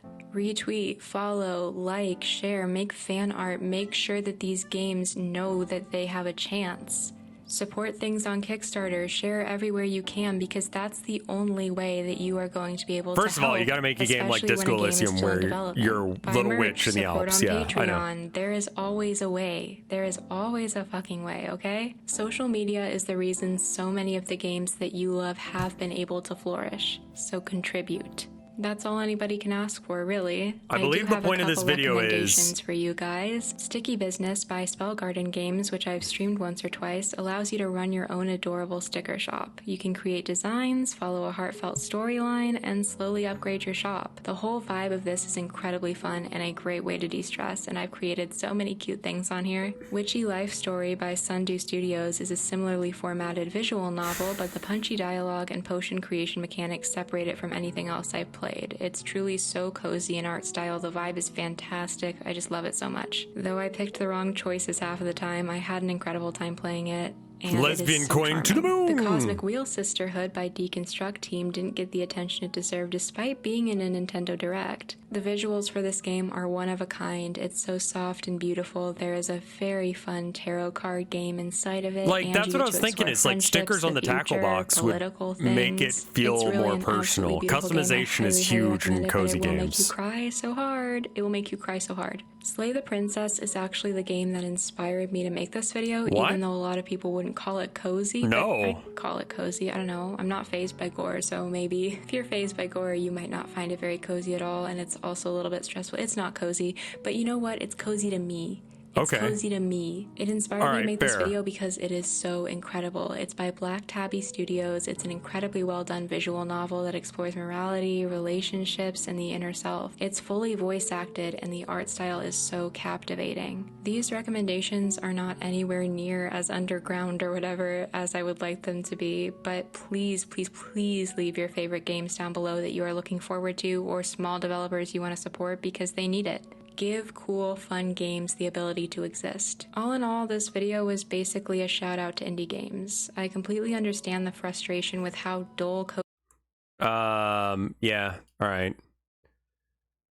Here's a video from Koramora, Koramora, 251,000 subs and 1.6 million views with a video called Why Do Cozy Games Suck? Cozy games suck lately. Ever since Animal Crossing New Horizons sold a ridiculous number of copies, everyone has been hopping on the cozy game train. Which is great, I love me some cozy games, but some of them aren't quite up to snuff. Why are so many of these cozy games sucking? The cozy game genre has been severely lacking games since the beginning of time. We've had a few like The Sims, Harvest Moon, and of course Animal Crossing. But then came Eric Barone. Known online as Concerned Ape, this solo indie developer enjoyed the Harvest Moon games, but he saw areas that the games could be improved on. So he got to work developing an entire farm sim all alone. And it turned out fantastic. To date, Stardew Valley has sold over 20 million copies across multiple platforms. What are you? These numbers are completely unheard of for an indie game, especially one developed by a single person. Concerned Ape's game shows developers and players that you don't have to be part of a huge studio to create something amazing and profitable. The dev did work his butt off though. You don't just make a masterpiece like Stardew Valley overnight, no matter how good you think you are at pixel art. Fast forward a few years, Animal Crossing New Horizons releases, and the pandemic starts. Everyone was home, everyone was bored, and with the Switch being so cheap compared to other consoles, the barrier to entry to play Animal Crossing was extremely low. Especially Anyone for those watching this people who video are was playing here for video that. games for the first time. Cozy games like New Horizons are some of the easiest games to learn. It's not a game that requires a lot of previous experience with a controller or video games in general. I think Your that is grandma true, can yeah. pick up a couple of Joy-Cons, press a few buttons, and successfully play. Or your dog. Panda could probably do it. Oh, never mind, she's scared of it. Zoe could probably do it. There we go. Good girl, Zozo. As a result, a perfect storm is created that allowed New Horizons to become one of the greatest selling games of all time on the Switch, selling over 40 million copies worldwide. And it also caused about 20 million new Switch console sales in 2020 alone. Everyone saw these crazy numbers. There was finally a demand for cozy games, and people wanted to capitalize on that. Let's time travel back to present day. The cozy community has exploded. There are 40 million people who are interested in these relaxing games. So why not make a game that they would want? Where are you Like getting that every stat? What? developer Ever. Now that we're 3 years after New Horizons release, we're getting a lot of cozy games. Game Grumps from are brand doing new Disco studios and small Elysium? teams, Jesus which fuck. is awesome, but also awful. You can tell some of these titles were created to just solely make a ton of money, which is fine if you spend 3 That years is making not a something Game that Grumps should be game. profitable. But there's no love behind some of them, no patience, no formula that makes these games, well, good. A lot of them kind of suck. Is that just because games like Animal Crossing and Stardew Valley raised the bar so high? It's hard to live Yeah, up to saying almost the perfection. economy is bad The more you look should at some of these cozy not games be the and reason compare that them they to suck. just other games in general, the more you notice a lot's missing. There's plenty of cozy out there, but these games need something more. Just having nice music isn't enough. I can just go to Lo-Fi Girl. She's always there when you need her, and she's free. Mainly, there's a lack of reward for almost no risk. Let's take a look at a half-cozy game, Cult of the Lamb. Got a really Half nice cozy. aesthetic, Cool. allows you to decorate, I'll but accept also has half a cozy. challenging aspect Maybe of a that's what I'm roguelike making, a combat half mechanic, cozy. hence the half cozy. The way you unlock decorations is by exploring and fighting your way through dungeons. As you progress, you'll Or unlock some items cozy-like. which you can decorate your area with. There's a lot of risk going through these dungeons. You have to kill all the enemies and defeat the boss, all while surviving. Death means you have to start over that dungeon run. Plus, your cult members think you're weak and not worthy of being their leader, because you're just lame. So if you fail, now you have to go through the whole dungeon all over again, and make your people like you so they don't turn against you. Games don't have to have combat to have a good risk-reward system. The risk could just be the time you're putting into the game. Is the reward from completing this goal worth the time that you have to put into it? Like the catch 100 fish in a row Nook Mao goal. Is it worth your time? No. It's just a few Nook miles. You can get these by spending more time completing the easier Nook Mile Plus goals. But you for want some all of people, them, you the got to reward get of all of completing them. The goal is worth the risk of spending time to catch 99 fish in a row, messing up that last one, and then having to restart the entire fishing process. All these all over feature people A lot of cozy who games like don't cozy have games risk, but don't which develop makes them. sense, I think right? that's They're fine. supposed to be I want to cozy, know what but people we who need to like be cozy rewarded games like them somehow for. our work.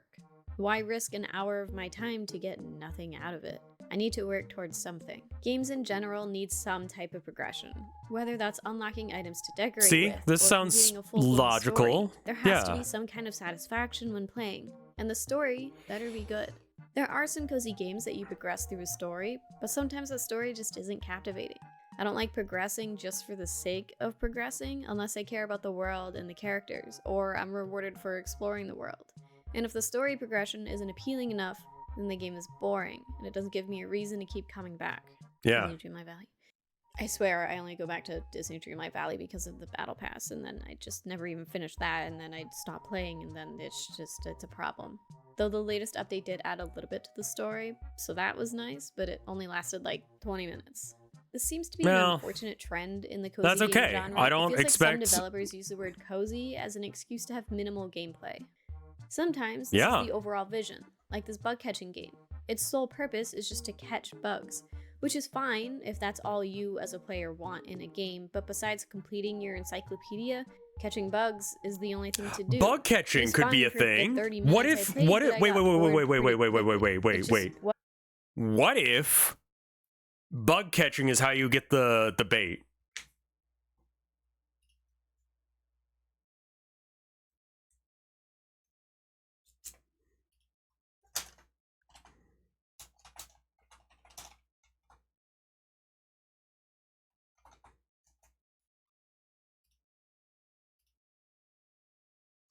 Flip rocks, get bait. Yeah, maybe it's just like bug catching.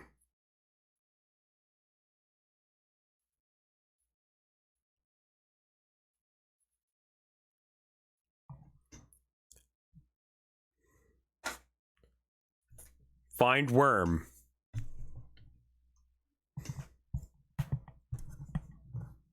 It's not about the bug collecting, catching in Animal Crossing. Yeah. Yeah. I want all. Well, okay. So, like, how I want No Fish to work is that. Here, hold on. Eraser?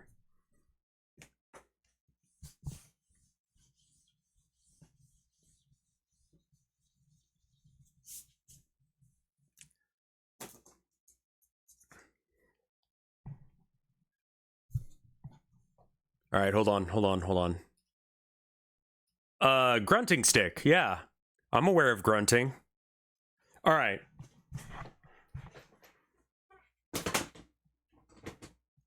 That's too far. Okay, cool. Look at this. All right, so like card game. Right? That's a horrible color. You cannot see that shit.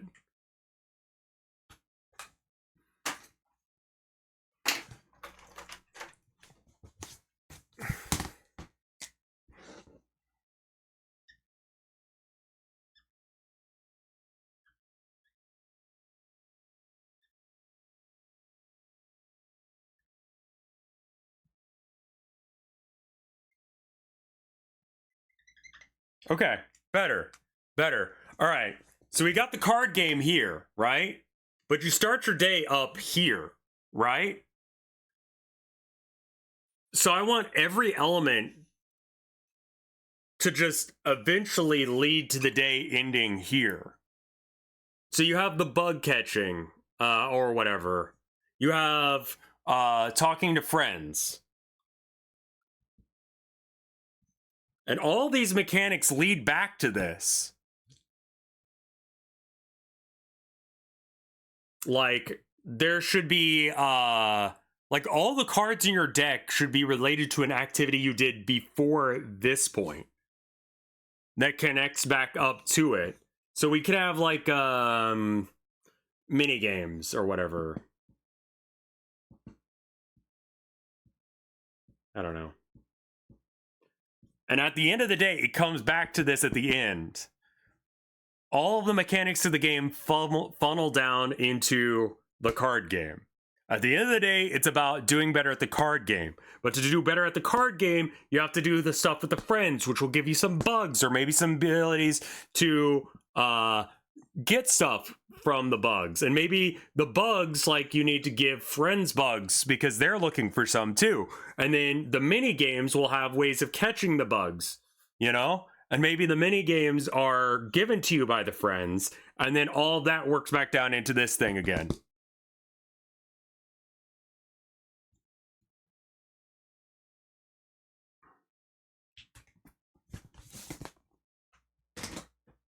That is the core design principle, like, for this game. That every mechanic eventually comes back down to stuff. So you would have standard card deck, but no. You have... So the cards are representing the fishing action, right? So, like, you could have a card that is your friend, right? And depending on, like, your relationship with that friend depends on, like, how good their card is. So you should, you know, social links with the friends, bug catching for the bait, etc. Wasn't for me, which makes sense because bugs really aren't my thing. They have legs and wings and yeah, I don't know. I don't like bugs. But I wanted something more out of the game. Granted, this one was just a demo, so I'm sure the full game does have a bit more, but I need something unique to keep me invested. A lot of these cozy games make players do stuff for the sake of doing stuff. Why am I playing this game? Is it just to kill time? Or do I want it to be engaging? Just because a part of a game takes a long time to complete doesn't replace the fact that you need to add content. Stuff taking a long time doesn't equal more engaging content. It just gives players more of a reason to fall out of a game. That content better be appealing, especially if it's a mechanic that requires a lot of time taken from someone's day. Players want to play games that are worth that's the other thing, is people don't have all day to play games like me. Where the villager dialogue is a struggle and it takes away the immersion. I don't need someone to tell me about the current weather 20 times or tell me over and over again that it's easier to get around without thorns around anymore.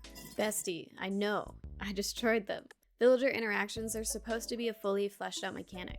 I understand that writing a ton of dialogue can be a pain, especially when developers are trying to translate it into a bunch of different languages, but if there are going to be villagers and romancing, at least make me want to romance them. Like Hodari. So glad we can romance him.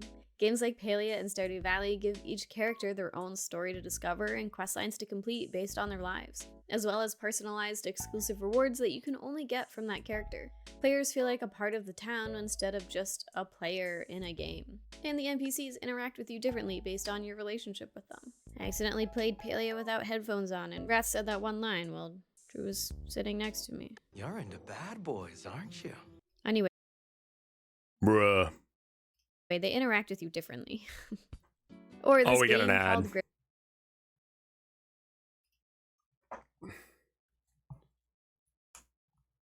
If I were a stripper at a strip club, throw live bugs at me instead of money. All right. Hellish take.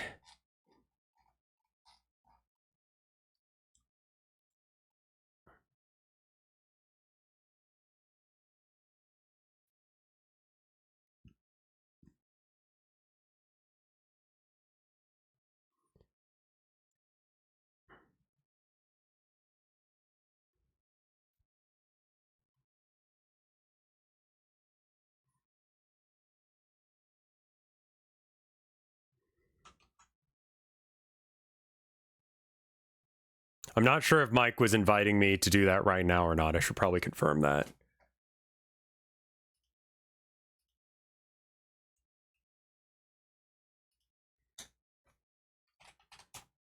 I should find Mines of Moria.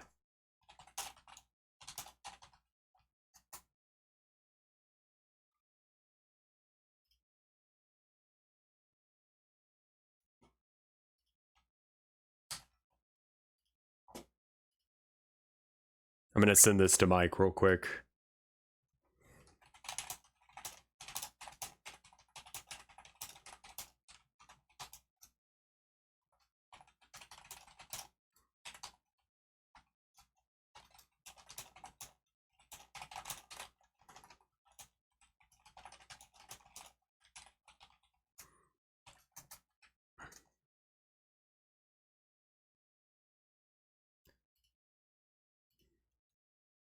Shrimps is bugs.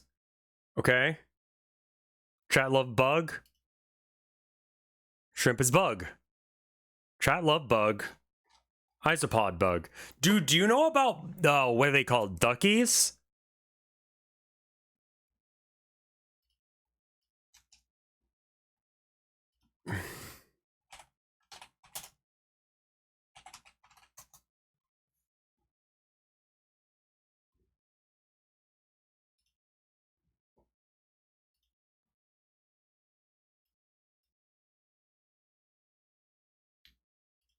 I need a screen region for this. There we go. Look at them. They're just little fellas, and they're so tiny too. They have cute little faces and shit. Would Tilda approve? She's the one that told me about them.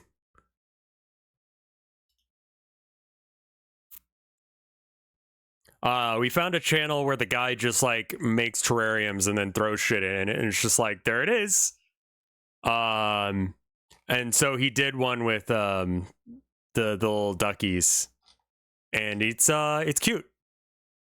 Like they legitimately kind of look like they've got a rubber ducky face.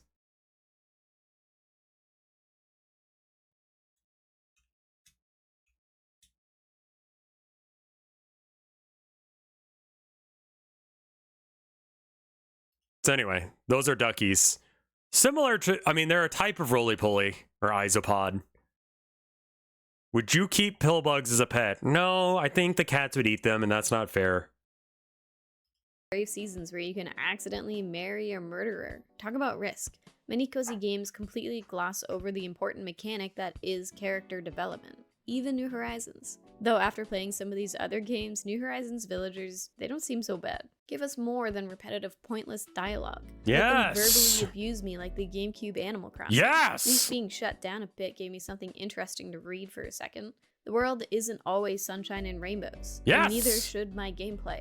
Bland dialogue and stories do nothing for players, except make us complain on Twitter. And talk about it in every video ever about what could be improved about Animal Crossing. Don't look at my videos. Go stop talking about it. I swear, this is the last one where I talk about bad dialogue. Cozy games need to do something different to set themselves apart from the dozens of other cozy games that are coming out around the same time. The amount of days that I go on Twitter and there's a post about like, oh, look at these 4 games all coming out on the same day. How am I supposed to play all 4 games? Stagger them, please. We're in a cozy boom. There's a ton of 1 year ago. I want these future games to do something that others aren't. Take A Little to the Left, for example. Definitely a cozy game. It has puzzles to solve, like a lot of games do, but it concentrates on those puzzles by creating unique experiences. Some even have multiple solutions that make you want to replay the level. There really isn't anything like A Little to the Left out there, except those flash jigsaw puzzles that you randomly play when you're bored. On top of satisfying puzzles to solve with a ton of progression rewards and feeling like people the like smartest puzzles? person around, it also Like has Jigsaw, amazing I guess so. soundtrack and incredibly satisfying sound effects. These stamps unsticking themselves, perfect. The coin sounds, on point. This game does a lot to set itself apart from the rest of the genre. You like jigsaw Not puzzles. everything has to be Animal Crossing. We have Animal Crossing at home. We don't need more clones. And you really don't want to compete with Nintendo's Cozy. All the little details they add make their games an experience that's almost impossible to replicate. Except for Stardew Valley, I don't think wood has ever been so satisfying to chop. But sometimes there's room for improvement. Let's take Stardew Valley for Yeah, that's example. true. It's a My game mother-in-law that took heavy likes inspiration from the jigsaw Harvest Moon puzzles as series, well. greatly Like, improved legitimately upon it, likes and now them. The modern Harvest And will Moon spend story time with season them. games are just trying to keep up with Stardew Valley. I don't get it. We can't keep playing the same game over and over again. Players want to play something different. Or if it's going to be similar, it better drastically improve upon what we already have, kind of like how Stardew Valley did. But just stop making us farm. If we're farming for the sake of farming, it's the worst. You can't just add farming to any kind of game and call it a cozy game, Square Enix. I at least want a cooking minigame or something to do with the food that we harvest. Yes. Or just be farming simulator and make it only about farming. I don't need to harvest crops in every cozy game. Cozy games are a trend that everyone is hopping onto. Even games like Pokemon are trying for a more cozy experience. Gone are the days of grinding relentlessly and finding your way through David Bowie's Labyrinth to avoid as many trainer battles as possible. You can essentially choose how you want to play the game, which I guess is fine, but it's just kind of like, it's just boring. I'm just gonna go back and play Pokemon Blue. But you can also like give Pikachu a bath now, so that's pretty cozy, I guess. But players don't want games that just play themselves. I still need some level of tediousness to keep me interested. I don't know if I don't tediousness want to is avoid the everything right. difficult in a game. Don't let me just run around the trainer. There still needs to be some type of challenge. Because the genre is such a trend, there are a bunch of games that you can clearly tell they're just trying to make a quick buck. Also, There's no why love is her behind the character game, caked up? Barely any effort, just the bare minimum to get by. I need to be completely immersed in the cozy world to fill up my internal coziness. I don't want to play a newly released game and 2 weeks later there's a paid expansion or DLC announced. No. Check Developers out should take a note out of character. Her concerted apes, character but in the. give us free updates for almost 10 years. Okay, that's a bit ridiculous, but his continuously Okay, we'll find it positive again. actions make anything other than free expansive updates seem lame and greedy. He had a vision for what Stardew was, and kept pushing out free updates after release until it got to his original vision, and then some. We've gotten so many updates for this amazing game. Most of us don't mind paying for true extra The content. Disney game, I'm yeah. gonna bring up a little to the left again. But they have a great, complete game, with DLC that was released well over a year after the initial game came out. Not to mention, the base game is good, and it's a good price. $15 for hours of play in a daily puzzle that you No, can I think keep I coming remember back playing to. that. I'm not at all salty about their fairly priced DLC that doesn't break the bank.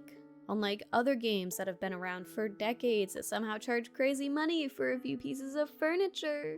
Look at these are stupid. I hate it. And a little to the left ends. I can pop in once a day to do a daily puzzle, but it's not a game that requires a ton of daily commitment. And you aren't really missing out on anything. I think I would like aside for from the not pay days for to the day. average No take economy to miss out on, no maybe FOMO. a few While I minutes. You love can do games that I can maybe a keep few playing days 5 at a years time down as the a line, result. I'm so sick of logging into 18 games. Yeah. every day Right to here. do my Look at her dailies. ass. Not everything Sorry. has to go on forever. If it doesn't make sense for your game, make the game end.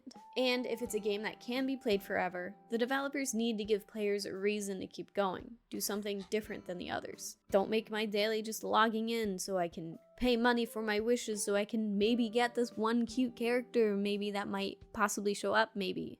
But we will all stop playing eventually.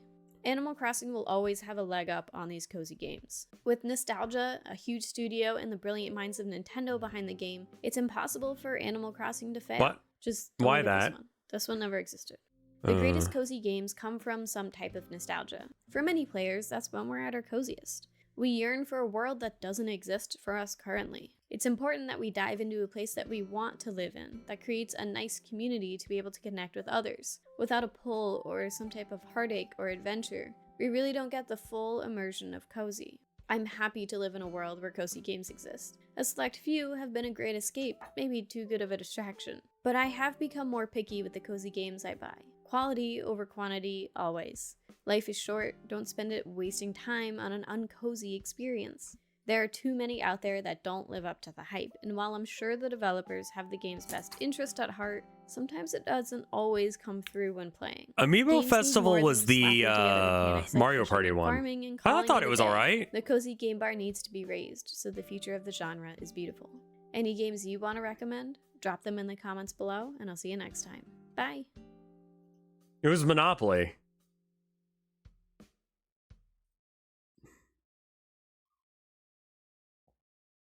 I rank Animal Crossing's biggest controversies. Why is... Okay. Making cozy games is hard, actually. Cool.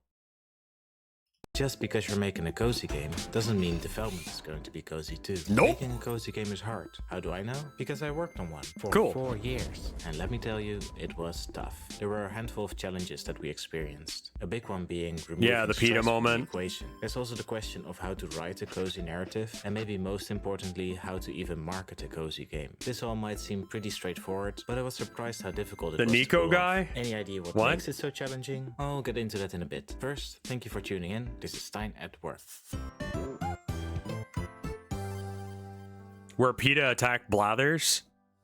First, some context. In 2018, while at university, me and Claire started working on Here Comes Nico, the cozy 3D platformer for tired people. The idea came about when I was having a rough time. I was exhausted every day, without enough energy to properly relax. I thought I'd outgrown gaming, because I would always prefer to just watch something. Here Comes instead. Nico. Then I realized Okay. that out of all of the games I owned, they either focused on excitement and danger, puzzles, or economics. Take Animal Crossing for example. It's a pretty chill game, but the gameplay loop is all about economics. And while I love the chill vibes of Animal Crossing, I also really like action games. So I wanted there to be a game that somehow focused on action gameplay without just PETA just swings to be relevant. as a core drive. A 3D platformer without spike traps, lava, or timers. Turns out making such a game is easier said than done. While exploring the possibilities of designing such a game, I quickly realized that everything I knew about platformer games as a genre hinged on the fact that the players were constantly trying Yeah, to PETA is avoid not failure, actually an which organization. is They are a not their scam. job. Throughout gaming's history, design has for a large part been the art of They flying do just not the care right about amount of animals. stress. But how do you go about excluding it almost completely? The very first test I did was booting up Super Mario Sunshine and completing the objective of one of its levels. This made the shine sprite appear, turning off the music, leaving only the sound of chill ocean waves. Running around in this moment was very interesting. It told me there was definitely something to the concept. There's something very comfy about running and jumping around a relaxing space. This behavior I ended up calling frolicking, like a baby deer playing around in the woods. I eventually pinpointed First that of all, Here Comes Nico. Who has played it and what do you think? removing risk, any stress would disappear too. So we did things like surrounding all the levels by swimmable water and thus turning them into islands. The ocean is like a big salty safety net, there to always catch you when you fall. This idea of avoiding risk is something I wanted to carry through in the rest of the design. I do admit that we weren't able to completely remove it, but we minimized it a fair amount. Still, removing something which is such a big part of what makes platformer games tick had left a big void. A void we filled with a good amount of silliness. Interactions that are inherently funny or satisfying. I made a whole video on this topic. It's pretty good, so do watch it if you have the time. I'll link it at the end of the video and in the description. I'm gonna I had a lot of redesign how trouble this coming up character with a looks, I storyline think. for the game. Stories too rely heavily on conflict, which is something I wanted to avoid. We eventually landed on the ultimate Yeah, balance, unfortunately, getting both a nice PETA and job Autism being Speak able to sound like afford them. organizations In that the you'd be story, like, oh, Nico they're really tries to cool, be a they're awesome for professional whatever, friend and then you look tactful into them at all and you're like, professional oh friend no. is someone who's nice to everyone and who occasionally gets paid. To get the job, Nico needs to finish a trial period, which is what most of the game consists of. So it's a relatively low stakes story, focusing more on the characters you're helping. Though there's a much darker side to the story, something I felt was important to include. To me, a heartwarming It's also the story most doesn't well-known work as one, well yeah. if the characters have only ever experienced bliss. It doesn't really resonate with me, since I've had my fair share of despair, as has anyone. I did choose to incorporate this in a particular way. Nico was experiencing a very bad domestic situation, but the game's Yeah, story Salvo is starts also after bad. that, after they have They don't managed give a to shit get about away from homeless it. or The story gay is about people, new beginnings and about processing trauma. which There's no make direct up a threat to significant it. portion of They're the surrounded homeless by community. positivity as they try The homeless community, by and large, is people who society didn't like enough or could not get it together in a certain way. So, you know, abused people are very common, actually. I was going to, give qualifiers, but yeah, no, just people who have been abused are very common to be homeless because it's like, well, if they're abusing you, why don't you just fucking leave? Well, I don't know, because maybe I'll be homeless after that shit.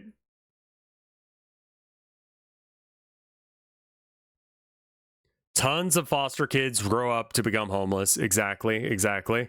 And so it's like, yeah, obviously with all the homophobia going on in the world, a lot of homeless people are gay or LGBT or whatever. And that's dumb. So that the Salvo doesn't take care of those people explicitly means that they're basically just not taking care of a good chunk of the people that you're giving them money to do so. And that, to me, smells like a scam. Or like shit. So I'm not about them. I will not donate money to them or give them my time. Try to process their past.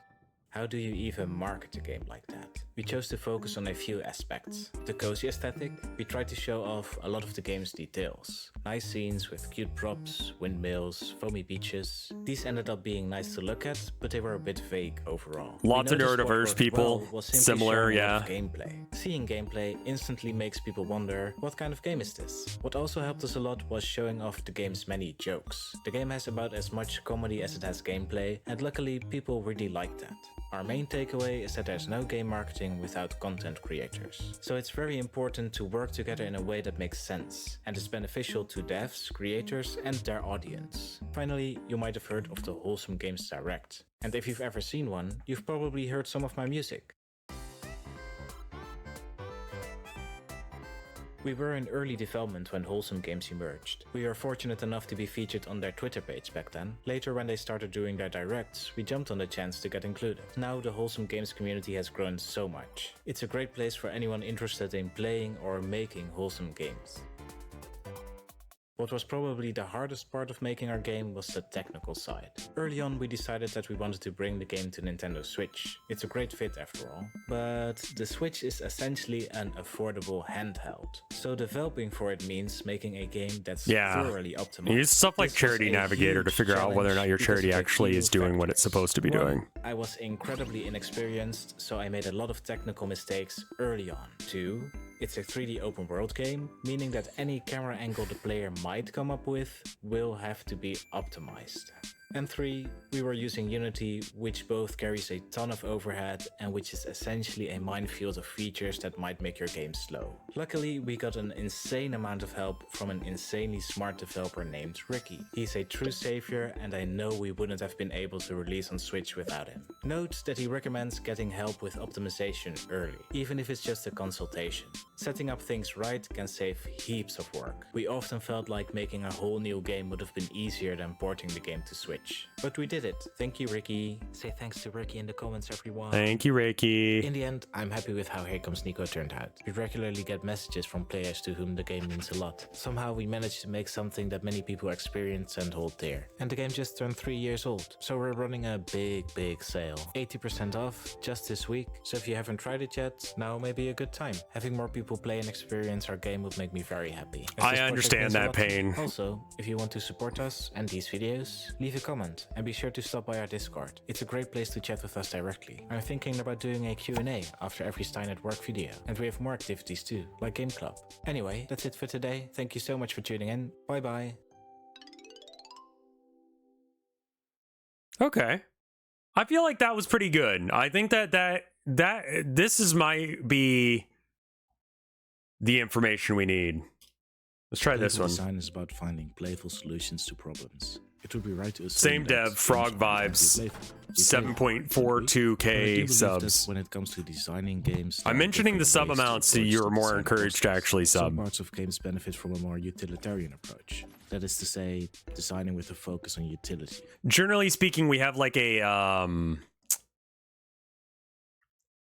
vibe that every video gets the views it's deserved. Whoever said that to Mike is a fucking idiot.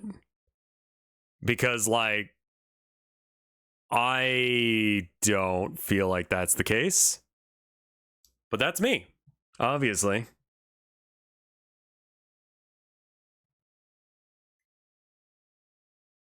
Yeah, Hobby Lobby's also shit. They're bad for other reasons, but yeah. It was some kind of marketing asshole who said it to him at TwitchCon. Yeah. Or the function of a feature. Other parts could benefit from playful or even silly design. So today, I'll be talking a bit about silly design in games. I will be splitting them into two categories: silly core mechanics and silly progressive mechanics. The distinction between core and progressive mechanics is quite useful when talking about game design. A core mechanic is defined as that which you are actively doing in the game: running, jumping, dodge, rolling, that sort of stuff. A progressive mechanic Yeah, I is that mean, which drives the Hobby dynamic Lobby progression is a of different the game. beast entirely, Getting to the end but of a level yeah. will allow you to enter the next one. Shooting arrows will make you run out of arrows. Core and progressive mechanics together shape what we think of as gameplay. For example, when playing basketball, dribbling and throwing the ball will be considered core mechanics. Scoring points when throwing the ball through the basket is a progressive mechanic. Likewise, scoring more points when outside the three-point line is also a progressive mechanic. Naturally, we can apply this to video games. Take the original Legend of Zelda for the NES. Two of the core mechanics are walking around and stabbing. Two of the progressive mechanics are you lose health when hit by a monster, and monsters die when stabbed enough. Just looking at these few core and progressive mechanics, we can already see an interesting behavior emerge. There's a push and pull, where the player wants to stab the monsters, but they don't want to get hit themselves. Today, I'll be focusing on silly core not exactly. mechanics. Silly progressive mechanics will be featured in a future video. Now that we're done with that surprise crash course, it's time to get silly. Hi, I'm Stijn, project lead at Frog Vibes, currently working on $5 for the Bus, an open world RPG about life in our modern society. Thanks for tuning in. This is Stijn at work. I like his little animated mascot as well. It's pretty cute. Before we get into silly core mechanics, let's define what a silly mechanic is. To me, and for the purpose of this video, a silly mechanic is a mechanic which invokes joy regardless of context. A mechanic which is inherently fun on its own. You don't need to evolve the game's various systems to appreciate it. Whether that is due to the satisfaction it gives, the humor of it, or both. If you look at Untitled Goose Game and its honk button, we can start to understand this a bit better. If you press this button, the goose will honk. Most people hearing that description will think, that sounds fun. Not taking into account why you want to honk in this game, you can still have fun using this mechanic. This is because 1. A goose is a funny animal, and 2. A honk is a funny sound. And of course there's the simple satisfaction that comes with press button make sound. Yeah. That's why I added jumping to the game. Because it feels like it should have one, despite the fact that it won't be used. You won't need it. Tool, but that doesn't take away from its inherent fun. A silly mechanic is something that can be joyful all on its own. So why incorporate silly core mechanics into games? It might sound obvious, but more fun is more good. If you want to make a game which is fun to play, adding Vallejo mechanics which is are inherently fun is currently always having a an plus. issue, like Although they're you'd have to carefully on consider strike, what right? impact the mechanic will have on the player's behavior and the experience as a whole. You don't want to undermine the main appeal of the game. There are more reasons for adding silly mechanics to a game.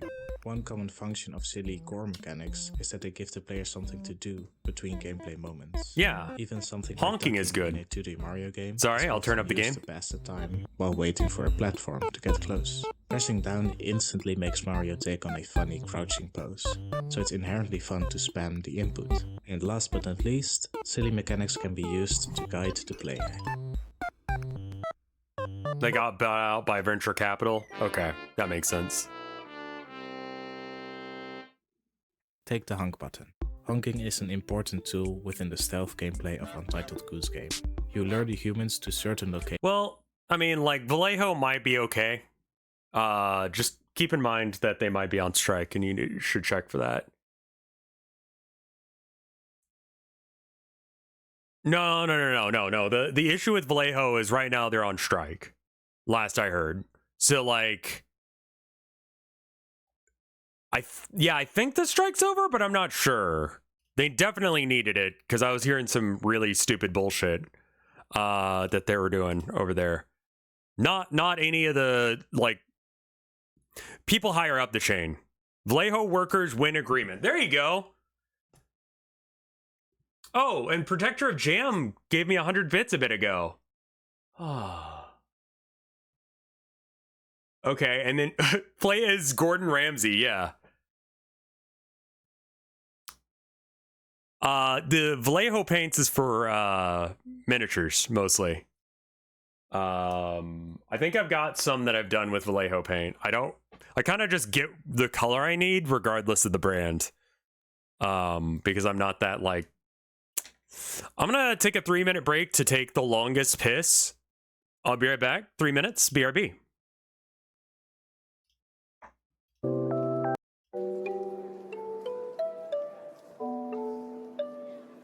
Where's the BRB screen? There it is. All right.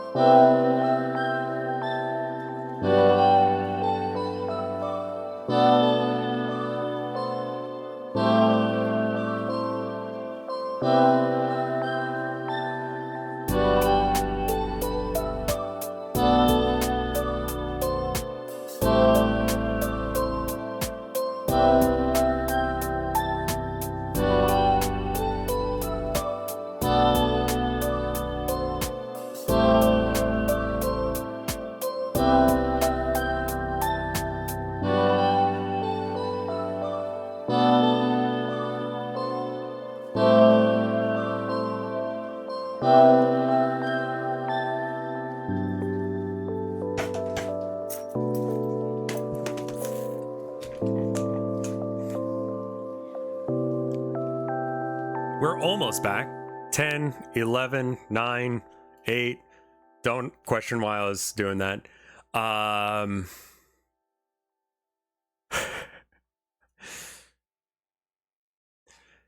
I mean, I haven't checked out Vallejo's other stuff, but I mean, I've gotten some like Vallejo stuff before, and I thought it was nice.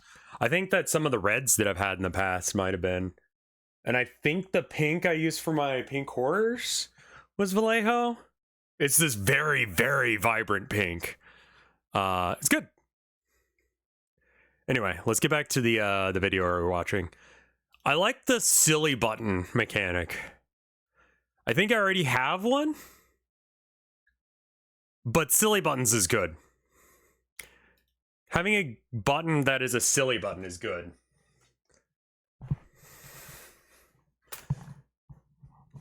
Oh yeah. Acrylics are cool for that. Push F to fart. Yeah. Vallejo is one of the oldest mini/army painter things. Oh, that's a thing I need to do. Here, hold on. I'm gonna do that while we're watching this video, if that's okay. Let me fix it so that way you don't see what I'm doing, because I don't necessarily want that going on. There we go. Creating a blind spot for you to do your mischief in. Because honking is inherently fun, players don't need to be reminded to use its utility as much. Players can also be directed towards interesting parts of a level, following silly interactions like breadcrumbs.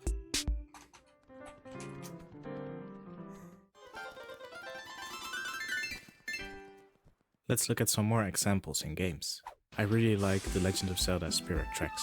It's an action-adventure game. I love his little fella, by the way. Main mode of transportation. I think I'll between subscribe towns to and him. dungeons. While operating He seems your to be train, you saying can some pull good this little shit. cord to sound a whistle. Who wouldn't want to be the one that makes the train go choo-choo? The whistle itself is well designed. How hard you pull the cord has an influence on the volume and pitch of the sound. Its pitch at full intensity also happens to harmonize well with the background music. This makes making the train go choo even more satisfying. As a side note, while we're talking music, did you know that the chugga chugga of the train's wheels matches the background music too? When moving at full speed, the chugga chugga matches the tempo of the music, functioning as an underlying rhythm. This makes driving the train feel great. Even when you're not doing much, you feel in sync with the world and you can choo-choo to pass the time. Sounding the train whistle also has other functions within the game. You use it to stun certain monsters, to call the floating shop down, and to operate ancient technology, just to name a few. So having it be attractive to use is a plus. The custom assets he made just for the video are Yo great. Noise 2 might be a bit of a deep cut. It's a free 3D platformer. Oh a my fan god, sequel to that the is a deep infamous cut. Yo Noid on the NES. It's quite fun and free to play. I'll link it below. One interesting feature is the game's This dab. is the other thing, is this guy is he's like, hey, Yonoid 2. Like, where in the fuck did you pull that shit out of? You're right, but what? Button. At any time, you can make the Noid dab. You inevitably run into moments where you know you can't be saved. It's in these moments that a good old dab makes you feel a bit better. It makes it Right, look like the you dedicated dab intentionally button. threw yourself into imminent death. Super Mario Odyssey is another great example. Some of its more subtle. Yeah, I silly forgot about the elements dab, are but it does make Mario dying kicking less anything painful. he touches, Mario being able to sit on a bench and chill out, and Mario dancing when next to a stereo set. Kicking stuff makes navigating levels a bit more engaging, as well as luring you to interesting spots. Sitting on a bench is, at least in one instance, necessary to obtain one of the game's moons, and the dancing is there because, Super Mario Maker uses silly mechanics to inspire the player. Mario Maker is essentially a level design tool, so its developers had to pull out all the stops in trying to make it fun. One way was to make almost every interaction a little silly. Thanks to its sound design, animation, and general aesthetic, everything is fun to click, regardless of whether you need to be clicking it. This does not. Alright, real quick. I'm looking at my stuff on Redbubble, because I was thinking about making some of the art on colinmon.com. Other shit. What would you want it on? Coasters? Clock? I mean, some of these I don't know as if it would even look good. I don't think I want to do the fitted mask, because that could be bad. iPhone case, enable. I think that's fine.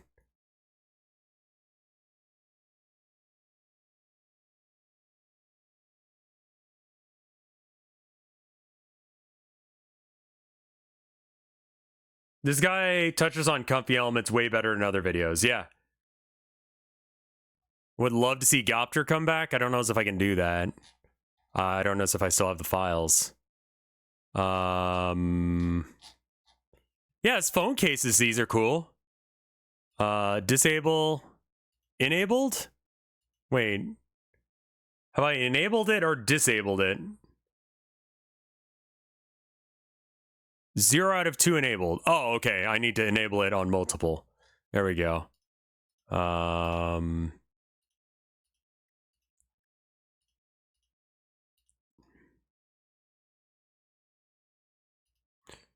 Knife Street, I feel like it needs to move over slightly to the side.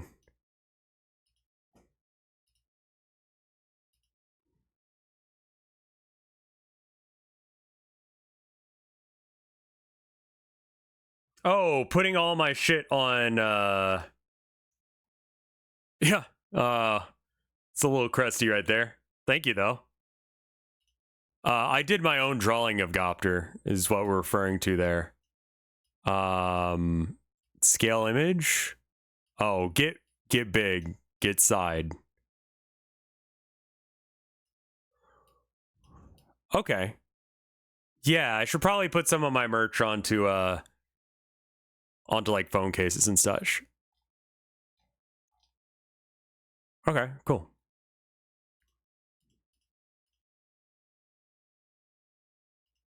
Only make using Mario Maker more fun. It also inspires That would make chat you a to little use bit less assets cluttered. and That's tools probably a good you might idea then. otherwise ignore. Because the act of using anything is presented in such a silly way, you get curious. What will happen when I press this? What will happen when I combine these things? This is very important because Mario Maker as a tool is chock full of assets and features to make use of. The developers want the players to explore using every single one of them, and silliness is a great aid in that. We also included some silly mechanics in our game, Here Comes Nico. Here Comes Nico is the 3D platformer for tired people, available on Steam and Nintendo Switch. A lot of the silly mechanics in Nico are there to make the world feel more dynamic. You could probably do stickers. I'm doing iPhone or phone cases right now. Fine-tuning the physics on boxes and trash bags took some time. They needed to fly off, but still feel weighty for it to be satisfying. The stacks of Some of paper these turn look into a kind of parchment awful as phone cases, I'm not gonna lie. This needed to feel explosive and paper-like at the same time. For all of them, the sound effects needed to be realistic, as well as having a kick to them. There's also an office. I don't like the fellow being so 2D. I like him being that 2D. I think he's adorable. Jumping on the bed. He's a little fella. Serves no other purpose. A problem that we managed to solve in a silly way is one of collisions. You see, there are many props and characters that fill up the world. If we gave them all a collision box, walking around would turn out cumbersome. Our solution was to make everything bounce when the player walks into it. Thanks to the squishy animation and various sound effects, it turned out quite satisfying. We suddenly saw players actively bumping everything in sight. We even attached an achievement to it. You only get it after bumping into frogs over 1,000 times. A minor silly detail is the snack machine. If you dive into it, it'll pop out a snack.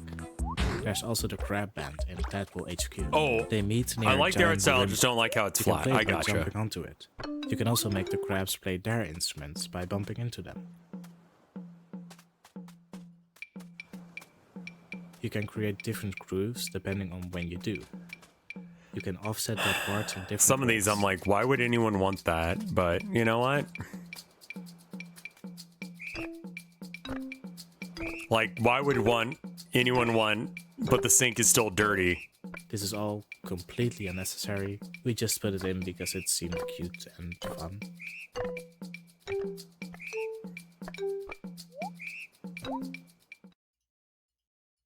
Hey, we make games. You've already seen a bit of Here Comes Nico. Make sure to check it out if it seems like something for you. We're currently developing 5 Bucks for the Bus, an RPG about life in our modern society. We also run a Discord where you can chat with us and take part in Game Club. What the fuck? Did you hear about the YouTuber who deleted all their video game reviews, then became back to reveal they had used stolen footage and became a monk?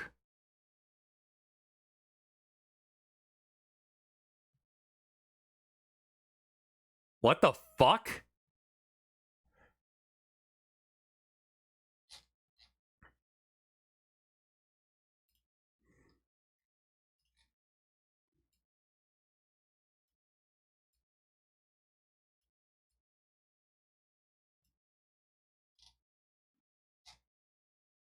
Powerful skills there to come in here and crop dust like you do. It really is miraculous.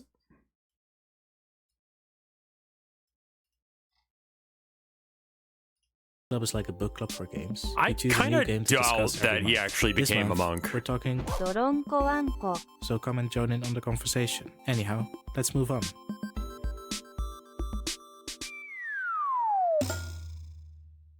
So what's the point of silliness in games? In a medium where fun is a common indicator of success, silliness adds inherent value. But its uses shouldn't be understated. They're a great way to keep players engaged when they'd otherwise be doing something menial or when they'd simply be waiting on something. They are also useful in guiding the player. The inherent fun of them can attract the player without The guy having who to made offer them Deadly tangible Premonition benefits. is a monk? And if we're honest, a little silliness doesn't hurt when you're trying to market a game. In the end... Wait, what is this?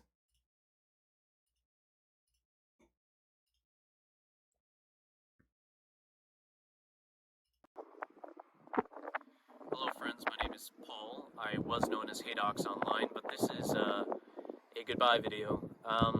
It's just some final words that I need to say before I close out this channel. This video will be up for the remainder of the Time? creation, I Sure. suppose. But the spark notes of it, if you don't want to watch it, is I came back into the Catholic Church and now I'm pursuing a life of monasticism as a Benedictine monk. And that's where I intend to be for the rest of my life.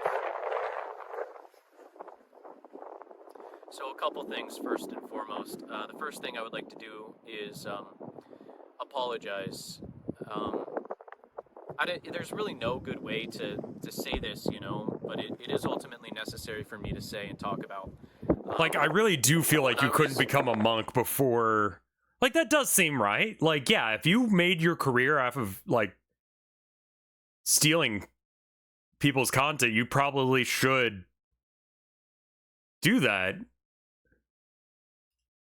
Reviewing games back in the Apologize. day, Forgiveness is, you know, a thing in Christianity. I didn't play most of the games I actually reviewed, and I used other people's footage without their consent, and I lied about it. And I am actually very sorry about that, and I just have to say it because I lied to you, and I'm sorry. I hope you can forgive me, and I'm sorry. I would also like to publicly disavow all the content I made prior to this day, which is the last day, or December 30th, 2024, so I would just like to say I don't... What the fuck is going on in the comments? I don't condone anything I've said. Dude, you said you hated Skylanders. It's not that serious. What Garfield card does to a man. Bro looks like he's about to enter Silent Hill to go look for his dead wife. Wrongful creation. You reviewed Paper Mario for the Wii U.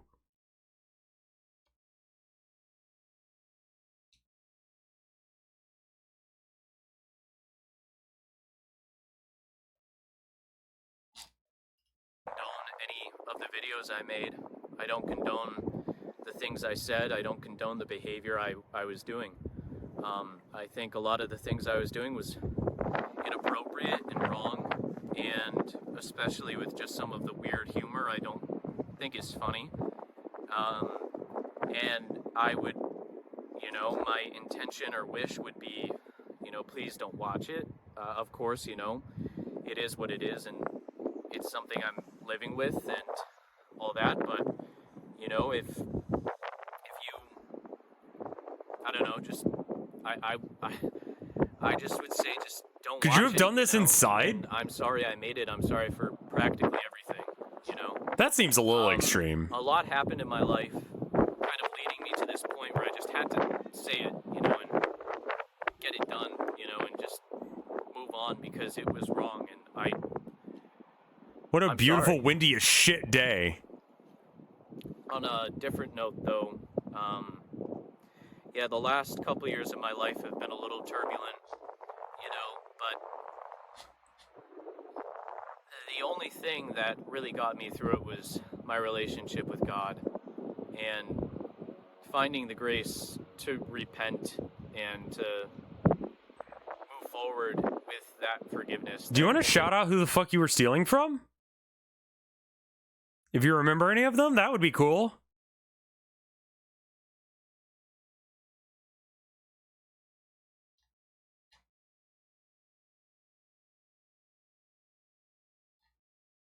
Bro, you already closed the Hedox chapter only to come back all of a sudden, seemingly down on his knees in a field, being filmed by some person, shamefully disavowing everything he's done, calling it filth, repenting and pledging loyalty. It just doesn't feel right.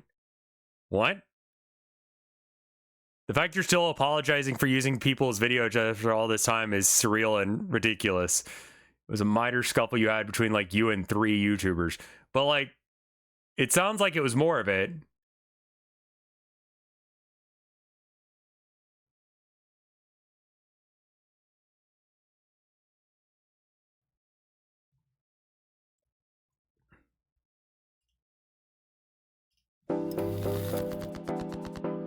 That guy Glenn's video, Balatro, an indie roguelike 220,000 deck building subs. game, took the gaming world by storm. It received universal praise from gamers and critics, sold over 2 million copies just 6 months after its release, and even won the Best Independent Game Award at the Game Awards in 2024. Impressive Reminds me of that achievements, guy who went especially religious and considering said, if the you game, watch my apart from content, its you're an idiot mesmerizing and waste music your and time sound and effects, your was life made by only for one memes. person. The anonymous creator, Wow. who goes by the pseudonym Local Thunk, never anticipated any kind of success. In fact, he only expected about 6 people to buy his Well, game. people who When find asked on God tend Twitter to be if he very foresaw the judgy. praise Balatro would receive, he replied, "I was expecting like 4 of my friends and my parents to buy the game, and that would have been awesome. So no, the entire past year has been a series of crazy events. So why did he only expect to sell a handful of copies? And how did a lone developer make something that turned into a global sensation? Let's dive in." Local Thunk's journey into game development began during his university years. A lifelong dream of creating video games finally started to take shape during his downtime from studying mechanical engineering. Starting with smaller, simpler projects, he quickly discovered how much he enjoyed the process of making a game. This passion led him to make a sudden decision. He dropped out of engineering and joined a computer science program instead.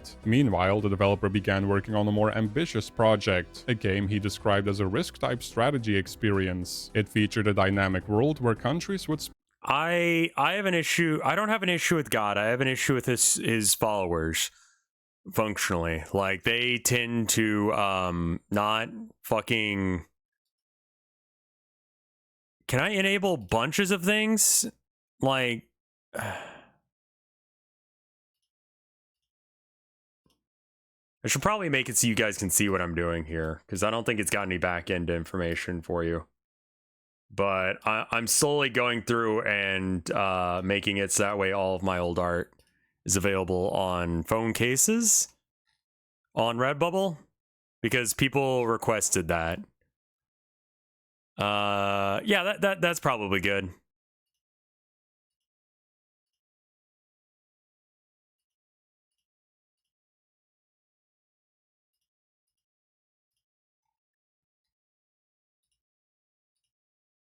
I'm treating my art as too precious, and it could just be a thing that someone puts on a phone case, and that can be okay with me. That does not line up at all. Anyway, that's what I'm doing in the background while we're watching these videos, just so you know. spawn with geographically accurate names. It took him 2 years to complete, but despite his hard work, only a handful of people ever saw the game in action, let alone played it. Local Exactly, Thunk never I shared his agree, games Jugalamacon. online. I'm sorry, They were I made either that sound personal like experiments or I creations disagreed he with shared you or with close something. friends and family, people he knew would appreciate them. Success or profit was never a driving force for him. He simply loves the process of making games. The motivation is that I enjoy game development, actually writing the code a lot. Making games for my friends is a way to a kind of an end goal. These are people I've known for a long time, people I think would appreciate and have fun with these projects I've worked on. It's not playtesting, it doesn't need to be tested, just a thing I made. After graduating and getting his first job, Local Thunk continued making games in his spare time. He never pursued a career in the gaming industry, opting instead for jobs doing quote-unquote normal development stuff. Years later, in 2021, his employer told him that he still had a whole bunch of unused vacation days. Rather than planning a traditional holiday, Local Thunk chose to spend December at home, immersed in prototyping and refining a new game project, his idea of the perfect vacation. That project would eventually evolve into Balatro, the game that would change his life forever. Before we move on, I'd like to talk about this video's sponsor, Anthony's card game Big 2, a game Local Thunk often played with friends in high school. Big 2 is designed for 2 to 4 players and involves scoring points by playing poker-style hands such as pairs, triples, and flush. Initially, his goal was to create an online version of Big 2 so he could relive those childhood memories with his friends during the pandemic. While working on this project, the developer stumbled across a roguelike slot machine game on Steam called Luck Be a Landlord. He became obsessed with the game, spending hours watching YouTube videos of others playing playing it. He actually never played it himself, but its unique theme and design captivated him. Really? There were no What the opponents fuck? to fight. The gameplay was simply about numbers getting bigger, and he loved the simplicity and appeal of that concept. Inspired by this, he decided to pivot his project. He dropped the competitive online element and reimagined the game as a single-player this game. experience I will never focused on play meeting it. score requirements. Using a game development framework called Love, the early fundamentals of Balatro started coming together.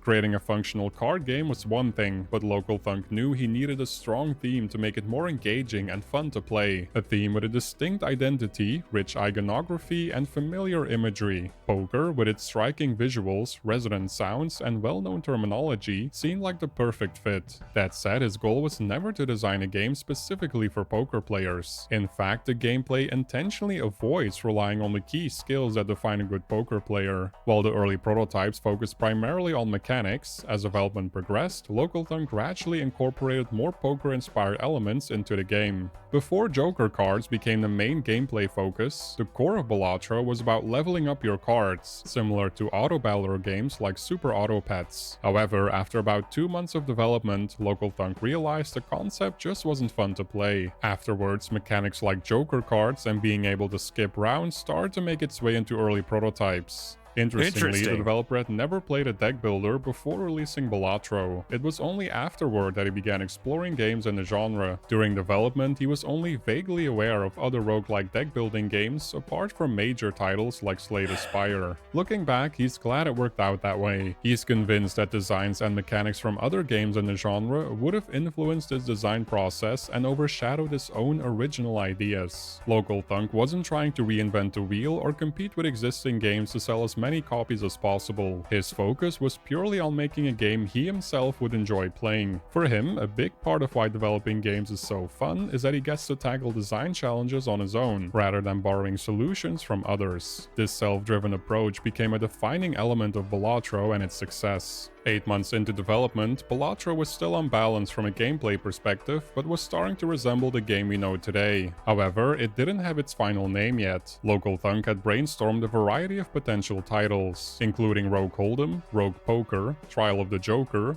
Foolish Poker, Hand of the Fool, Hyperborean Hold'em, and Cartomancer's Hold'em. 2 names, Joker Poker and Fool's Gambit, came especially close. Each even had its own menu screen for a while. However, the developer discovered that Joker Poker was already the name of an existing app, and he admits that Fool's Gambit never quite sounded right. More importantly, they never captured the vibe he was aiming for. He eventually settled on Balatro, a term from ancient Rome that refers to a professional jester, or more fittingly, a joker. After working on the game for over a year, Local Thunk decided to quit his job and dedicate himself to the project full-time. This decision wasn't driven by a belief that Balatro would become successful, but rather because he wanted to upload a playable build to Steam. His goal was to include the game on his resume in hopes of finding a job that better suited his interests. With some savings to support himself for a while, he took the leap to focus entirely on finishing up his deck builder poker game. Although the core gameplay loop was already very enjoyable, Local Thunk felt the game needed more variety. This led to the introduction of modifier cards, which became the Planet and Tarot cards, as well as the ability to add more unique cards to the standard 52 card deck. Furthermore, expanding the collection of Joker cards became something of an obsession. The developer loves drawing in his spare time, so coming up with new Joker art became a fun creative outlet when he wasn't busy coding. When it came to the effect of each Joker card, it was important to keep things simple and balanced. Therefore, Local Thunk came up with a few rules for designing the Jokers. Seem like it should First, have, Joker honestly. cards need to synergize with a broad range of game elements. For example, an effect that multiplies the score of played face cards works well because it can apply to many cards in any given run. If a Joker card only synergizes with another specific Joker, the rarity of that happening would make for a frustrating experience. Right. Additionally, Joker card descriptions have to be short, ideally no more than 4 lines of text. If an effect takes too long to describe, it probably doesn't have a broad enough synergy anyways. It's also important to the developer that choosing between Joker cards.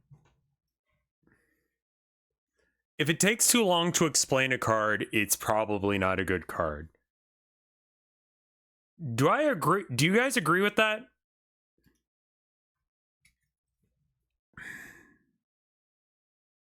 I think of cards like One with Nothing that become very exciting.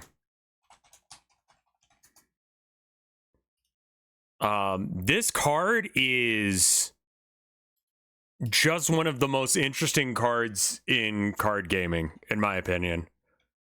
Because it's so incredibly bizarre and shit that you're just like, why would I ever play that? And the answer is, oh, hold on. There's a lot of good reasons to play this. Let me show it to you. So it's a card from Magic the Gathering, right? Also, I don't know what the hell this stream is, but I'm really enjoying the vibe of it. One with nothing. One cost, so you can play this turn 1 if you want. Discard your hand.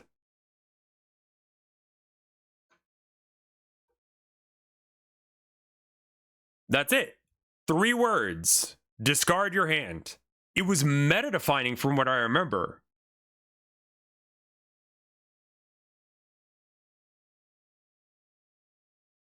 Yeah, it was anti-Megrim tech. Very good card. This makes for a very solid card.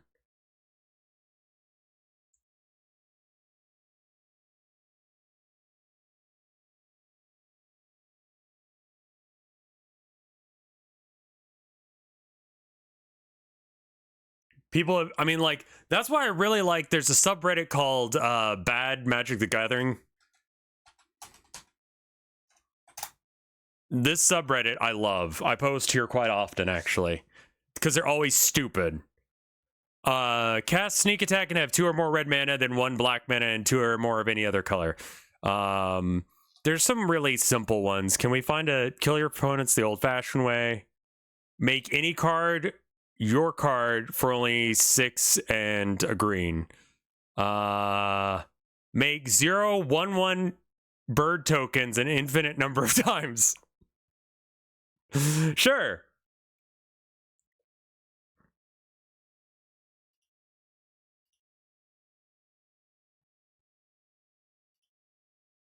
It's not Ornithopters that bad. It's exile most of your opponent's library for only green, green, red, 8. So Ornithopter plus Spike Hit. Equipped creature gets +1/+1 and has all the names of all non-legendary creatures cards in addition to its name. Okay. And then you give it to your opponent. Harmless Offering is very common in this. And then Splinter. Remove target artifact from the game. Search its controller's graveyard, hand, and library for all the cards with the same name as that artifact and remove them from the game. Yeah, that would do it. So you make the Ornithopter have all of the names, and then you give it to your opponent, and then you destroy it. So it's not really that Ornithopter is bad, it's just weird shit. Anyway, I think that this is a really good place to look if you're actually gonna... It's funny. It's not the funniest one I've seen. The ones that involve like Nerf darts and shit. Is there a way to like check what I've posted? Because the ones I've posted are funny. The one you jump into a where is okay. Can't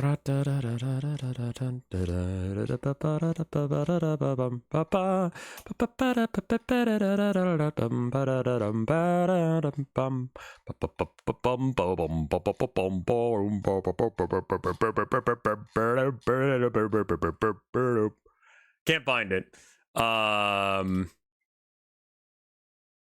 Anyway. It's probably okay. Went in a really annoying way for what was this? Oh fuck. Right, this combo sucks ass. The fuck were you singing? Just something I made up on the spot. Here's the combo. All right. I need to like read over it again.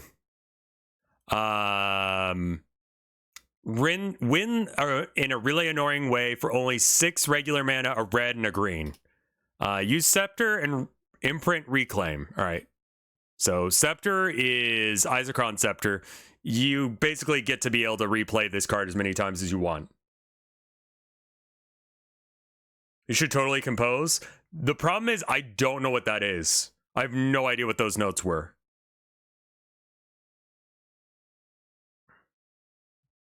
So you put target card from your graveyard on top of your library. So you can play Charizard every turn. So this will allow you to play... Okay, so the Isochron Scepter allows you to play Reclaim every turn, which allows you to put Charizard on the top of your deck. So you play Charizard, and you do it. So you take the deck you've got, and you put the game that you're currently playing a Magic to the side, and then you put another, like you take your deck, you move it over to a different board, and then you play another game of Magic. Yeah, this card's way too wordy. What this card says is, put your game you're playing right now on hold and play another game of Magic. And then after the game is over, the loser of that game takes 20 damage, or like loses half their life. Right? So what you do is you have like a nesting doll of games happening that you win the game 30 fucking games deep. Like, you need to play about 16 games of Magic in order to play, but essentially it's like you're playing Inception. You're 16 layers deep, and then you play Browbeat, and yeah. You can also use other draw damage spells other than Browbeat, but Browbeat is so annoying to explain because of the weird grammar. This card just sucks grammatically. It does 5 damage, and that's 1/4 of 50. So you just go, yeah. Yeah, you just keep putting it on the top of your deck. So every single turn, you go, guess what time it is? We're going to play a game of Magic. Inside of the game of Magic. This combo's annoying as shit. It's bad, too. That's why I love this subreddit.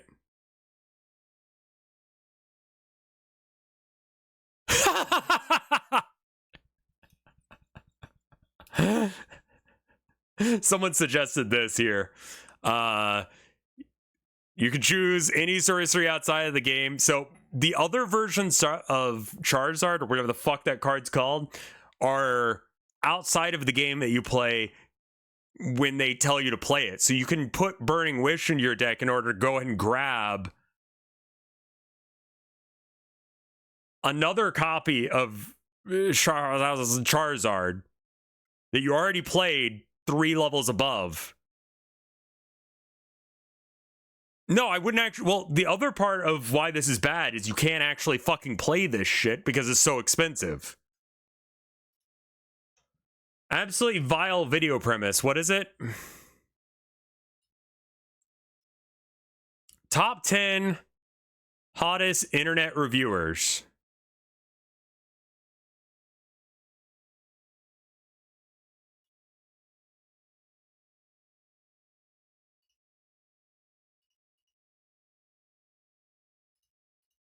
Why is Doug Walker shirtless in this picture? Why'd you do this?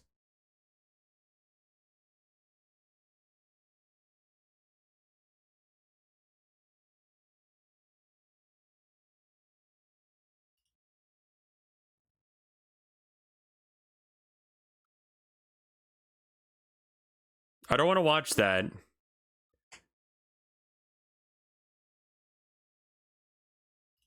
is always a tough and meaningful decision for the player. To achieve Anyway, this, back to jokers my with art. more powerful Oh, no, effects wait, I were was designed doing, to be conditional. For example, Redbubble. the driver's Oh, shit, license I closed joker provides a Redbubble. 3x multiplier, but only if the player has at least 16 enhanced cards in their full deck. To balance these high-impact conditional jokers, Local Thunk included more quote-unquote boring but reliable jokers. Otherwise, players might find themselves overly constrained by too many oppressive conditions. Oh, Lastly, jokers boring can but only good. work in tandem with existing mechanics and should never introduce new ones, not only to avoid more and more mechanics creeping that's its way easy into to the do. game, but also to avoid diluting synergies. Local Thunk didn't just iterate on the Joker cards, he also continuously refined the game's visual style. One day, on a whim, he added a CRT filter to the game. From there, he began incorporating more surreal effects, such as a swirling background and gyrating cards. With each edition, the visuals started to feel increasingly cohesive, creating a unique aesthetic that tied the game together. He describes it as a very organic evolution, as he never intended to make a quote-unquote cursed interdimensional poker machine.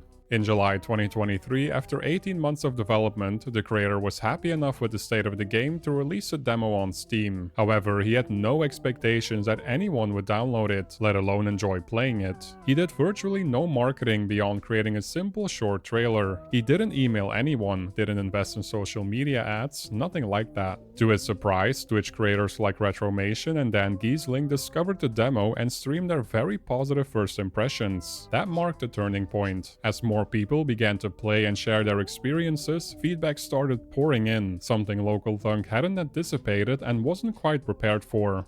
Taking it public 100% was the biggest challenge. You know, I've made games for so long, and I've also had another game that I've worked on for about 2 years, maybe 2.5 years, and I never told anyone about that game. And all I think about is just how fun it was for literally the entire time I was working on it. No pressure, I could do whatever I wanted with it at whatever time frame I wanted. And as soon as I went public with this game, I wasn't expecting there to be chatter all the time and pressure to do things. And if there's a bug, you need to fix it, and criticism. Because none of that stuff really is why I wanted to make the game in the first place. I just love making games. All that stuff seemed almost like a means to an end if I wanted to have this game on Steam. So since it went public, I think dealing with that side of it has been the biggest challenge in the entire development cycle. Local Thunk could hardly believe what was happening, but he decided to seize the opportunity to improve the game based on player feedback. This process became a crucial factor in shaping the retail version of Balatro. Over the next 7 months, he introduced new content, including additional Joker and Tarot cards, released an updated demo on Steam, and carefully examined the influx of feedback to refine the next demo. One recurring piece of feedback was that certain Joker cards were overpowered, while others were too weak or unappealing, leading players to avoid picking them. While the creator took much of the feedback into account, he didn't blindly implement every suggestion. Yeah, honestly, you gotta His ignore number people. one goal was still to create a game that he himself enjoys playing. If a suggestion didn't align with his vision or preferences, he simply didn't add it. This balance between listening to players and staying true to his creative instincts was key to Balatro's I wouldn't say that. Okay, so like,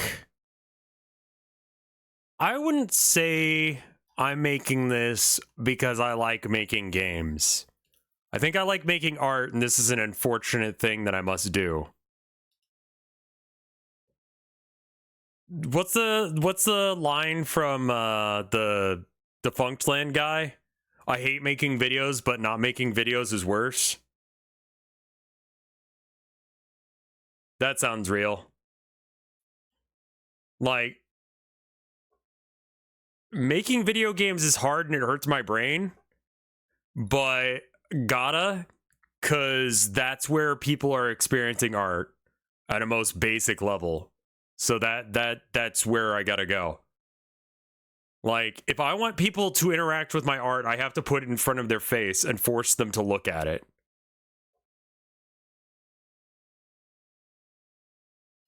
development. One suggestion Yeah, Local it's like Thunk took to having a heart was to job that better doesn't pay. facilitate seated runs. That He sounds describes it as one of the biggest learning moments in the game's development. Initially, he used seeds solely to simplify saving runs for players. Almost as an afterthought, he decided to make the seed codes visible. To his surprise, players quickly embraced the idea of playing and sharing seated runs with each other. Although he didn't personally find seated runs appealing, not in Balatro nor in other roguelike games, he was curious to understand the community's excitement. After talking to with players in the official Balatro Discord, the developer made adjustments to improve the way seeds work. Meanwhile, Local Thunk partnered with PlayStack to help with publishing, playtesting, and localization. For the first time since he began developing games, the creator decided to invest actual money into his project, a decision he described as a nervous experience. He turned to Fiverr to find a talented musician to compose a game's soundtrack. After exchanging messages and ideas, he connected with Lewis F., who proved to be the perfect fit. Lewis went on to create the game's mesmerizing and widely praised soundtrack. The music, When the game became a huge success, the developer felt guilty about how much Lewis contributed and comparatively how little he got paid for his work in hindsight. To make things right, Local Thunk drew up a contract ensuring that Lewis would receive 100% of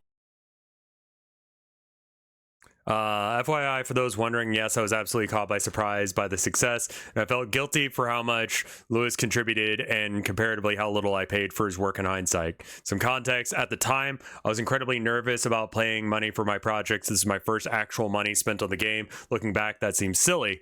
That is to say, I'm drawing up a contract so he gets 100% of my cut of the revenue for the soundtrack on Steam, retroactive. Sure, yeah, I mean, that's ethical, yeah. Yeah, you go, like, actually, like, that wasn't cool. Like, he could have just not said a damn thing and probably gotten away with it. Could have stolen shit from that guy all day, every day. So if you buy the soundtrack, the composer gets 100% of the income.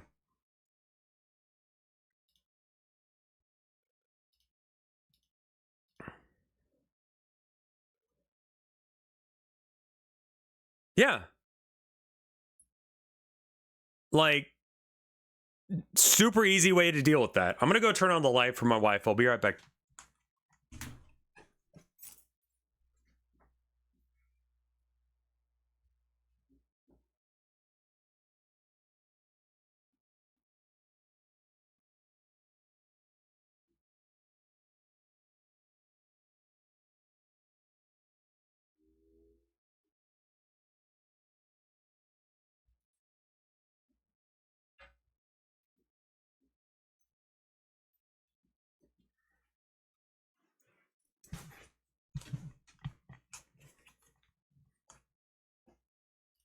the revenue from the soundtrack on Steam. The developer said that he's more than earned it. Yeah. In February 2024, a little over 2 years after development began, Balatro was released on PC, followed by console and mobile ports a few months later. The game received universal praise from both critics and gamers, and suddenly it felt like everyone was talking about Local Thunk's trippy poker-inspired creation. Even Black Mirror creator Charlie Brooker commented how Balatro is, quote-unquote, possibly the most addictive thing ever created. Unfortunately, the game's addictive nature became a point of controversy. Shortly after its release, it was pulled from several digital stores outside the United States. Without prior warning, the PEGI ratings board changed Balatro's age rating from 3+ to 18+, due to a belief that the game contains quote-unquote prominent gambling imagery and material that instructs about gambling. It completely blindsided Local Thunk and publisher PlayStack, especially since the issue had already been addressed months earlier. In October 2023, the ratings board initially assigned Balatro an 18+ rating, but after an appeal, it was lowered to 3+. No content had been altered since then. PlayStack strongly refuted the decision, emphasizing that Balatro does not allow or encourage gambling, and called the ratings change completely unfounded. Local Thunk himself is firmly opposed to gambling practices, and never considered implementing microtransactions or allowing players to spend extra money in the game in any other way. By March 8th, Balatro returned. I just got a message on, I didn't realize that Redbubble had like a messenger system. And I only have one message on it, and it's from a porn bot.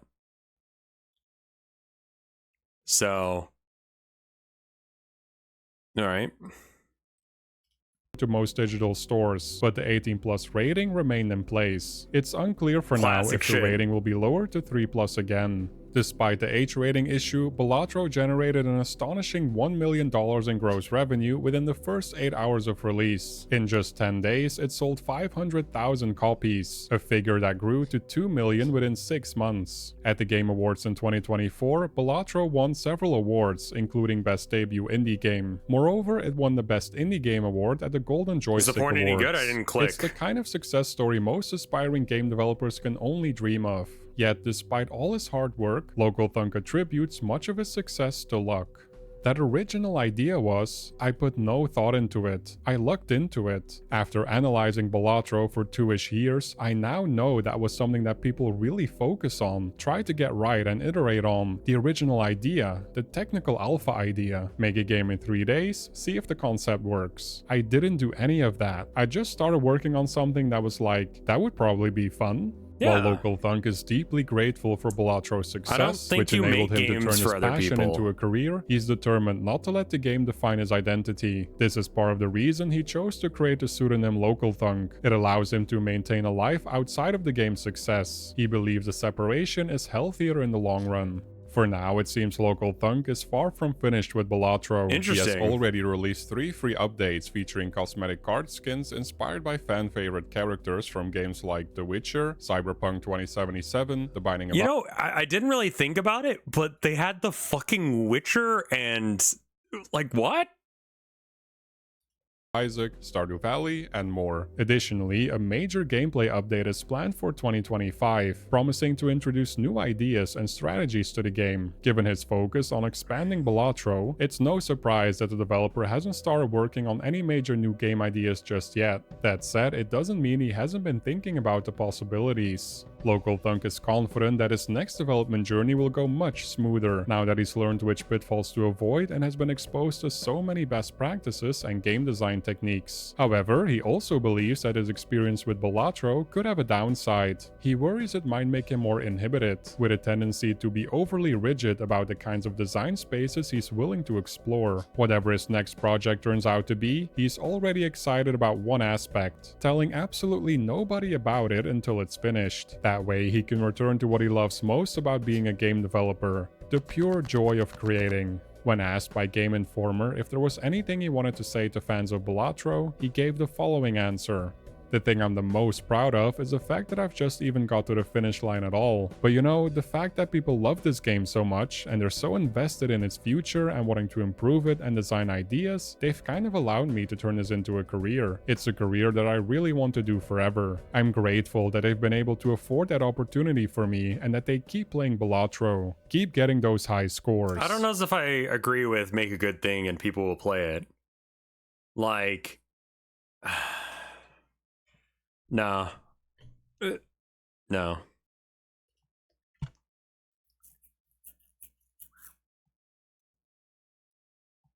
No.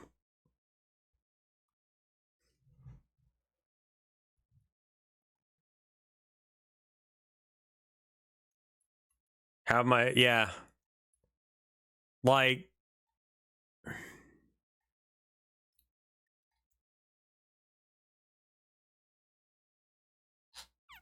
my most popular video on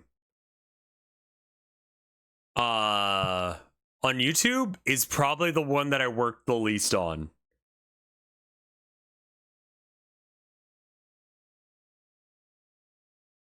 Yeah, I think turn-based RTSs is probably like a thing that if you wanted to make a game that people want, that would be it.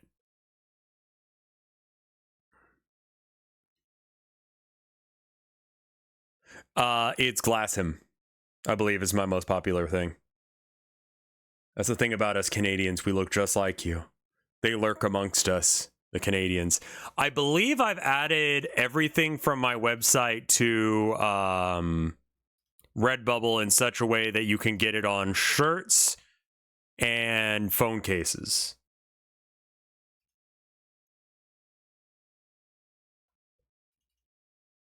I don't understand RTSs well enough to be able to do stuff with them. Like, I couldn't make one.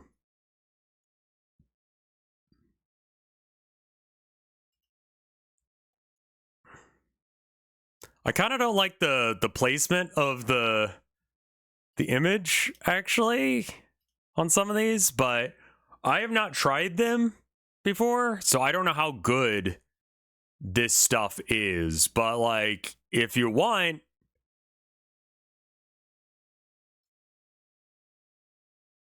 if either you or Tilda dies, do you think the other will remarry? I won't be. The only thing that's keeping me from going absolutely ape shit on this world is because I love my wife. Without my wife, there's no reason for me to hold back. There's no reason for me to be peaceful or nice. Like, without her, there's nothing for me. If she dies, I die soon after. But not before I burn the whole fucking world down. Like, I won't die until everyone I have ever wanted to be dead die first. My villain arc starts when my wife dies. Look at this egg shirt. It's available now. I don't know how to link it. Here it is.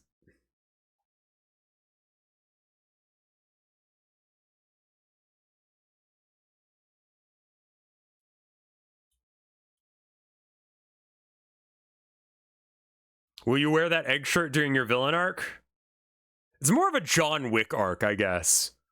Though I haven't watched John Wick, but like someone kills his dog and he goes ape shit for like 5 movies. Like, is that the plot? Because that's how I understand.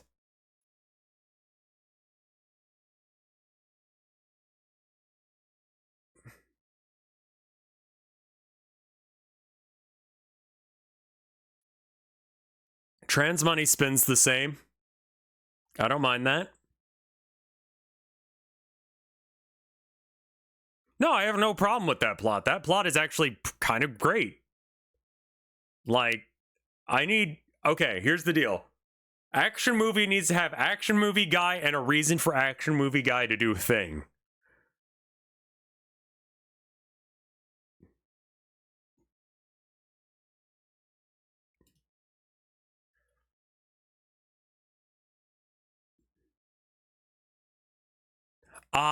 It was not just his dog. It was a gift from his dying wife to be delivered to him after she died of cancer.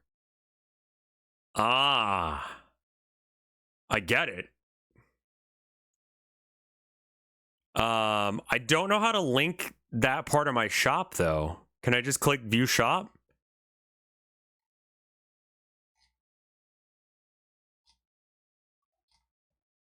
Yeah, here we go.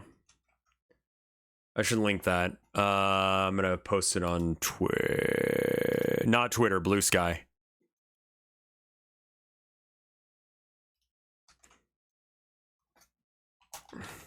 I added shirts and stuff to my art store. The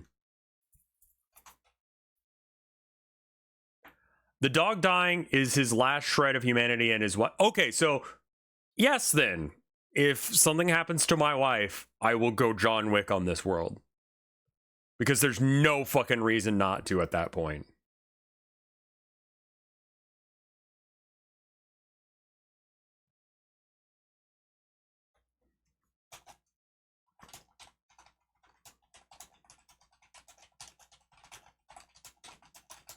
So, like, remarriage? No. Like,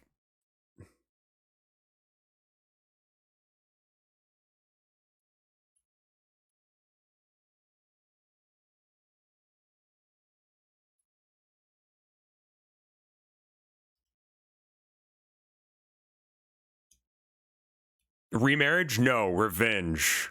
Revenge on this world.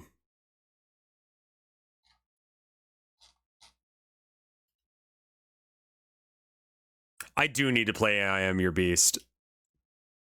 All right. Here you go, chat.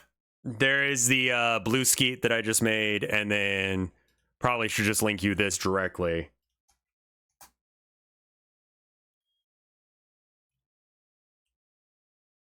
And Chicory, yeah.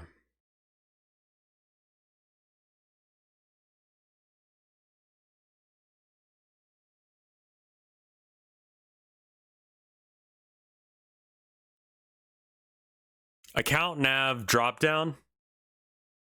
Does that link not work?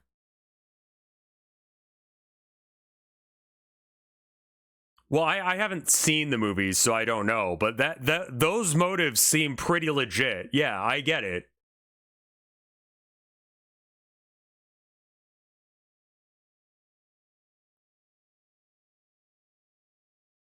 It works. You just need to clean. The link works. Okay. If the link's a little shitty, that's fine with me for now.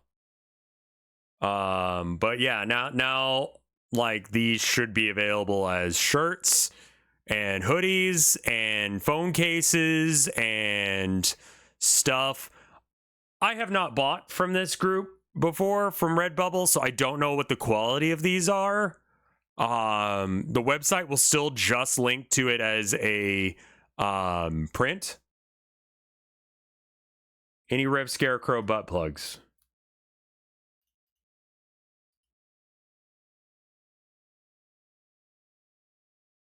No, there won't be. No. Anyway, if the shirts or anything that you get is bad quality, let me know.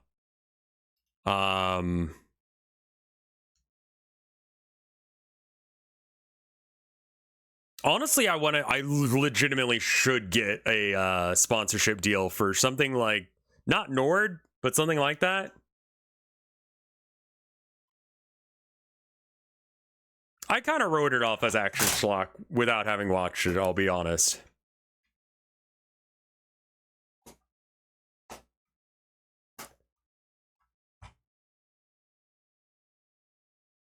This is why Rev knows of cream pies, yes. Mulvad doesn't do them? Yeah. I'm not sure what else there is. Surfshark was the other one? Where's the link? Here you are. You should watch the John Wick movies. They're pretty good. I probably should, because I like him. Keanu Reeves is a cool dude. All that jazz. Did we finish all of the videos we were going to watch? What makes a game cozy? Sure. The term cozy game has... Okay, so this is a guy with 359 subs, 529 views. We will, with this chat, give him a 50% increase in views, assuming that you guys actually, like, watch his video. I'm going to link it, and you can watch it for as long as you feel like watching it. Does that make sense? And it's only like 10-ish minutes long, so I will give him a chance. But I kind of hate it when creators do the thing where they just watch videos and then don't, like, help people out. Exploded in popularity in recent years, to the point where it seems to be a genre in itself these days in the video game world. Cool, it is. But what exactly is it that makes a video game cozy? On the surface, this might seem like an obvious question. We all know a cozy game when we see one, right? I mean, Animal Crossing or Stardew Valley are obvious poster children for the cozy game genre. However, when you stop to think about it, I believe it actually goes deeper than that, and the cozy video game umbrella expands quite a bit further beyond those obvious life sim examples. So in this video, I want to get to the root of what exactly it is that makes a video game cozy, because like I said, I think it's actually a really nuanced discussion. And since we're officially in the heart of winter now, there's no better time to have this conversation. So grab some hot chocolate and a blanket, cuddle up next to the fireplace, and let's talk about some cozy video games. I'm going to try and get stickers of them as well. I think the most important and obvious component when defining what makes a video game cozy is the speed of the gameplay. For you to get those Okay. warm, comfortable vibes, you need to be playing a game where you can kick back on the couch, turn your Alright. brain down a bit, and be able to play without Thank you for fear of watching screwing Count something Cannoli, up. and thank you for hanging out with This us. is why He's competitive still gonna be games watching, like but he Call of can't Duty or watch. Fortnite would never find themselves within sniffing distance of the cozy video game genre. If you're playing a game that has you arched forward in your chair, hands clenching the controller, eyes glued to the screen, and reflexes turned up to the max, well, that's pretty much the opposite of a cozy game, isn't it? That's true. I think this is why life sims like Animal Crossing or Stardew Valley are so closely associated with the term cozy game. Those titles are the epitome of the slow, laid-back gameplay that has become synonymous with the genre. And don't get me wrong, I totally get this. Animal Crossing has been my comfort video game series since I was a kid, and to me, that series is basically a giant warm blanket in video game form.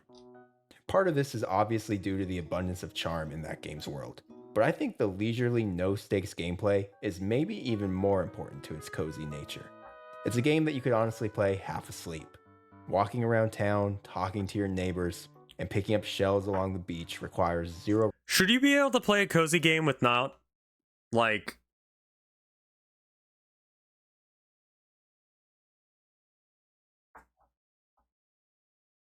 Should you be able to play a cozy game fucked up as hell? Like, sleepy, sick, high, drunk, sleep deprived. I think you should be able to play them.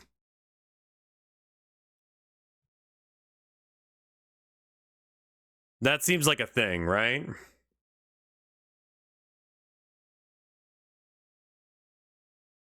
You can play any game in that. I mean, true, but I would also like it to be where it is not. Yeah, I mean, like, I do like having my cozy game. But for me, again, my definition of cozy game is very, very, very different.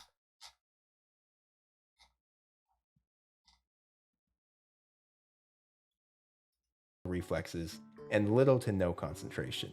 And yet the entire time you feel like you're making progress by just existing in that world and slowly but surely increasing your bell count and adding to your furniture catalog. I believe that this sort of gameplay that only requires half of your attention span is a massively underrated part of the cozy game formula.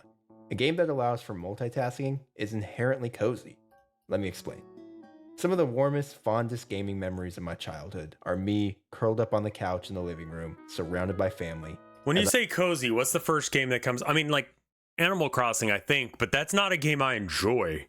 Other cozy games that I've played, there's been a lot of cozy games I've played where it's just like, this sucks because I'm thinking too much. I'm thinking about my own trauma and own problems. Why is it so fucking slow and boring and nothing's happening? Let me murder. Let me kill.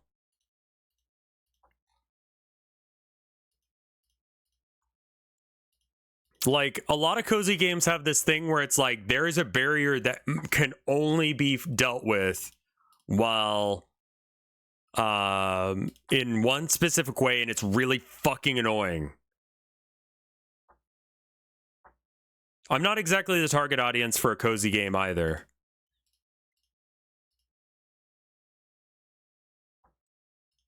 A game that makes you like, if I could just like walk away from the game and it not have any positive or negative impact on the game, like, then I don't need to play the game because the game's playing itself. Someone said that a little bit earlier, and I do think that's part of it, is it's just like, challenge kind of makes it enjoyable. Minecraft counts 100%. I think Minecraft is probably my cozy game of choice, because it doesn't give you that much free time to think.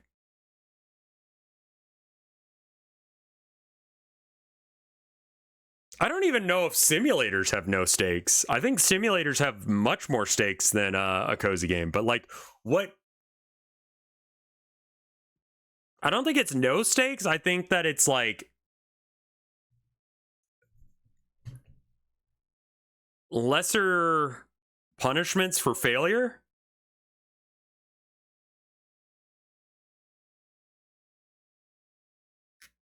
No stakes is a sandbox, not a sim.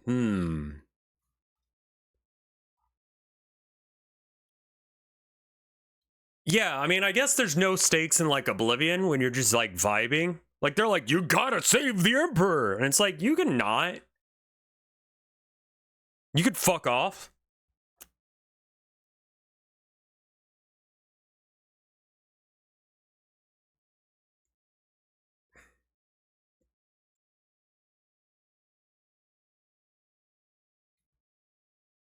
I don't know.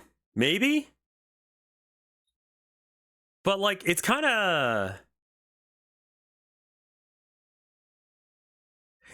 annoying to me that like I mean, well, if you get killed in Oblivion, that stops your progression, right? Like you cannot do things.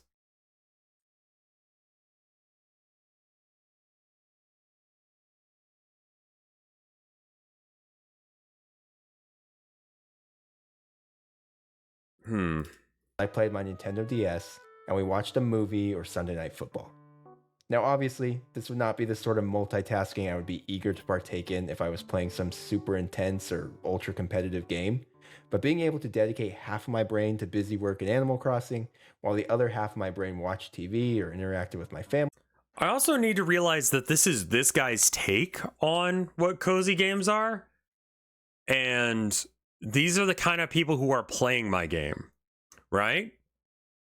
So it's like, I think that this person is legitimate even if I disagree with him.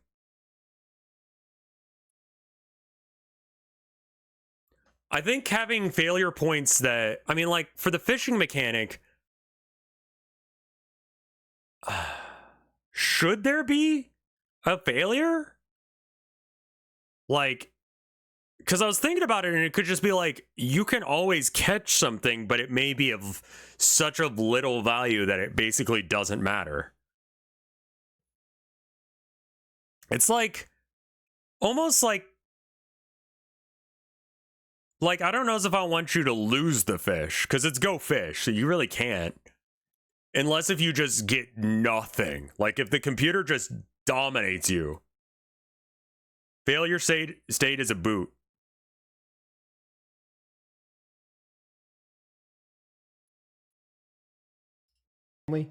I mean, that's the definition of cozy gaming in my mind.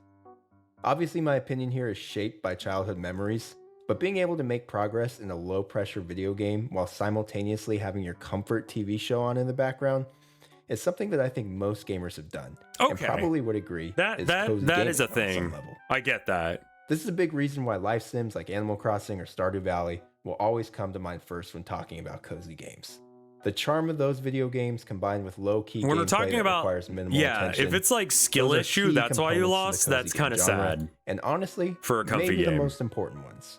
But I also think they're the most obvious examples. And like I said earlier, like I didn't really even consider there being a failure state to the, like, okay, let's say you played the absolute worst hand ever of Go Fish, right? Like you get no pairs ever.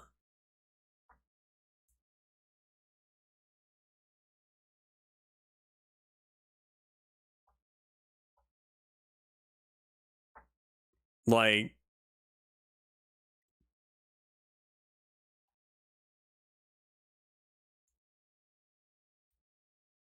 I mean, there you won't catch fish in No Fish. That's kind of the point.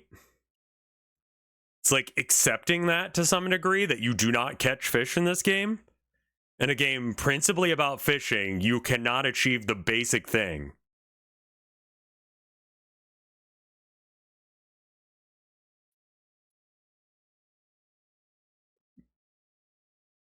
Like, well, what I'm thinking about is like, what happens if the player gets literally 0 pairs throughout the course of the game?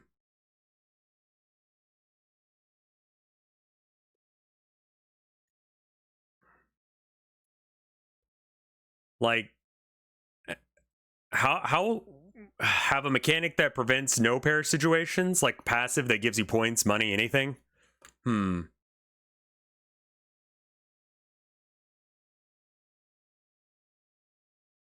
Maybe. Cozy video game iceberg. So let's dive into some of the less obvious components as to what makes up a cozy game.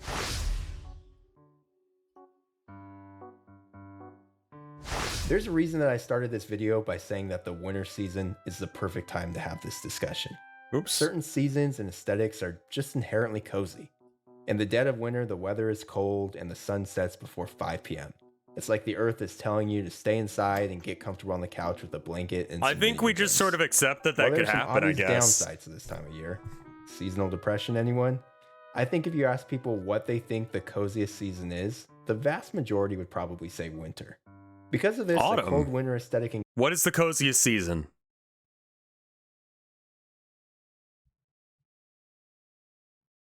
Chat.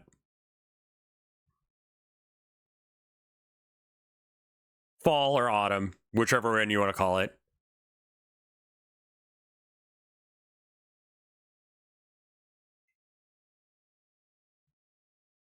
We've had more wind during the winter here than any other season. Summer, because I don't like the cold. Late spring. The Purge. games Yeah. almost always makes them feel more cozy. This can be a multiplier effect if you apply it to games we already talked about. The winter season in Animal Crossing is an absolute explosion of video game coziness, but I believe it also applies to different kinds of games as well. It's become an annual tradition for me at this point that every year when I go home to my parents' house for Christmas, I always end up booting up an old Skyrim save file and getting lost in that world again. And for me, that's one of the coziest video game experiences I can think of. On the surface, one might not think of Skyrim as a very cozy kind of game, but there's just something about traversing the snow-covered peaks of that world that screams warm and inviting video game. I disagree, but okay. Obviously, it doesn't have the same laid-back vibe that more traditional cozy games might have, but I think it's the perfect example of how far that certain kind of wintry aesthetic can go in making a game feel nice and cozy. This is apparent in plenty of other games as well. If you ask me what I thought the most cozy Pokemon game is, I would immediately say Pokemon Platinum. The Sinnoh region always felt that way to me thanks to Snowpoint City and the surrounding area, but setting Platinum version in the wintertime and giving your character an adorable little scarf to wear significantly So ramped winter up the is cozy factor. to this guy, Going exclusively. back to the Skyrim example, I think another huge part of that game scoring so high on the cozy scale for me is its music. It's Okay. impossible to walk through the streets of Whiterun and not feel completely relaxed and at ease when you hear the wistful, peaceful music softly playing in the background. I've said before that as much as I love music, it's hard for me to break it down on any sort of technical level because I'm so clueless about its inner workings, but I do know that music is essential to the overall vibe of any game, and that is particularly true when having this discussion. Games like Animal Crossing and Skyrim have beautiful, relaxing soundtracks that exponentially raise their cozy vibes. However, I think there is another equally important reason that I find Skyrim to be so cozy, and that brings us to the next ingredient in the formula.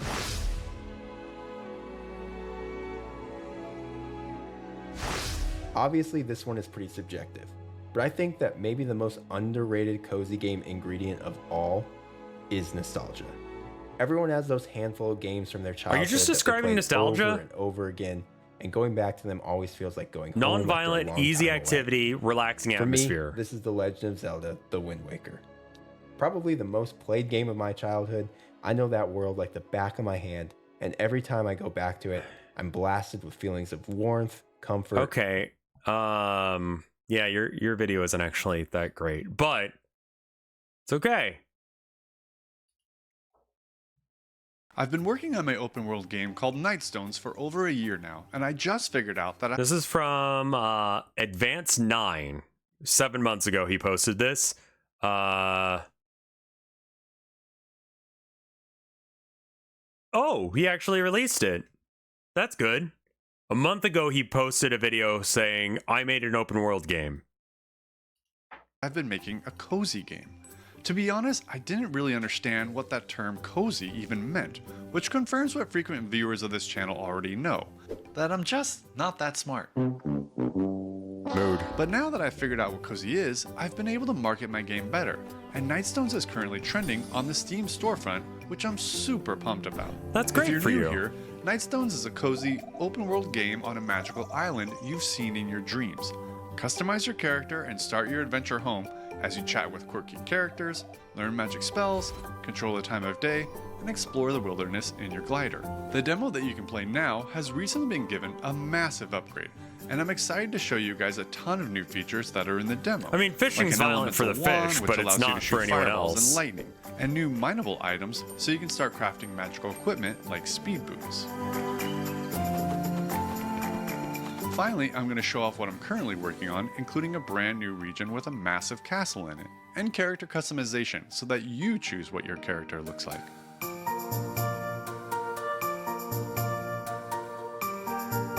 My first hint that I didn't understand what kind of game I was making was during my Kickstarter campaign. That campaign was a big success, and I was unexpectedly surprised to find the game attracted a fresh, new audience through Facebook advertising campaigns and an article released by Games Radar, but I didn't understand who this new audience was yet. Then, while I was trying to drum up interest for Nightstones during Steam Next Fest, I was posting the game's trailer to game dev subreddits, and some amazing Redditors suggested I post the trailer to the Cozy Gamers subreddit. Now at this point, I only had a vague understanding of what cozy was. I knew Animal Crossing was cozy, and I knew that Dreamlight Valley was cozy, but I really didn't get it beyond that. With nothing to lose, I posted the Nightstones trailer on Cozy Gamers and it became the top post for the next 72 hours. Talk about an awesome surprise. Alright, so now it's time for me to figure out what a cozy game actually was. So I literally googled, what is a cozy game? And the first hit was an article from The Standard. I learned cozy games are supposed to be relaxing. They involve the player heading out into nature and foraging. Cozy games have mindful music.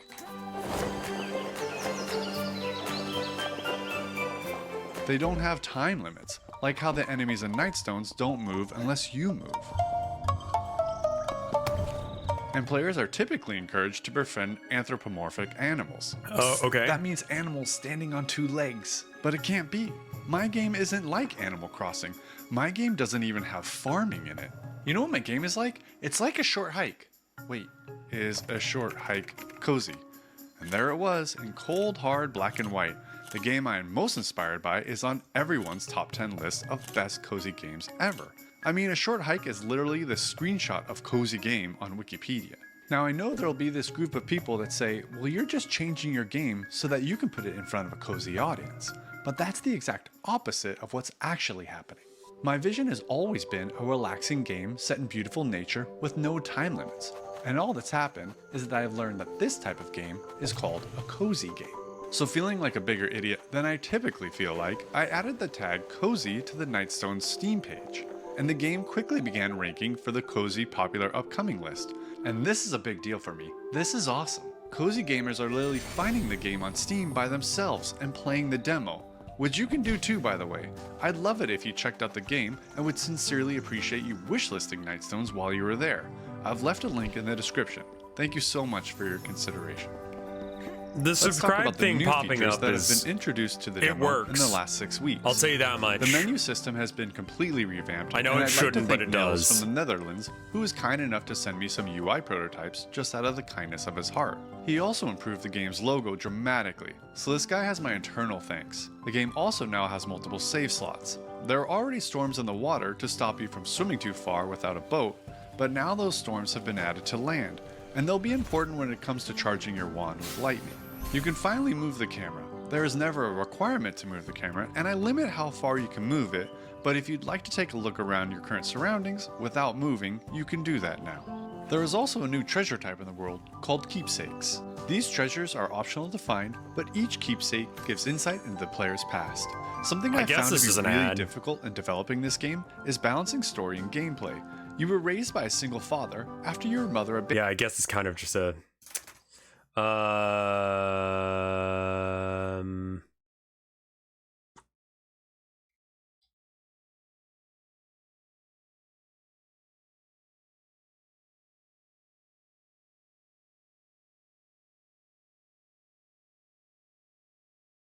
Five indie game dev mistakes you must not make, made by Sasquatch B Studios. Let's see what this one is. Testing my game. 51.6 thousand followers. Mario jump Sasquatch B Studios. I have no idea what a Mario is.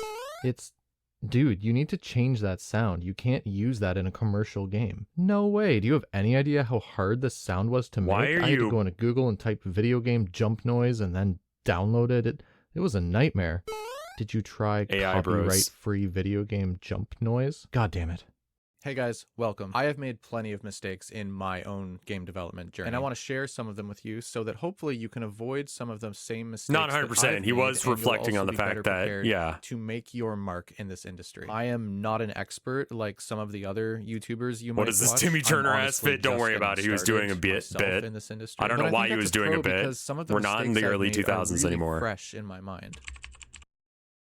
This one's really quick. Starting a devlog is not for everyone. This is an individual decision that you need to make. So there's no general one size Yeah, I don't need to make a fits all advice devlog. that I can really stream. give here. But I will say, before you decide to start a devlog, you're going to want to put some real thought and research into it. Here's why. A devlog on the surface sounds like easy, good exposure for your game, as well as a fun way to document the process of development for your potential fans. But the reality is, The streams are the a devlog, yeah. is not necessarily the easiest way for you to market your game. It's free and it can actually end up paying you and becoming a really solid source of income. But the amount of time that you have to sink into a YouTube channel in order to make even a little bit of traction, it can take years for some people. Devlogs take a lot of time to That's put not that together. bad a It takes problem my for me wife and then. I a minimum of a week to throw a devlog together from start to finish. And that is with a team of 2 working on it. And that's a minimum of a week of our time every single month for a devlog. The YouTube algorithm is not going to share your video if you just really quickly slap something together that is not intriguing to the viewer. So if you're not really going to put Fair. in a solid effort into your But that's not the videos, point then of my you might be devlog, so it doesn't wasting your time. matter. And if you are willing to make a solid effort and produce high quality videos, then you have to be comfortable with the fact that a lot of your work time is now going to be working on making videos, not necessarily working on your game. There's nothing right or wrong with this either way. It's just a matter of being prepared for the amount of work that it's going to be. I'm not going to talk about scope creep as something that you need to avoid because that's already talked about everywhere else. I actually really want to talk about the opposite problem, which is being too rigid with your game design. Scope creep is when you're continually adding stuff onto your game and making the scope of your project bigger and bigger and bigger and bigger. And this can happen due to being too flexible with your game design. It can happen due to lack of planning. It could also just be that the game designer is feeling self-conscious and they just keep adding stuff, hoping that that one feature will finally make the game feel good enough. And that's scope creep, and that is a problem. But being too rigid with your game design can be really hurtful as well. Video games start I as mean, just a series that's why of the, ideas you that know, have in your every head. video And not gets its all ideas views that you have in your head remark are is gonna stupid end as up being fuck. as cool or as entertaining or as funny or as awesome as you originally thought they were going to be. Maybe you're working on a platformer and you've got a character with a really floaty jump, and there's a lot of horizontal velocity so that basically in one jump you can just move from one side of the room to the other because of how fast you move. But maybe you really excel at designing tight levels in really confined spaces, and so now you have to make a decision. Are you going to change your levels to match your character design, or are you going to change the way your character controls to match the layout of the levels? Because if you're being really rigid and you change nothing, that's just going to end up with something that really doesn't work well. So without some flexibility in your game design, you may end up having things that you're trying to fit together that really just don't mesh well together. A really big part of making video games is just making thousands of tiny little decisions and hoping that the end result of all those decisions is a product that's really fun to play. But as your game starts to take form, as you put more and more work into it, it actually kind of starts to develop a bit of a personality of its own. Like, you may have pictured that you were designing a combat focused game, but instead it kind of seems like your game wants to be more focused on puzzles than on combat. So just because your game design document or your plans say one thing, it doesn't mean that those plans can't change. Your game will evolve over time, and letting it change within reason will result in a much better game. How's this for a coin collection sound? Yeah, no, you can't use that either. Yeah, that's from every gas station ever. Crap. When I first quit my job, I first started working on a roguelike game, which honestly, it doesn't make a lot of sense for me. Why? Because I don't play roguelike games. Yeah, that's why I'm not Honestly, making I an want RTS, even to though like I know there's a roguelike market games. I for want it. to like them, but I often Someone don't should, finish not them. me. So I don't know how. obviously, there's I'm bad at some those. sort of element there that just personally isn't for me. I've played lots of Enter the Gungeon, but I play in really short bursts, and I'll very quickly get bored and then stop playing for a really long period of time. And despite all the hours I've sunk into it, I've never finished it. It's actually a really great game. It's just not personally my kind of thing. So why the heck did I start making one in the first place? Because it was popular. It felt manageable. It felt like something that I could finish within a year or so and then publish it and move on to another game. So if you break it down, what I really did was I made a business decision instead of an artistic decision. And which way you decide to go is ultimately up to you and your level of risk tolerance. If you want to make your dream video game something that you just can't get out of your head, it's probably going to take you a lot longer than designing something that you feel a lot more neutral about. But ultimately, you have to take your own motivation into account. Can you work on something hours on end, day after day, when you don't even really care about the end result all that much? Some people can. I definitely can't. There was a noticeable, huge uptick in my energy and in my work output and in my motivation when I quit working on my roguelike and started working on my dream game, which is a Metroidvania. And this happened because I'm passionate about Metroidvanias. I love them. I have great memories playing Metroidvania games. And honestly, I really feel like I have no business designing and making a roguelike game because I've barely ever played them. So know yourself and know what keeps you motivated. And do everything that you can to keep yourself excited for your project. Picking a genre that you love will go a really long way. Hollow Knight is my favorite game of all time. And knowing it was mainly just two guys who created that game, I often compare myself to them. And when I compare myself to them, I'm putting them up on a pedestal. They're way up here, way up here. And I'm just me, way down here. You can't even see my hand. And I'm not going to pretend like I've stopped doing this and I figured out how to fix this and I don't compare myself to people anymore, because that's not true. I still very much do. I do it all the time. As humans, it's really natural for us to compare ourselves to other people that we look up to. That doesn't mean it's a mentally healthy thing to do, though. Just because someone out there created an experience that you really loved, and creating that game feels like it's a little bit outside of your current skill level, that doesn't mean that you can't also create a game that other people are going to love, because you absolutely can. Also, keep in mind, when you compare yourself to others, what are you comparing yourself to exactly? You're not really getting to peek behind their work curtains to see what their daily progress is like, how many struggles they is this the also shadows? had to overcome. All that you really I have no get idea to what this see layer is. what they let you see, what they put in their devlogs or their blogs or their websites or their interviews, whatever, or maybe just their finished game itself. They are human too.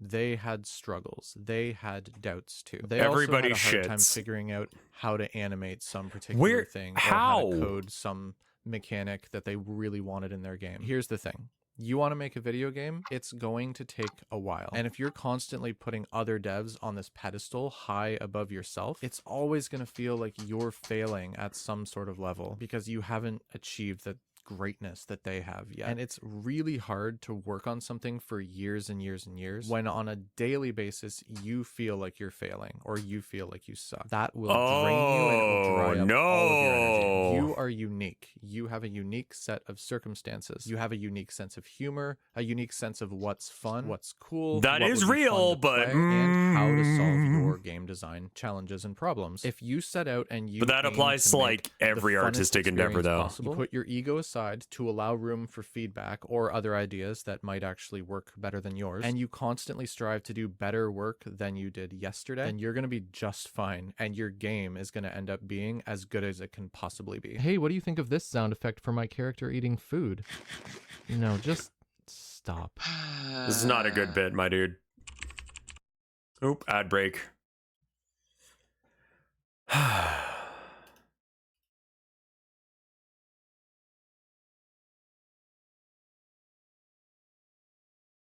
Fiverr what? Fiverr gave me a gift sub?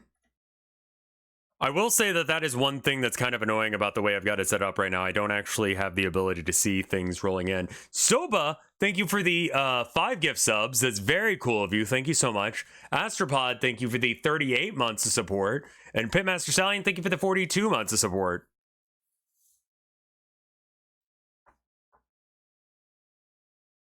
Time to buy Rev a 3rd monitor, I guess.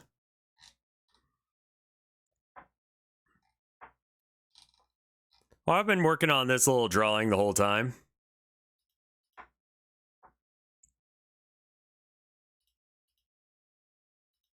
So is that not the bridge then? That's not the bridge. I have no idea what this layer is.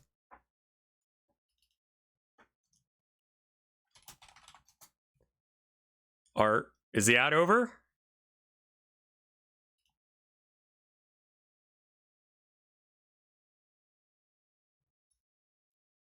I think the ad's over. When you want something really, really badly, Okay. like going full-time as a game developer or developing some sort of critically acclaimed masterpiece, then that want is going to become a part of your identity. And when something like this becomes a part of your identity, it can be really easy to lose the joy in what it is that you're doing every day. Why? Because when you have a specific identity, I am an indie game developer, your ego gets involved because you're trying to prove something to yourself and probably to other people as well. And when your ego gets involved in any work process, you're going to be more miserable and your work is just not going to be as good as it could be. You'll be miserable because you will obsess over your game. Even when you're not working and you're supposed to be spending time with your family and enjoying your time away from work, in your mind, you're going to be programming, or you're going to be solving problems, or you're going to be thinking about that thing that needs to be fixed. And mentally, you're not even there actually spending I don't like this video because I'm in it. time with your family. And your work isn't going to be as good because now you're working on a game in order to prove to yourself and probably to other people that you are actually good enough to make a video game. Your focus is in the wrong place. Creating something fun that people will love and be entertained or intrigued by in some way versus creating something to make you look smart or make you look Oh, I don't want to look Which one do you smart. think's I just gonna want end people up to being give a better in the shit. end? I'm actually right now I'm taking a course for YouTube creators because I want this channel to entertain and inspire as many people as possible. And also honestly because I want as many wish lists on my game as possible. You can wishlist our game Veil of Maya on Steam to support us. Link is below. But in this course, they teach you to make content for your viewers. Focus less on what you want to say and focus more on what you think they want to hear. Make things that other people want to watch. And the perfect example of this is the devlog where I fixed a bunch of bugs and glitches. But I spent about 3 to 4 hours writing the perfect script for this devlog, but it was complete trash and I ended up having to rewrite it. And it was trash because I was focused on me and the fact that I wanted to be seen as smart. This is something that I don't give a shit about if I'm seen as smart. I just want to have to fight it. But some of the bugs that I fixed in our game, I was really proud of the fixes that I came up with. Some of the solutions I thought were really elegant and I was kind of on this high because of how proud I felt of myself. Now, where my mistake was all of that ego got put into the script and the script ended up being very technical with lots of code and lots of explanations and context behind it all. It was really just me jabbering on about a whole bunch of stuff that I felt really smart about. And that was the story that I wanted to tell. But that definitely was not the most entertaining way.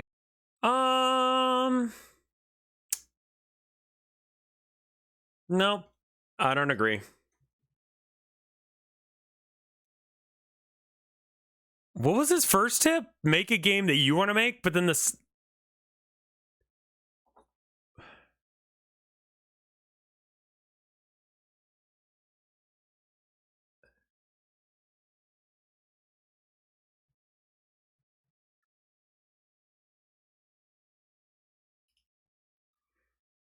All right, man. Whatever you say. I don't get it, but you do you, I guess. Anyway, here's what I've been working on. Like I said, he's contradicting himself just a bit. I got a good chunk of Ace's house done here. And then it's got a removable boat because there's like, it comes in later into the story. I do need to finish the fence.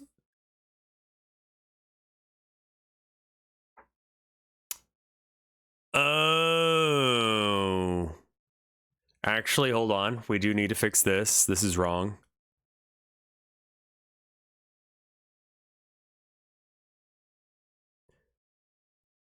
I think that my wife will be here fairly soon. So let's, what did we learn today? What would you guys say?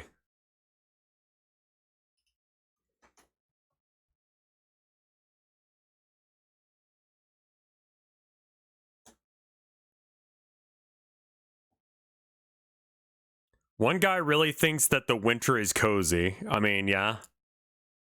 Making game is hard. I feel, okay, here are some notes that I took. Cozy-like or half cozy may be more fitting than cozy game, depending. Put the solution down different routes. There shouldn't be one way to get a good, like, you shouldn't have one way to victory.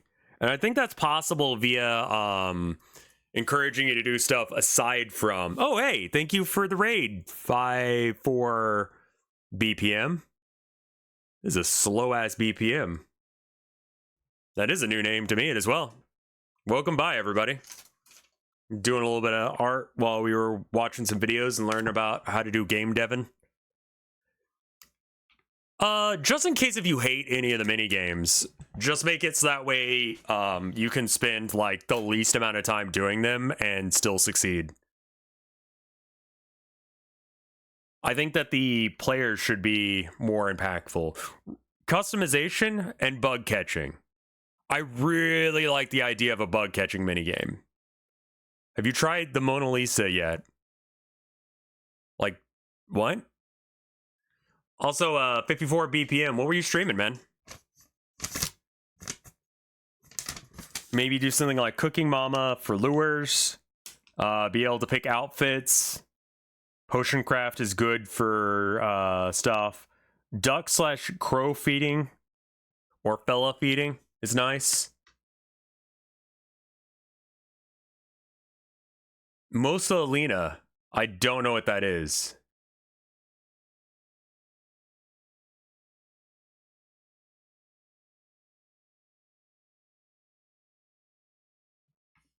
And then organizing your snacks could be a thing. You making a fishing game? Functionally, yeah. It's called No Fish, and it's about playing Go Fish, and that helps you get better and better at... Okay. It's a cozy game with social interactions a la, like, Animal Crossing, but the better your relationship with different characters, the better your cards in your deck are for when you play Go Fish, which has some weird mechanics a la Baltro. Is that a good description?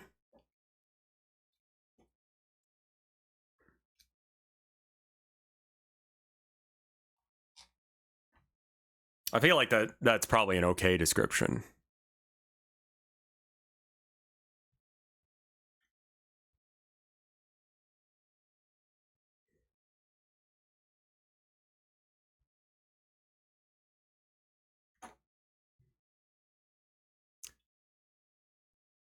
It's a game about not the fish are just a mechanic to be able to explain the rest of the idea. Like, it's not maybe the real fish we caught were the friends we made along the way.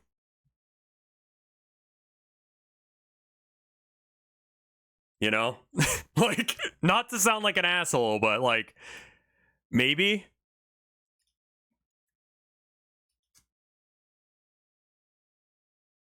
Is that the tagline?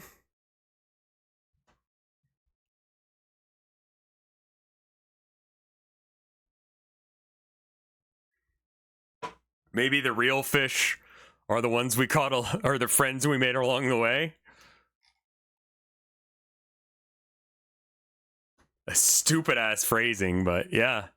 Honestly, it's not 100% wrong. It's also a good game name. I think so too.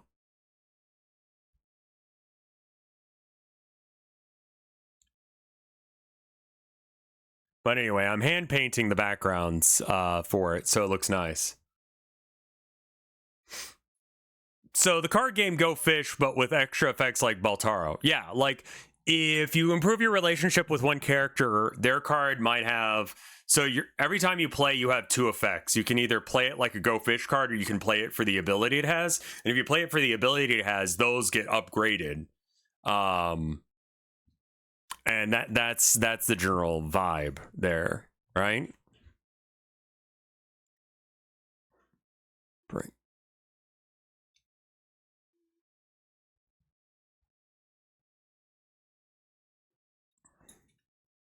I haven't quite worked out how I'm going to do the other mechanics, but that is the general vibe. I can show you where we're at with it real quick. I should save as well.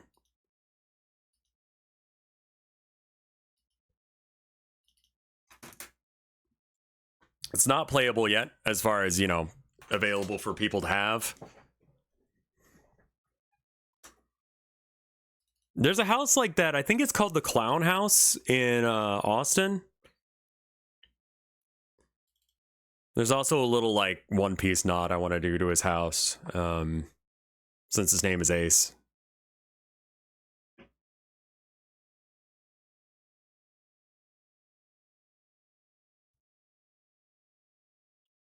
Yeah, do that. I want to have a little sign that says that somewhere, just as a little nod, because One Piece is good.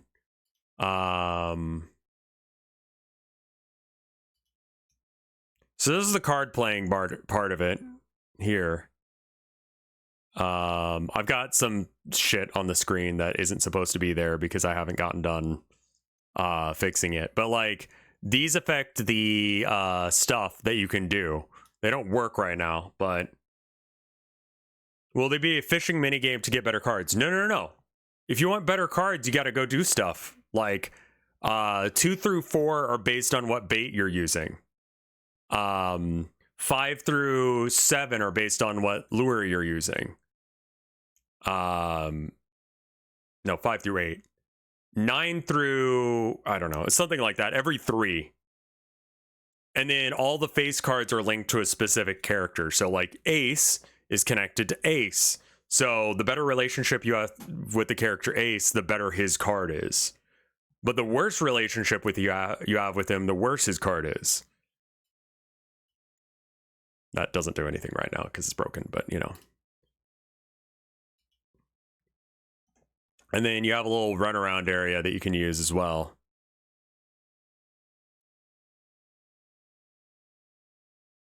Wait, not that scene. This scene. Yeah, I think it should be good. Should be good.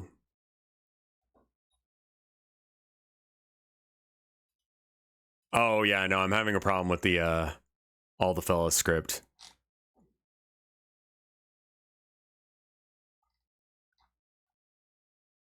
But anyway, you run around and you meet friends and stuff. It'll be good. So it could be worth it to have bad cards. I mean, sometimes it would be hard to get good cards. So it may not be worth it. Check Discord. Also, wife home.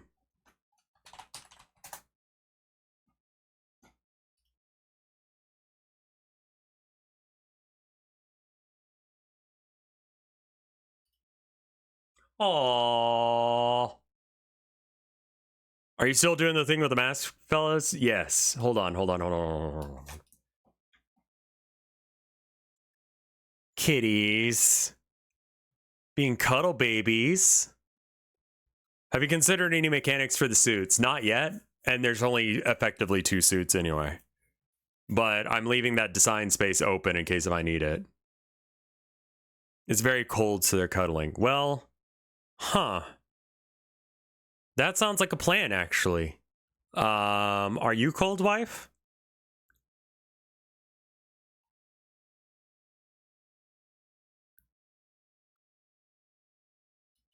Because if wife cold, then I might need to cuddle.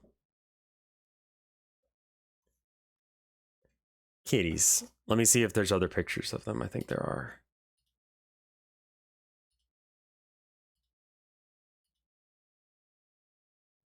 No, they're pretty much all the same picture, but they're very good. I love these two.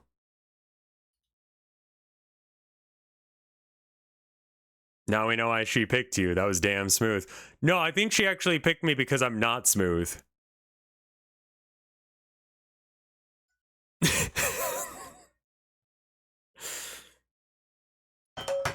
Being awkward can be good too. Well, let me check and see if there's any fan art. I hope you had a good time today. Elite Streamers has reblogged my thing. That's wonderful. I'm so glad. I don't see any art, so I'm going to be taking the next couple of days off. It's actually unrelated to what I was saying, but I will be. So I hope that you guys have a good day. I'll see you guys on Wednesday.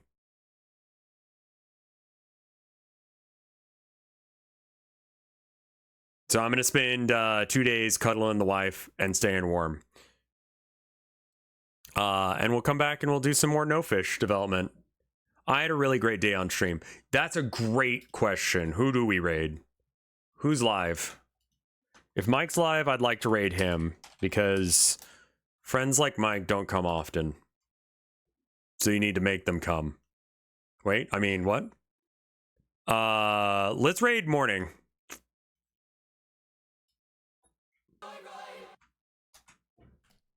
That's probably a copyright claim right there. Luigi is live? Let's raid Luigi guy. Because that guy helps me a lot. Raid the Luigi guy. He doesn't stream on Sundays. Right. Luigi's first stream since hiatus? Okay, let's go give Luigi guy some love. He's like my mod and he's good people's. Treat him well, all right? I'll see you guys Wednesday.